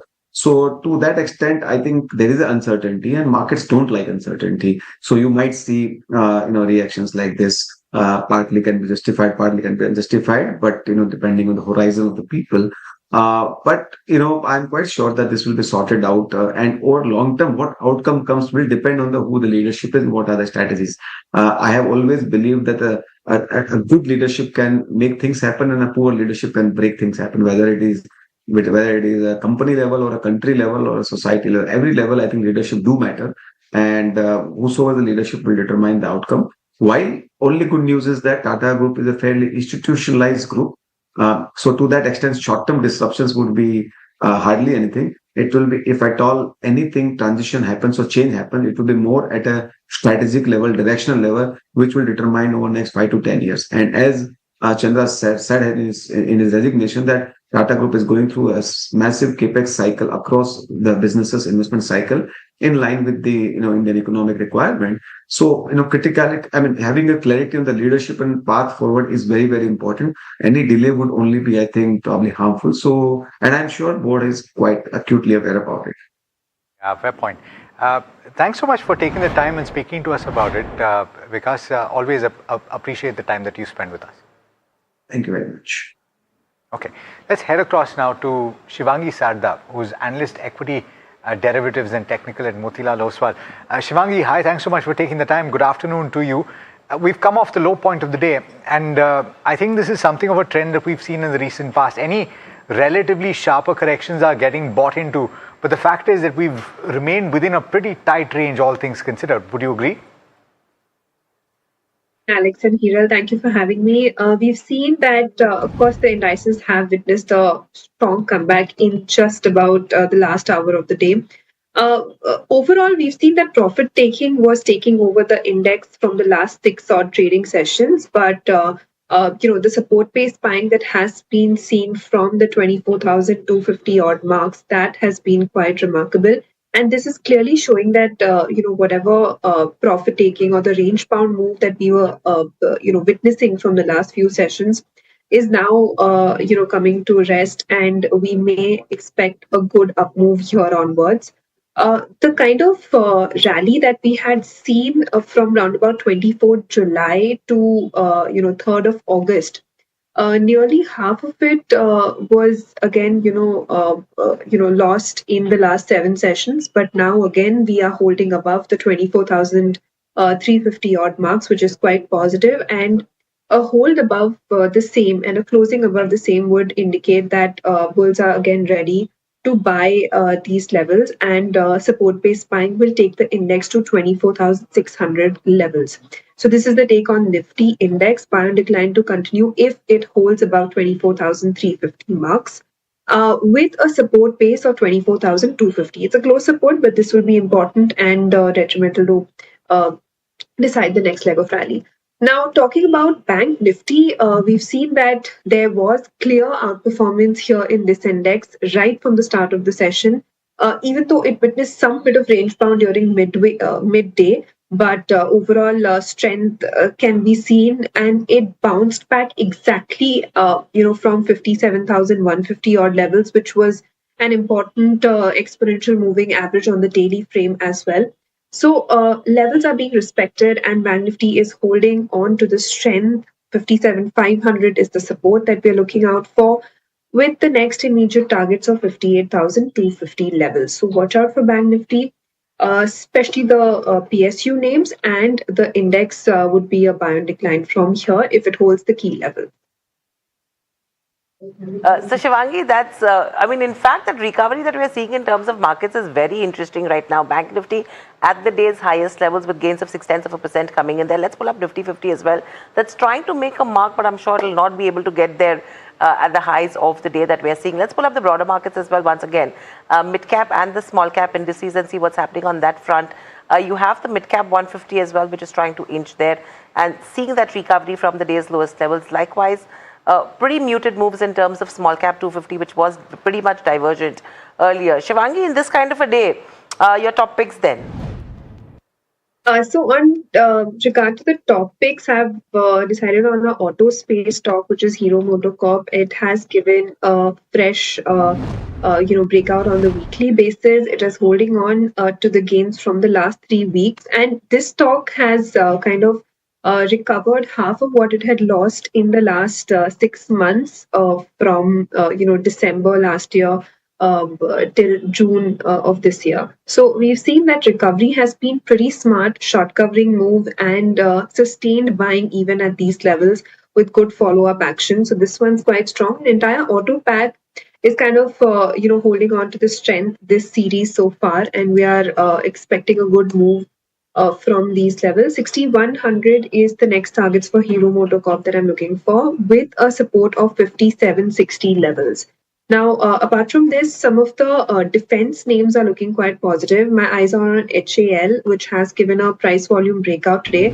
Slightly, volatile stock of lately, but overall setup is quite good on the weekly basis. And this one's actually the volumes that are adding up in the last hour is kind of quite positive, and we're expecting it to rally to 5,200 odd levels with a support of 4,900 levels. About 12 seconds, 10 seconds to go for the finding of the reference price.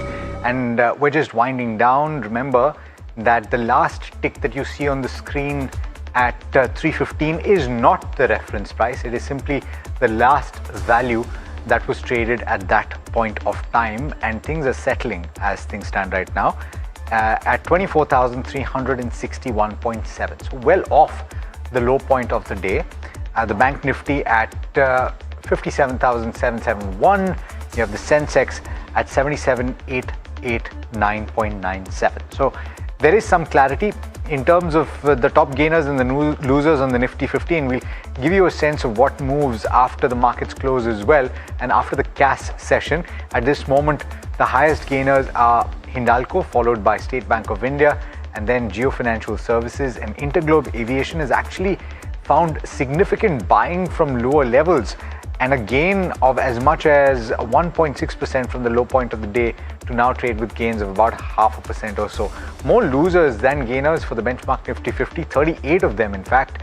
Tata Consultancy Services, and in fact representative of the entire Tata Group, the worst hit in fact from that pack after the stepping down of N. Chandra as the chairperson of Tata Sons has lost ground. Max Health has lost ground as well, followed by Apollo Hospitals. The capping of room rents is not being seen as something that is very positive for the hospital stocks. Tata Steel, Tata Motors also losing ground, 1.6, 1.7% approximately. Infosys and a few other entities in the IT space are also losing ground in trade today. In fact, that is the worst performer sectorally. Those are interesting names that I pick up. Let's just pull up a Bharti Airtel on the screen as well right now as we speak. I just want to see what that counter is doing in terms of today's session. But on the gaining end, you have Hindalco, 2.5% up move, and that is again on the back of the news that we saw with Norsk. In fact, Nalco is another one which is up in trade. In the cash market, there you go, 0.1% higher. Futures up almost 0.6%. You have Nalco as well, 8% up move on the cash market as well as your futures, which are up in trade. Apart from these names, you have SBI, Indigo, already, as Alex mentioned about Indigo. SBI is another one. SBI cards you're picking up, but let's pull up SBI. A 1.5% up move coming in on that counter. Let's just quickly pull up, the contributors to Nifty 50 to just understand what has happened, because you've seen that recovery that has come in, and then we look at the Bank Nifty components as well as we speak. If you can just get that one on the screens. There you go.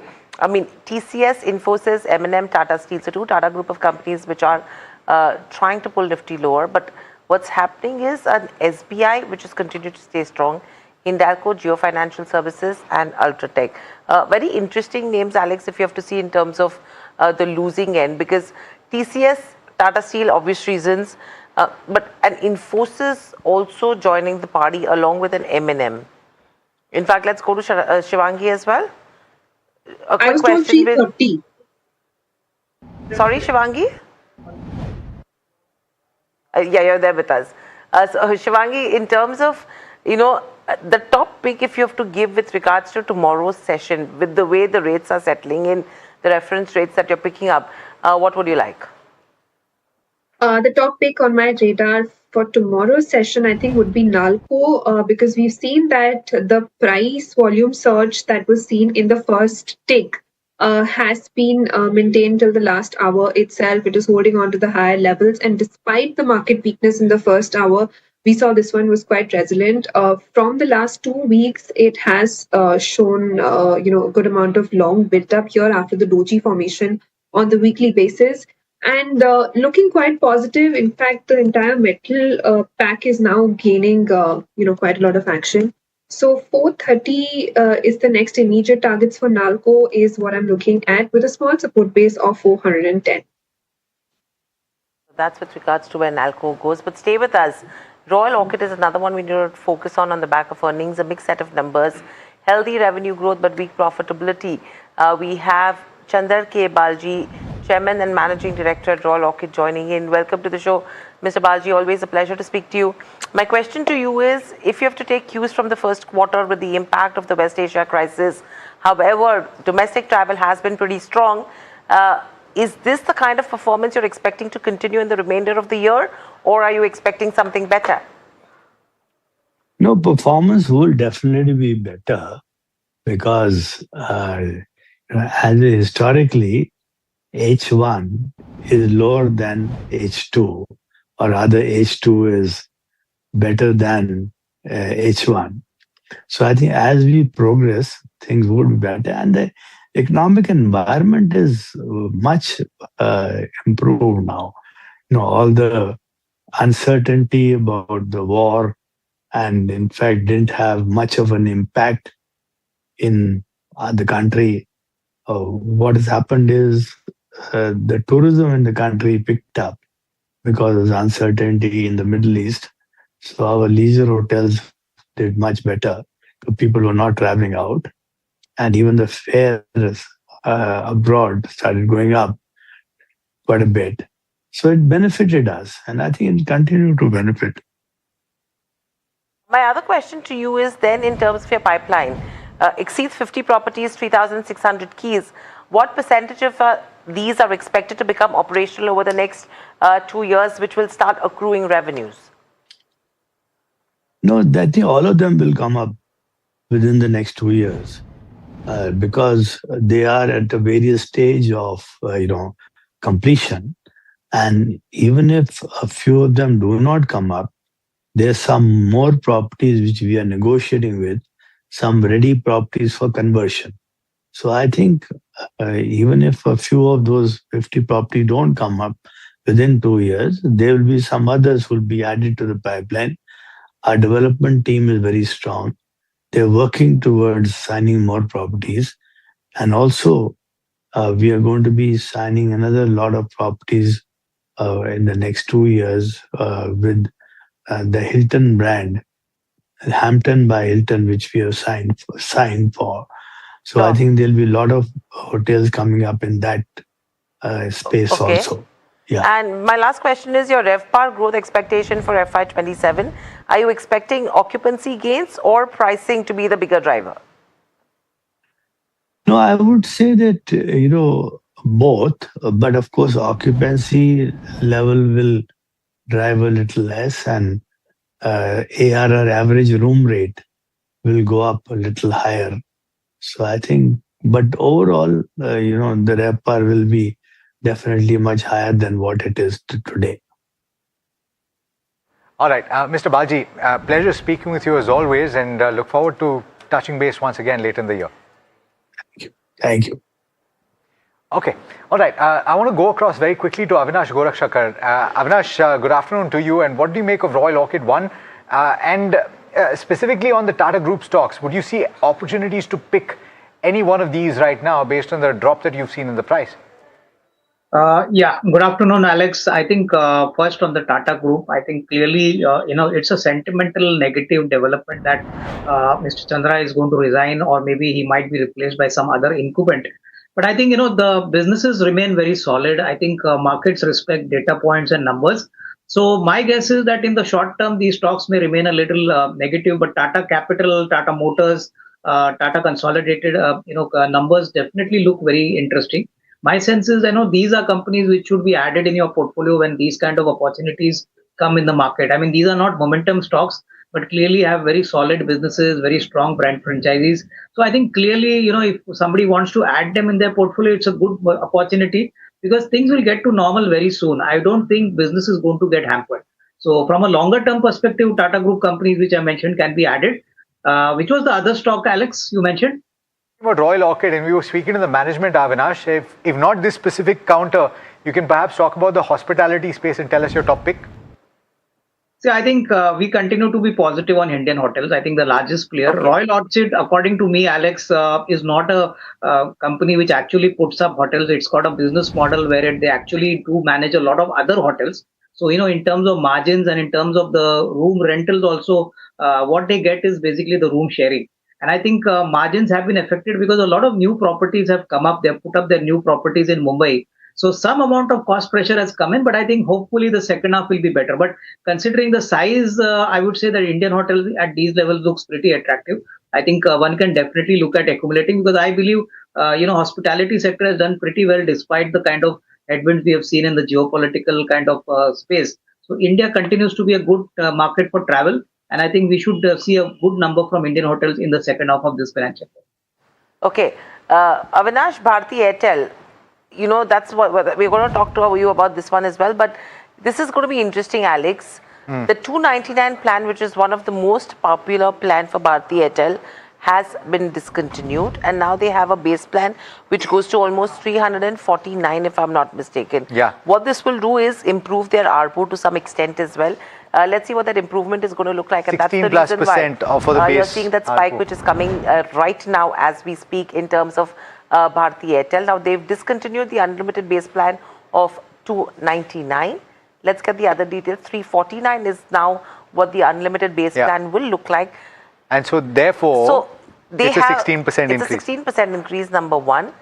What is going to happen in terms of competition as well? Because this was the sticking point with regards to telecom operators, and tomorrow Parag Bhai is going to be very happy. No, certainly, and shareholders of Bharti Airtel as well. Because if you look at it, in the first quarter, you had an ARPU industry leading, you must mention, of 264.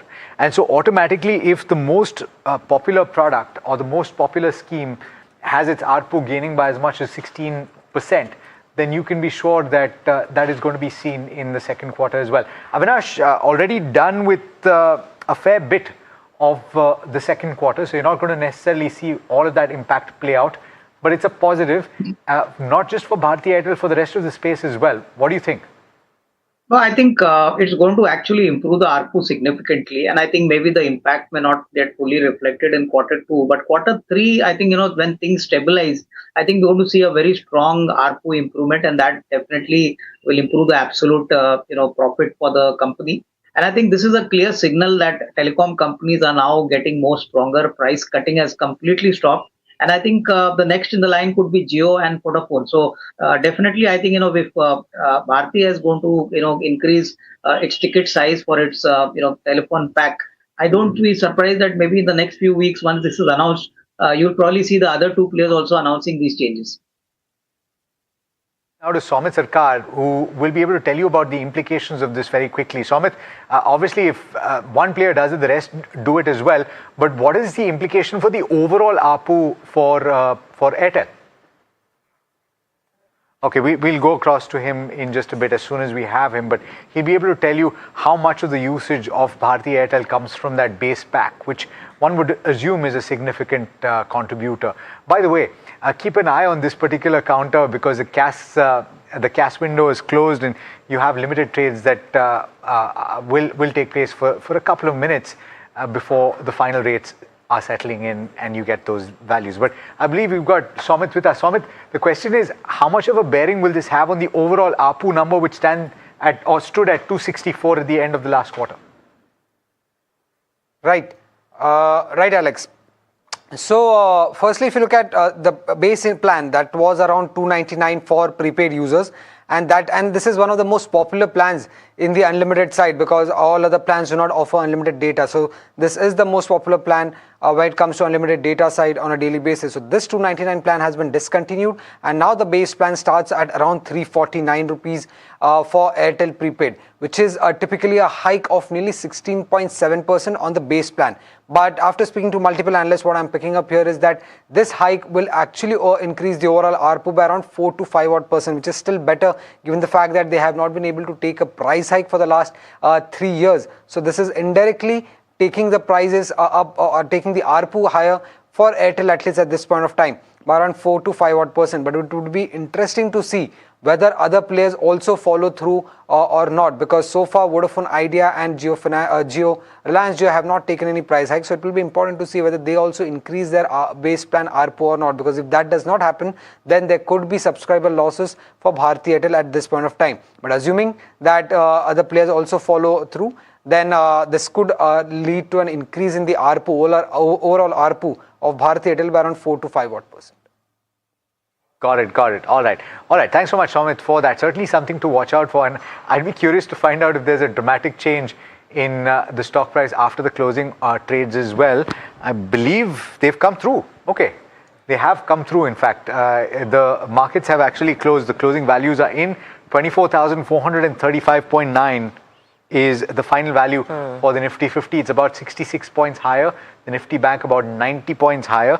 The Sensex closing at 77,889.9. Okay, I don't see a new value for the Sensex. Let me see. Okay, no, it's 966. Yeah.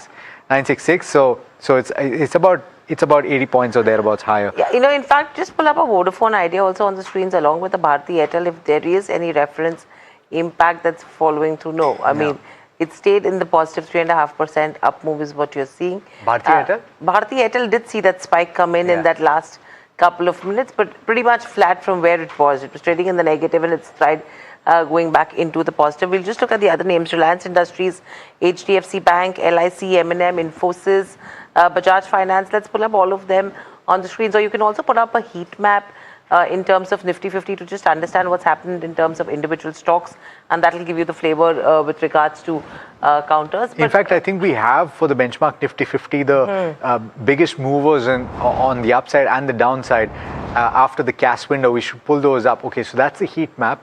But you know what?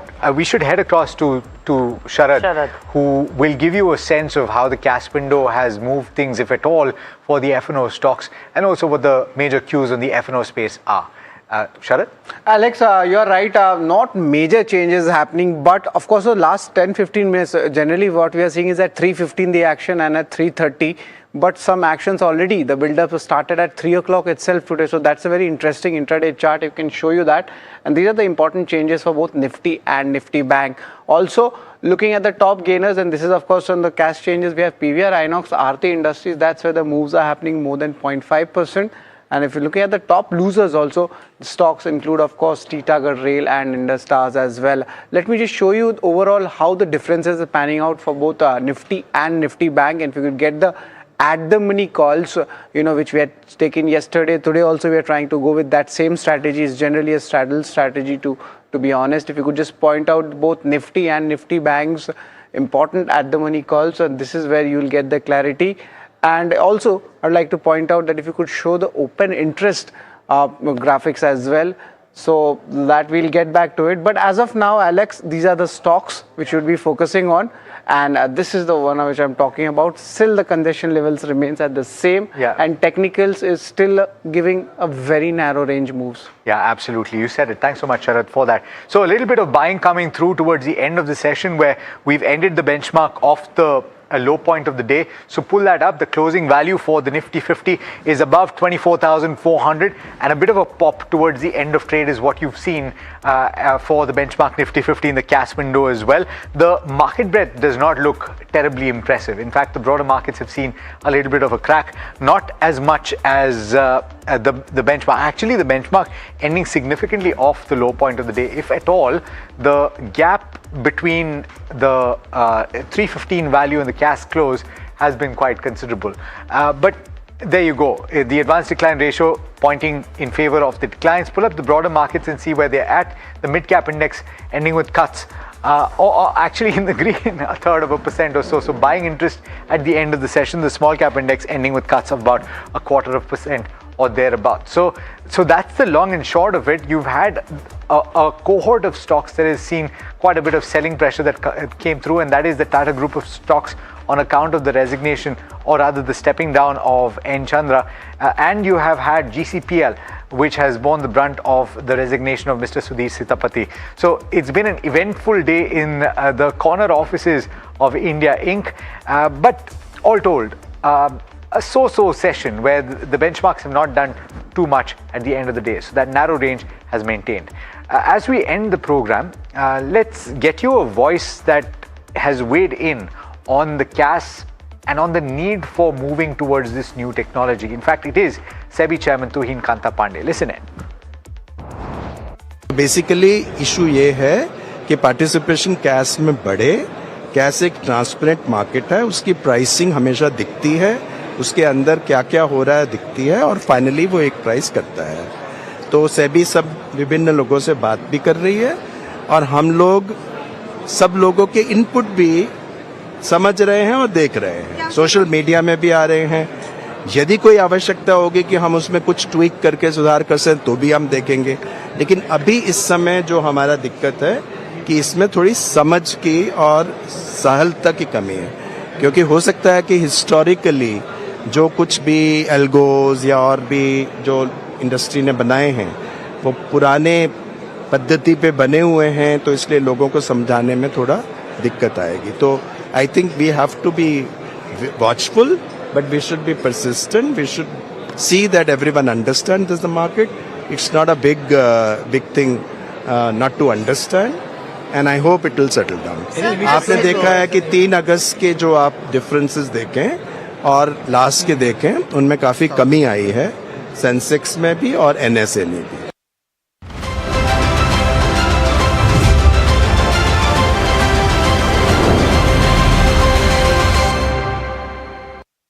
Co-powered by LIC, हर पल आपके साथ, and Coin Switch.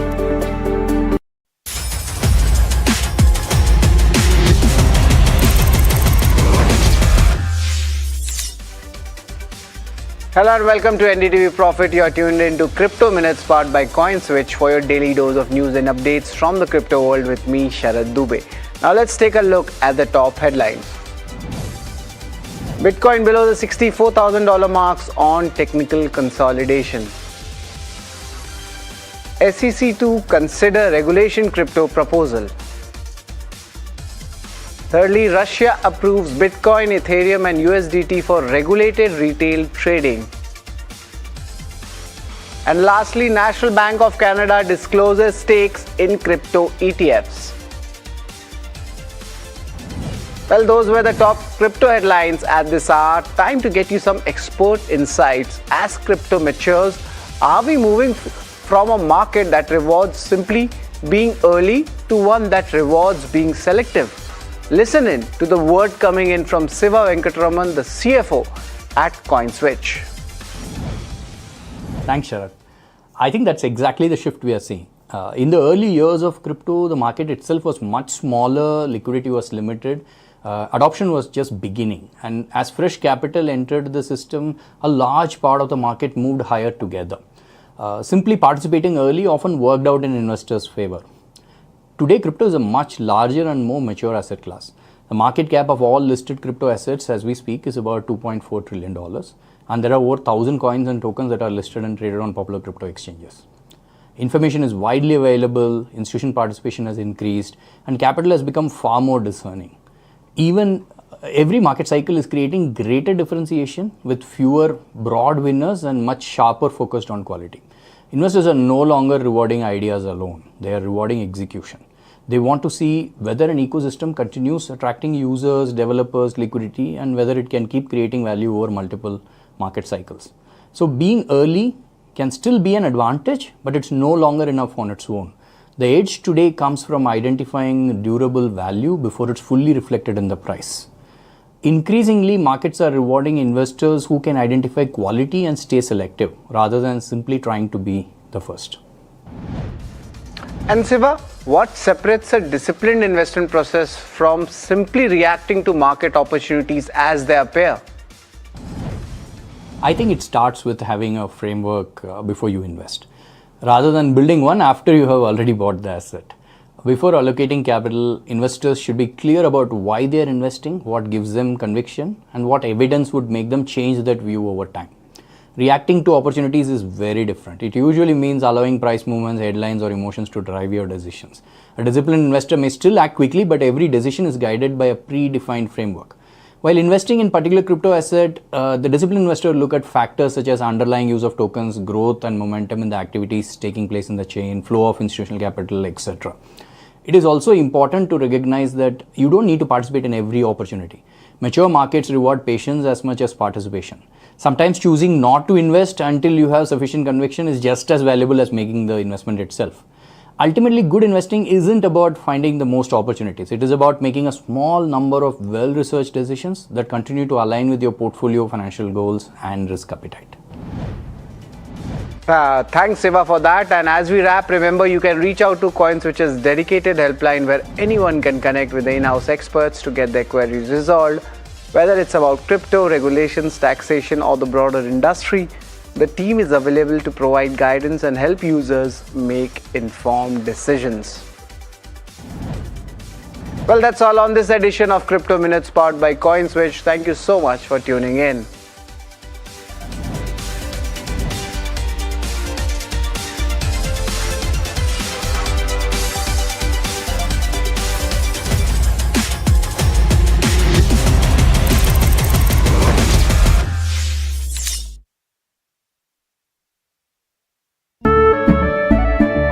केसरिया से मन जोगी हुआ रे, दिल झूमे देखो पतवारा हुआ रे, केसरिया से मन जोगी हुआ। हर पल मनाओ केसरी त्योहार, विमल बोलो जुबान Kesari.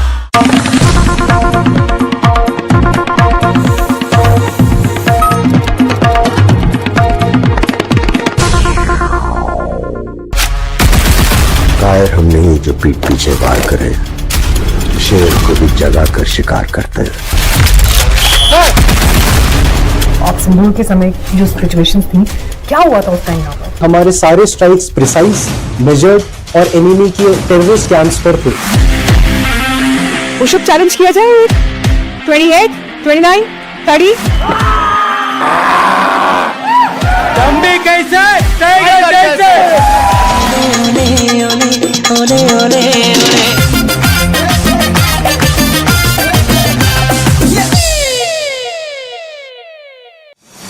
Celebrating excellence across journalism and innovation, NDTV steals the spotlight at the 12th BCS Ratna Awards 2025-26. Best English News Channel of the Year, NDTV 24/7. Best News App of the Year, NDTV. Best Election Coverage of the Year, West Bengal Election Coverage. Best Podcast Show of the Year, NDTV Control All Defense. Best Primetime Anchor of the Year, Syed Suhail. Best Female Anchor of the Year, Vasudha Venugopal. Best On-Ground Coverage of the Year, Operation Sindoor Coverage. NDTV, the network of impact. Buy now, sell immediately. Hold it, boss. Buy now, sell, hold, buy, sell immediately.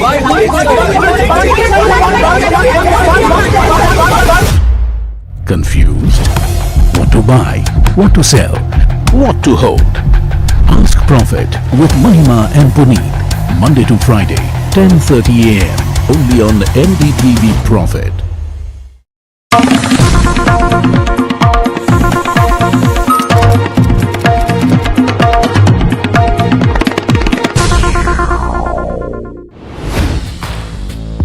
Hi, I'm Tamanna Inamdar.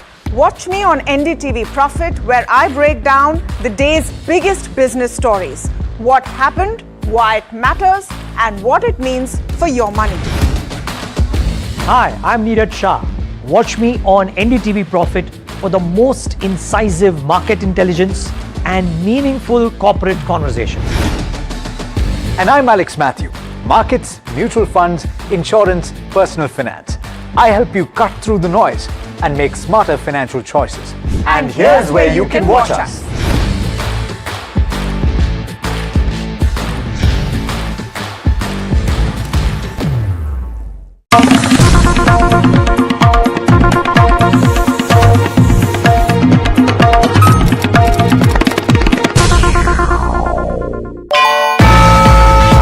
Your first move sets the day, and in markets, being early is the edge. The edge begins the night before.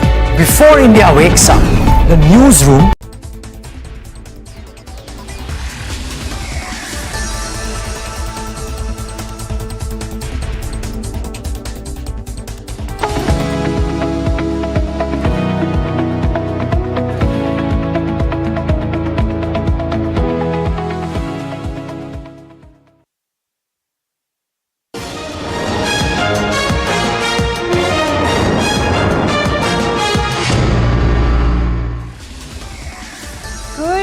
You're watching Market Express with me, Shreyansi Singh, and this is the show that gets you a roundup in terms of everything that has happened thus far in the trading session, as well as news and updates from within the country and across the globe. First things first, let's take a look at the markets. Now, when you talk about benchmarks, looked at them really ending a choppy session in the red, with the Nifty also slipping below 24,450, as you can see on your screens as well very clearly. That loss really coming in for the Sensex about 180 odd points lower as well. Thereabout, but let's also move on and talk about a very, very important story as well. In today's trading session, a major leadership transition is unfolding at Tata Sons. You do have N. Chandrasekaran or Natarajan Chandrasekaran, who's stepped down as chairman ahead of the group's August 18th AGM and is not going to be seeking reappointment when his current term ends in February 2027. Now, when you talk about this announcement and the aftermath of it, really, it's triggered a very sharp market reaction.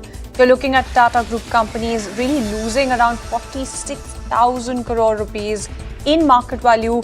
And when you talk about TCS, that's reflecting on your screens with that 4.5% cut also coming in, was among the biggest casualties as well, falling nearly 5%. Tata Motors and a bunch of these other counters as well also declined quite sharply. Now, when you talk about the spotlight, it's really shifting to Tata Sons' succession plan and its next chairman.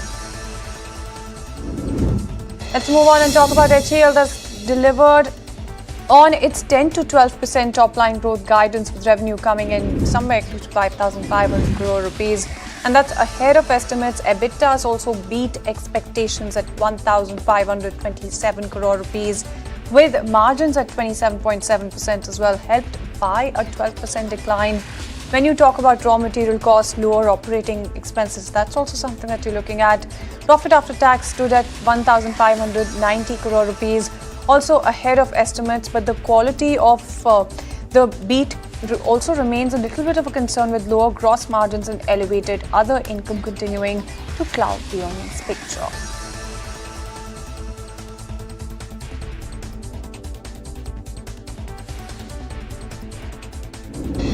And moving on, let's talk about something like an L&T as well that's reworking its data center and cloud services business. Now, not much of an impact, at least coming in towards the close of the session, but the company has signed a business transfer agreement with its arm, Vyoma.ai, to really transfer the business for 1,400 crore rupees. The consideration is going to be paid through the issue of fully paid up equity shares by Vyoma. And the data center business had a net worth of close to 1,100 crore rupees, while FY26 revenue stood at just 26 crore rupees. And this is a move that's really marking a strategic reset for L&T's digital infrastructure play. So that's why it's quite important to mention. Let's move on and talk about Mun Infra that has delivered a strong first quarter also, with both revenue and profit growing around 8% on a year-on-year basis. Really failed to, impress the street.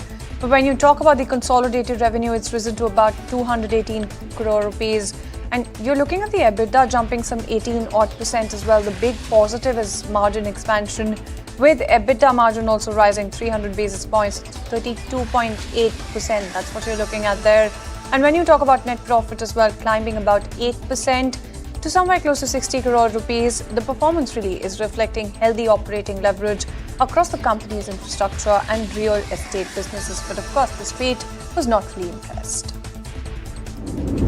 Moving on then, let's talk about Landmark Cars, and that's really seeing profit taking despite a strong first quarter set of numbers as well. So shares fell nearly 8% at close, somewhere close to 4% as well, even after gaining around 26% over the past month. When you talk about the revenue, it's jumped about 23%. EBITDA as well risen about 18% to somewhere close to 72 crore rupees. More importantly, the net profit, that's more than doubled to 14.5 crore rupees. However, the stock's sharp reaction could also reflect some bit of profit booking after its recent run-up, along with a slight contraction that you're looking at. When it comes to gross margins, investors do appear to be locking in gains despite the strong earnings performance. Let's move on and talk about something like an SKF India that is heading for a leadership transition, with Sujit Pai also set to take over as managing director from September 1. Now, you're looking at the appointment really following Mukund Vasudevan's resignation effective August 31st. And the management is, this particular change, in fact, is coming alongside a positive announcement when it comes to shareholders, because you do have the company that's declared an interim dividend of close to 20 rupees per share. The key focus, of course, is going to be on the new management's priorities and how the new leadership is going to be steering the company's next phase of growth. Let's move on and talk about Somani Ceramics that has delivered a strong set of numbers in the first quarter, both top line and profitability, showing a little bit of sharp improvement coming in. Revenues risen about 24%, EBITDA surged 81%. The big highlight, of course, is the margin expansion. Also failed to impress the street, by the way, as you can see on your screens, with EBITDA margins risen to 11.5% from 7.9%. Net profit more than tripled to 36 crore rupees from 10 crore rupees a year ago, marking a significant improvement in the quarter. Let's move on and talk about Grasim Industries, and that's the one that's delivered a sharp turnaround in the first quarter, with standalone net profit swinging to 247 crore rupees from a loss of 118 crore rupees a year ago. This is also something that really didn't manage to impress the street as well, but the revenue has actually risen about 28%. EBITDA more than doubled, and margins also improved significantly, expanding to 8.1% from the previous 4.2%. And the company, in fact, is also saying that the performance was largely driven by its core fibers and chemicals business, alongside continued growth in newer ventures. Now let's talk about one stock that really did manage to sort of impress the street, at least for a bit, but it's delivered strong revenue growth. We're talking about Senco Gold here. The profitability, that's been the little bit of a concern as well, and that's really built up some pressure on the stock, as you can see on your screen. So 13.8% downtick coming in there. The revenues jumped about 62% on a year-on-year basis. Profit after tax declined somewhere close to 3% as well, margins contracting by 300 basis points. And the management, mind you, is saying that the customs duty hike from 6% to 15% has really impacted demand and consumer sentiment. Company is also expecting the second quarter to be seasonally softer, while its Dubai business, that's the one that continues to face geopolitical uncertainty and war-related disruptions. Let's move on and talk to you about some national news now. Amid heavy opposition protests, you do have the Lok Sabha that has moved the Foreign Contribution Regulation Amendment Bill to a joint parliamentary committee. And the move, of course, followed a sharp exchange between the government and opposition leaders over the bill's impact on minority communities. Meanwhile, the Rajya Sabha took up the Cooperative Development Cooperation Amendment Bill, and you do have the Home Minister also accusing the opposition of disrupting Parliament while offering a discussion on the NEET protests. Lok Sabha also was adjourned for the day during the afternoon as well amid the ruckus. Moving on then, let's talk about Assam Chief Minister Himanta Biswa Sarma also saying that at least 1,000 crore rupees are going to be needed minimum to really be repairing some of the damaged property and rehabilitate people hit by the latest floods as well. The fresh wave of deluge has left several districts badly affected. We're looking at homes, infrastructure and livelihoods really disrupted at a very large scale. Now the state government faces a major rebuilding challenge as relief and rehabilitation efforts continue across the flood-hit areas. And moving on then, let's talk about a major rescue operation that is underway in Mumbai's Kurla after a landslide hit a chawl early this morning as well. 7 people, in fact, have unfortunately lost their lives, 4 are injured, and at least 6 people are feared trapped under the debris at this moment. You do have NDRF personnel alongside around 50 BMC staff that are leading the rescue effort. And you do have this particular incident that was reported somewhere close to 3:40 a.m. as well. Authorities, including the Mumbai mayor, did reach the spot. Moving on then, let's also talk about Gurdaspur's Bamyal region that is again facing a flood-like situation as water levels in one of the rivers there actually rose by quite a bit. The fresh surge has raised concerns for some of those low-lying areas, as you can very clearly see on your screens as well, some visuals pouring out of there, but the authorities are monitoring the situation very closely. Moving on then, and speaking of monitoring, let's talk about the health department's own canteen in Bengaluru that has come under the food safety scanner. An inspection at the Arogya Soda canteen on Magadi Road in Bengaluru has flagged unhygienic conditions along with expired idli rava and coconut powder. Officials are also finding that the food storage was insufficient as per some of the guidelines that have been set out for it. Pest control measures were found lacking. Raiders really put the spotlight on food safety compliance even within government facilities. And lastly, on to some international news now. Separate attacks on shipping by the US and Iran-aligned Houthis have really raised fresh concerns for global trade. The incidents are coming in as prospects for ending the war dimmed, with Tehran insisting that the Strait of Hormuz will really effectively stay closed until Washington accepts its conditions. The developments put 2 key oil supply choke points, the Gulf of Oman and of course the Red Sea, back in focus. And with that, it's a wrap on this edition of Market Express. Thank you so much for tuning in.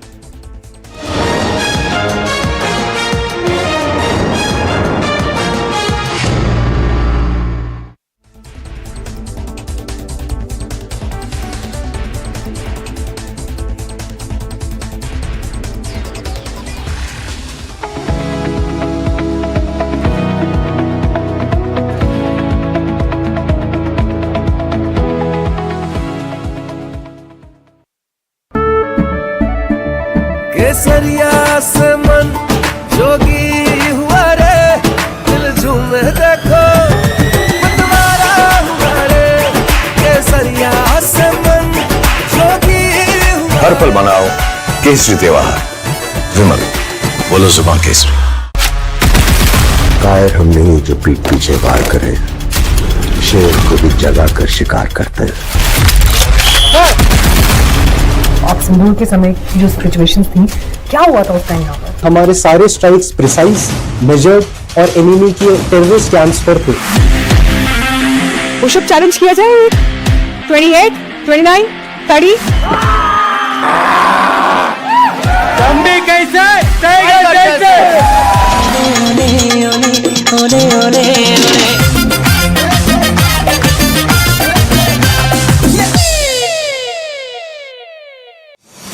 Celebrating excellence across journalism and innovation, NDTV steals the spotlight at the 12th BCS Ratna Awards 2025-26.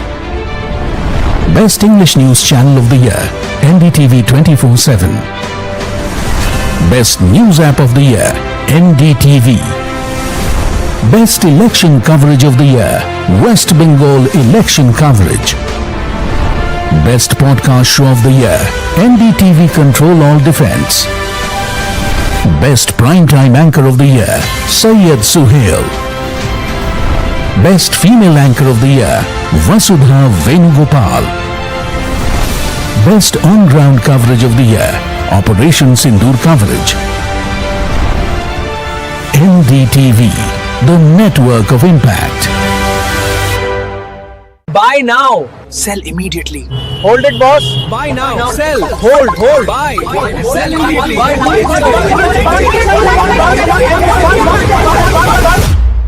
Confused? What to buy? What to sell? What to hold? Ask Profit with Mahima and Puneet. Monday to Friday, 10:30 a.m. Only on NDTV Profit.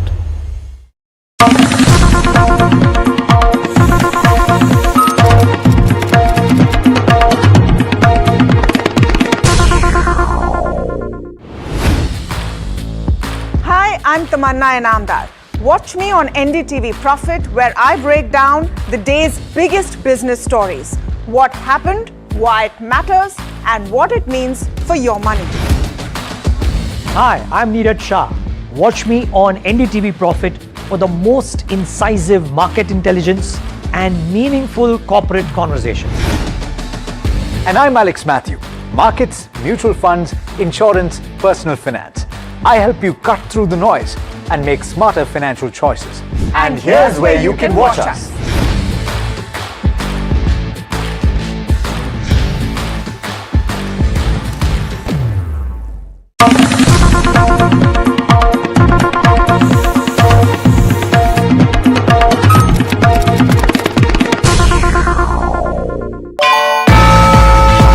Your first move sets the day, and in markets, being early is the edge. The edge begins the night before.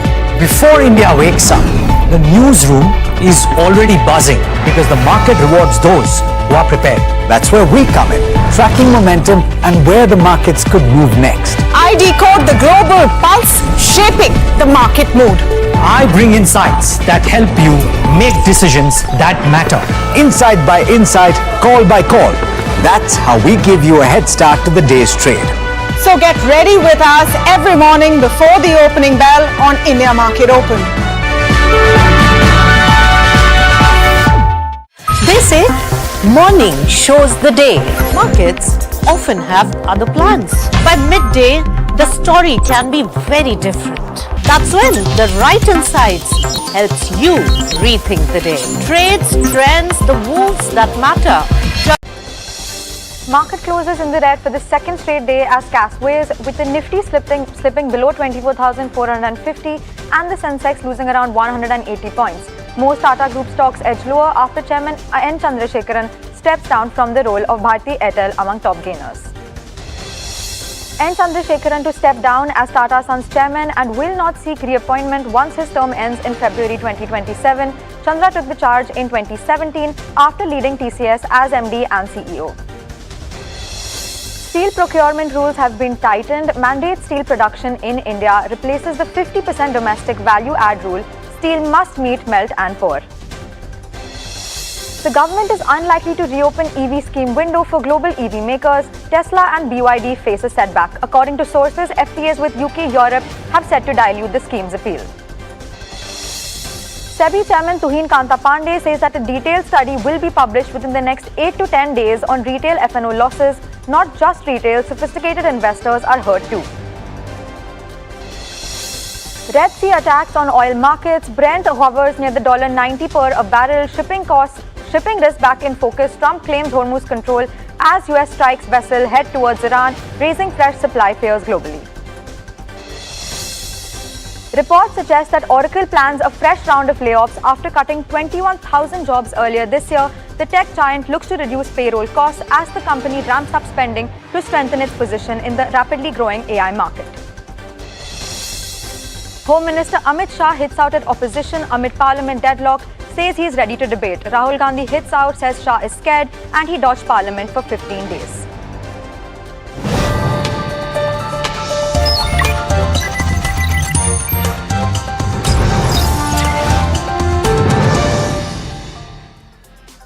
Hello and welcome. This is Profit 360 on NDTV Profit and I'm your host Kargi Shetty. Along the next half an hour, we'll bring you the latest on markets as well as national and international news.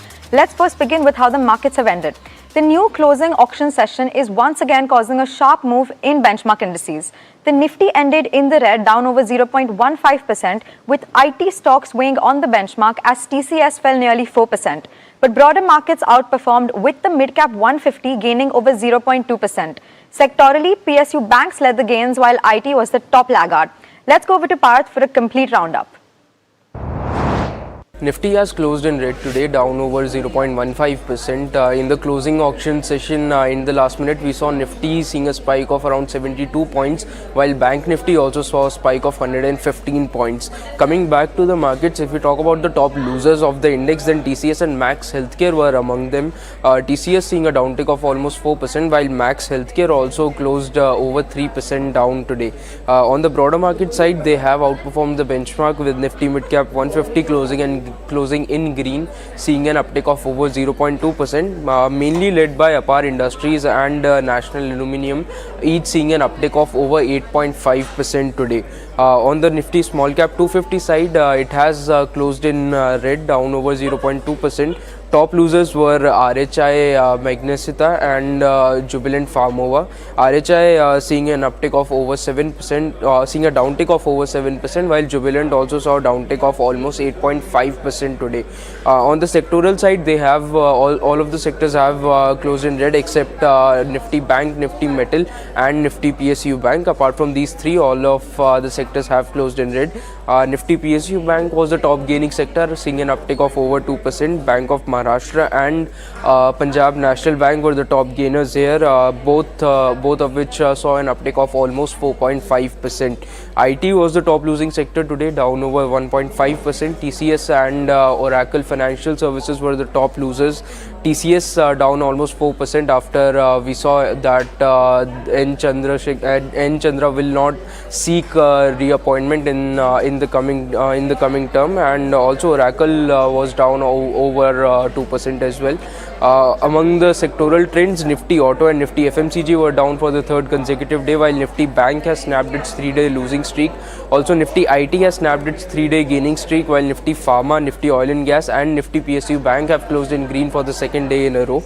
Also, Nifty Financial Services has closed in red for the second consecutive day as well. Viewers, our July CPI inflation numbers are out and the inflation has risen by 4.45%. To further understand these numbers, I'm going to bring in Gaura Sengupta, who is the Chief Economist at IDFC First Bank. Hello Gaura, a very warm welcome to you. I just want to start with, what really is the headline July CPI number telling us about the inflation trajectory right now?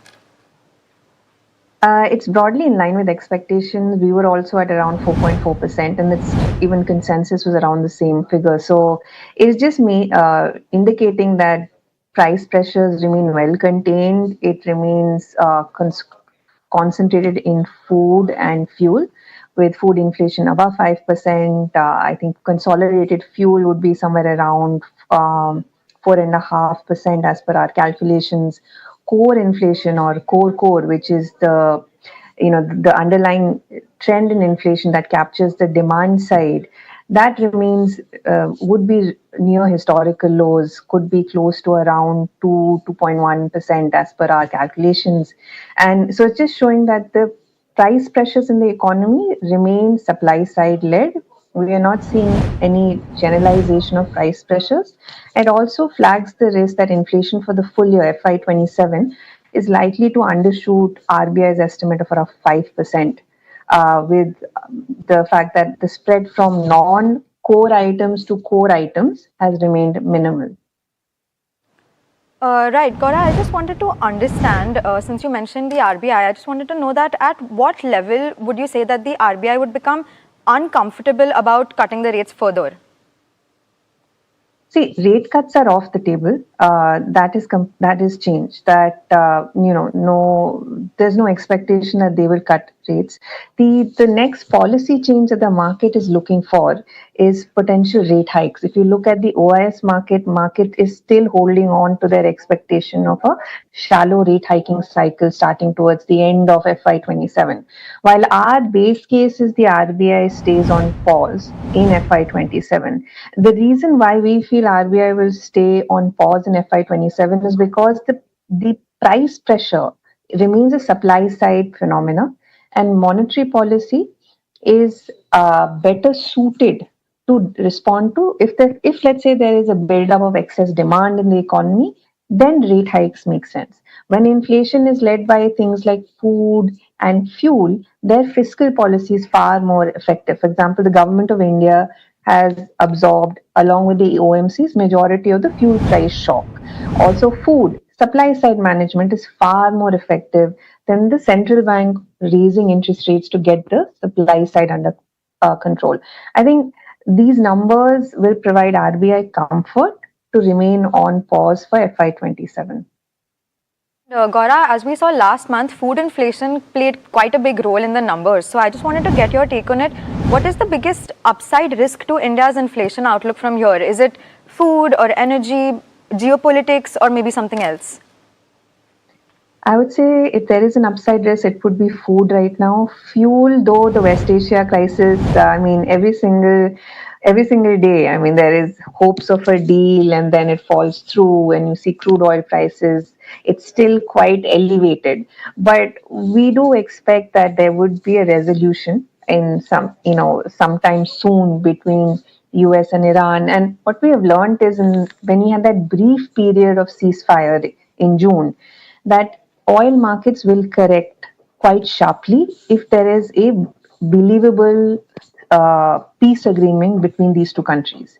Earlier, there used to be this expectation that crude oil prices will take time to come down, even if there was a peace agreement. Now that the market has been, if you look at the reaction that the crude oil market showed in the month of June, where there was a sharp fall in crude oil prices, that has been proven wrong. So we still see limited risk from a fuel perspective. We see there is some risk from a food perspective because the monsoon is still yet to be complete. We are in the second half of the monsoon season. The rainfall deficit has reduced to around 12%, but the distribution is quite uneven, around around slightly higher than 50% of the country has received normal rainfall.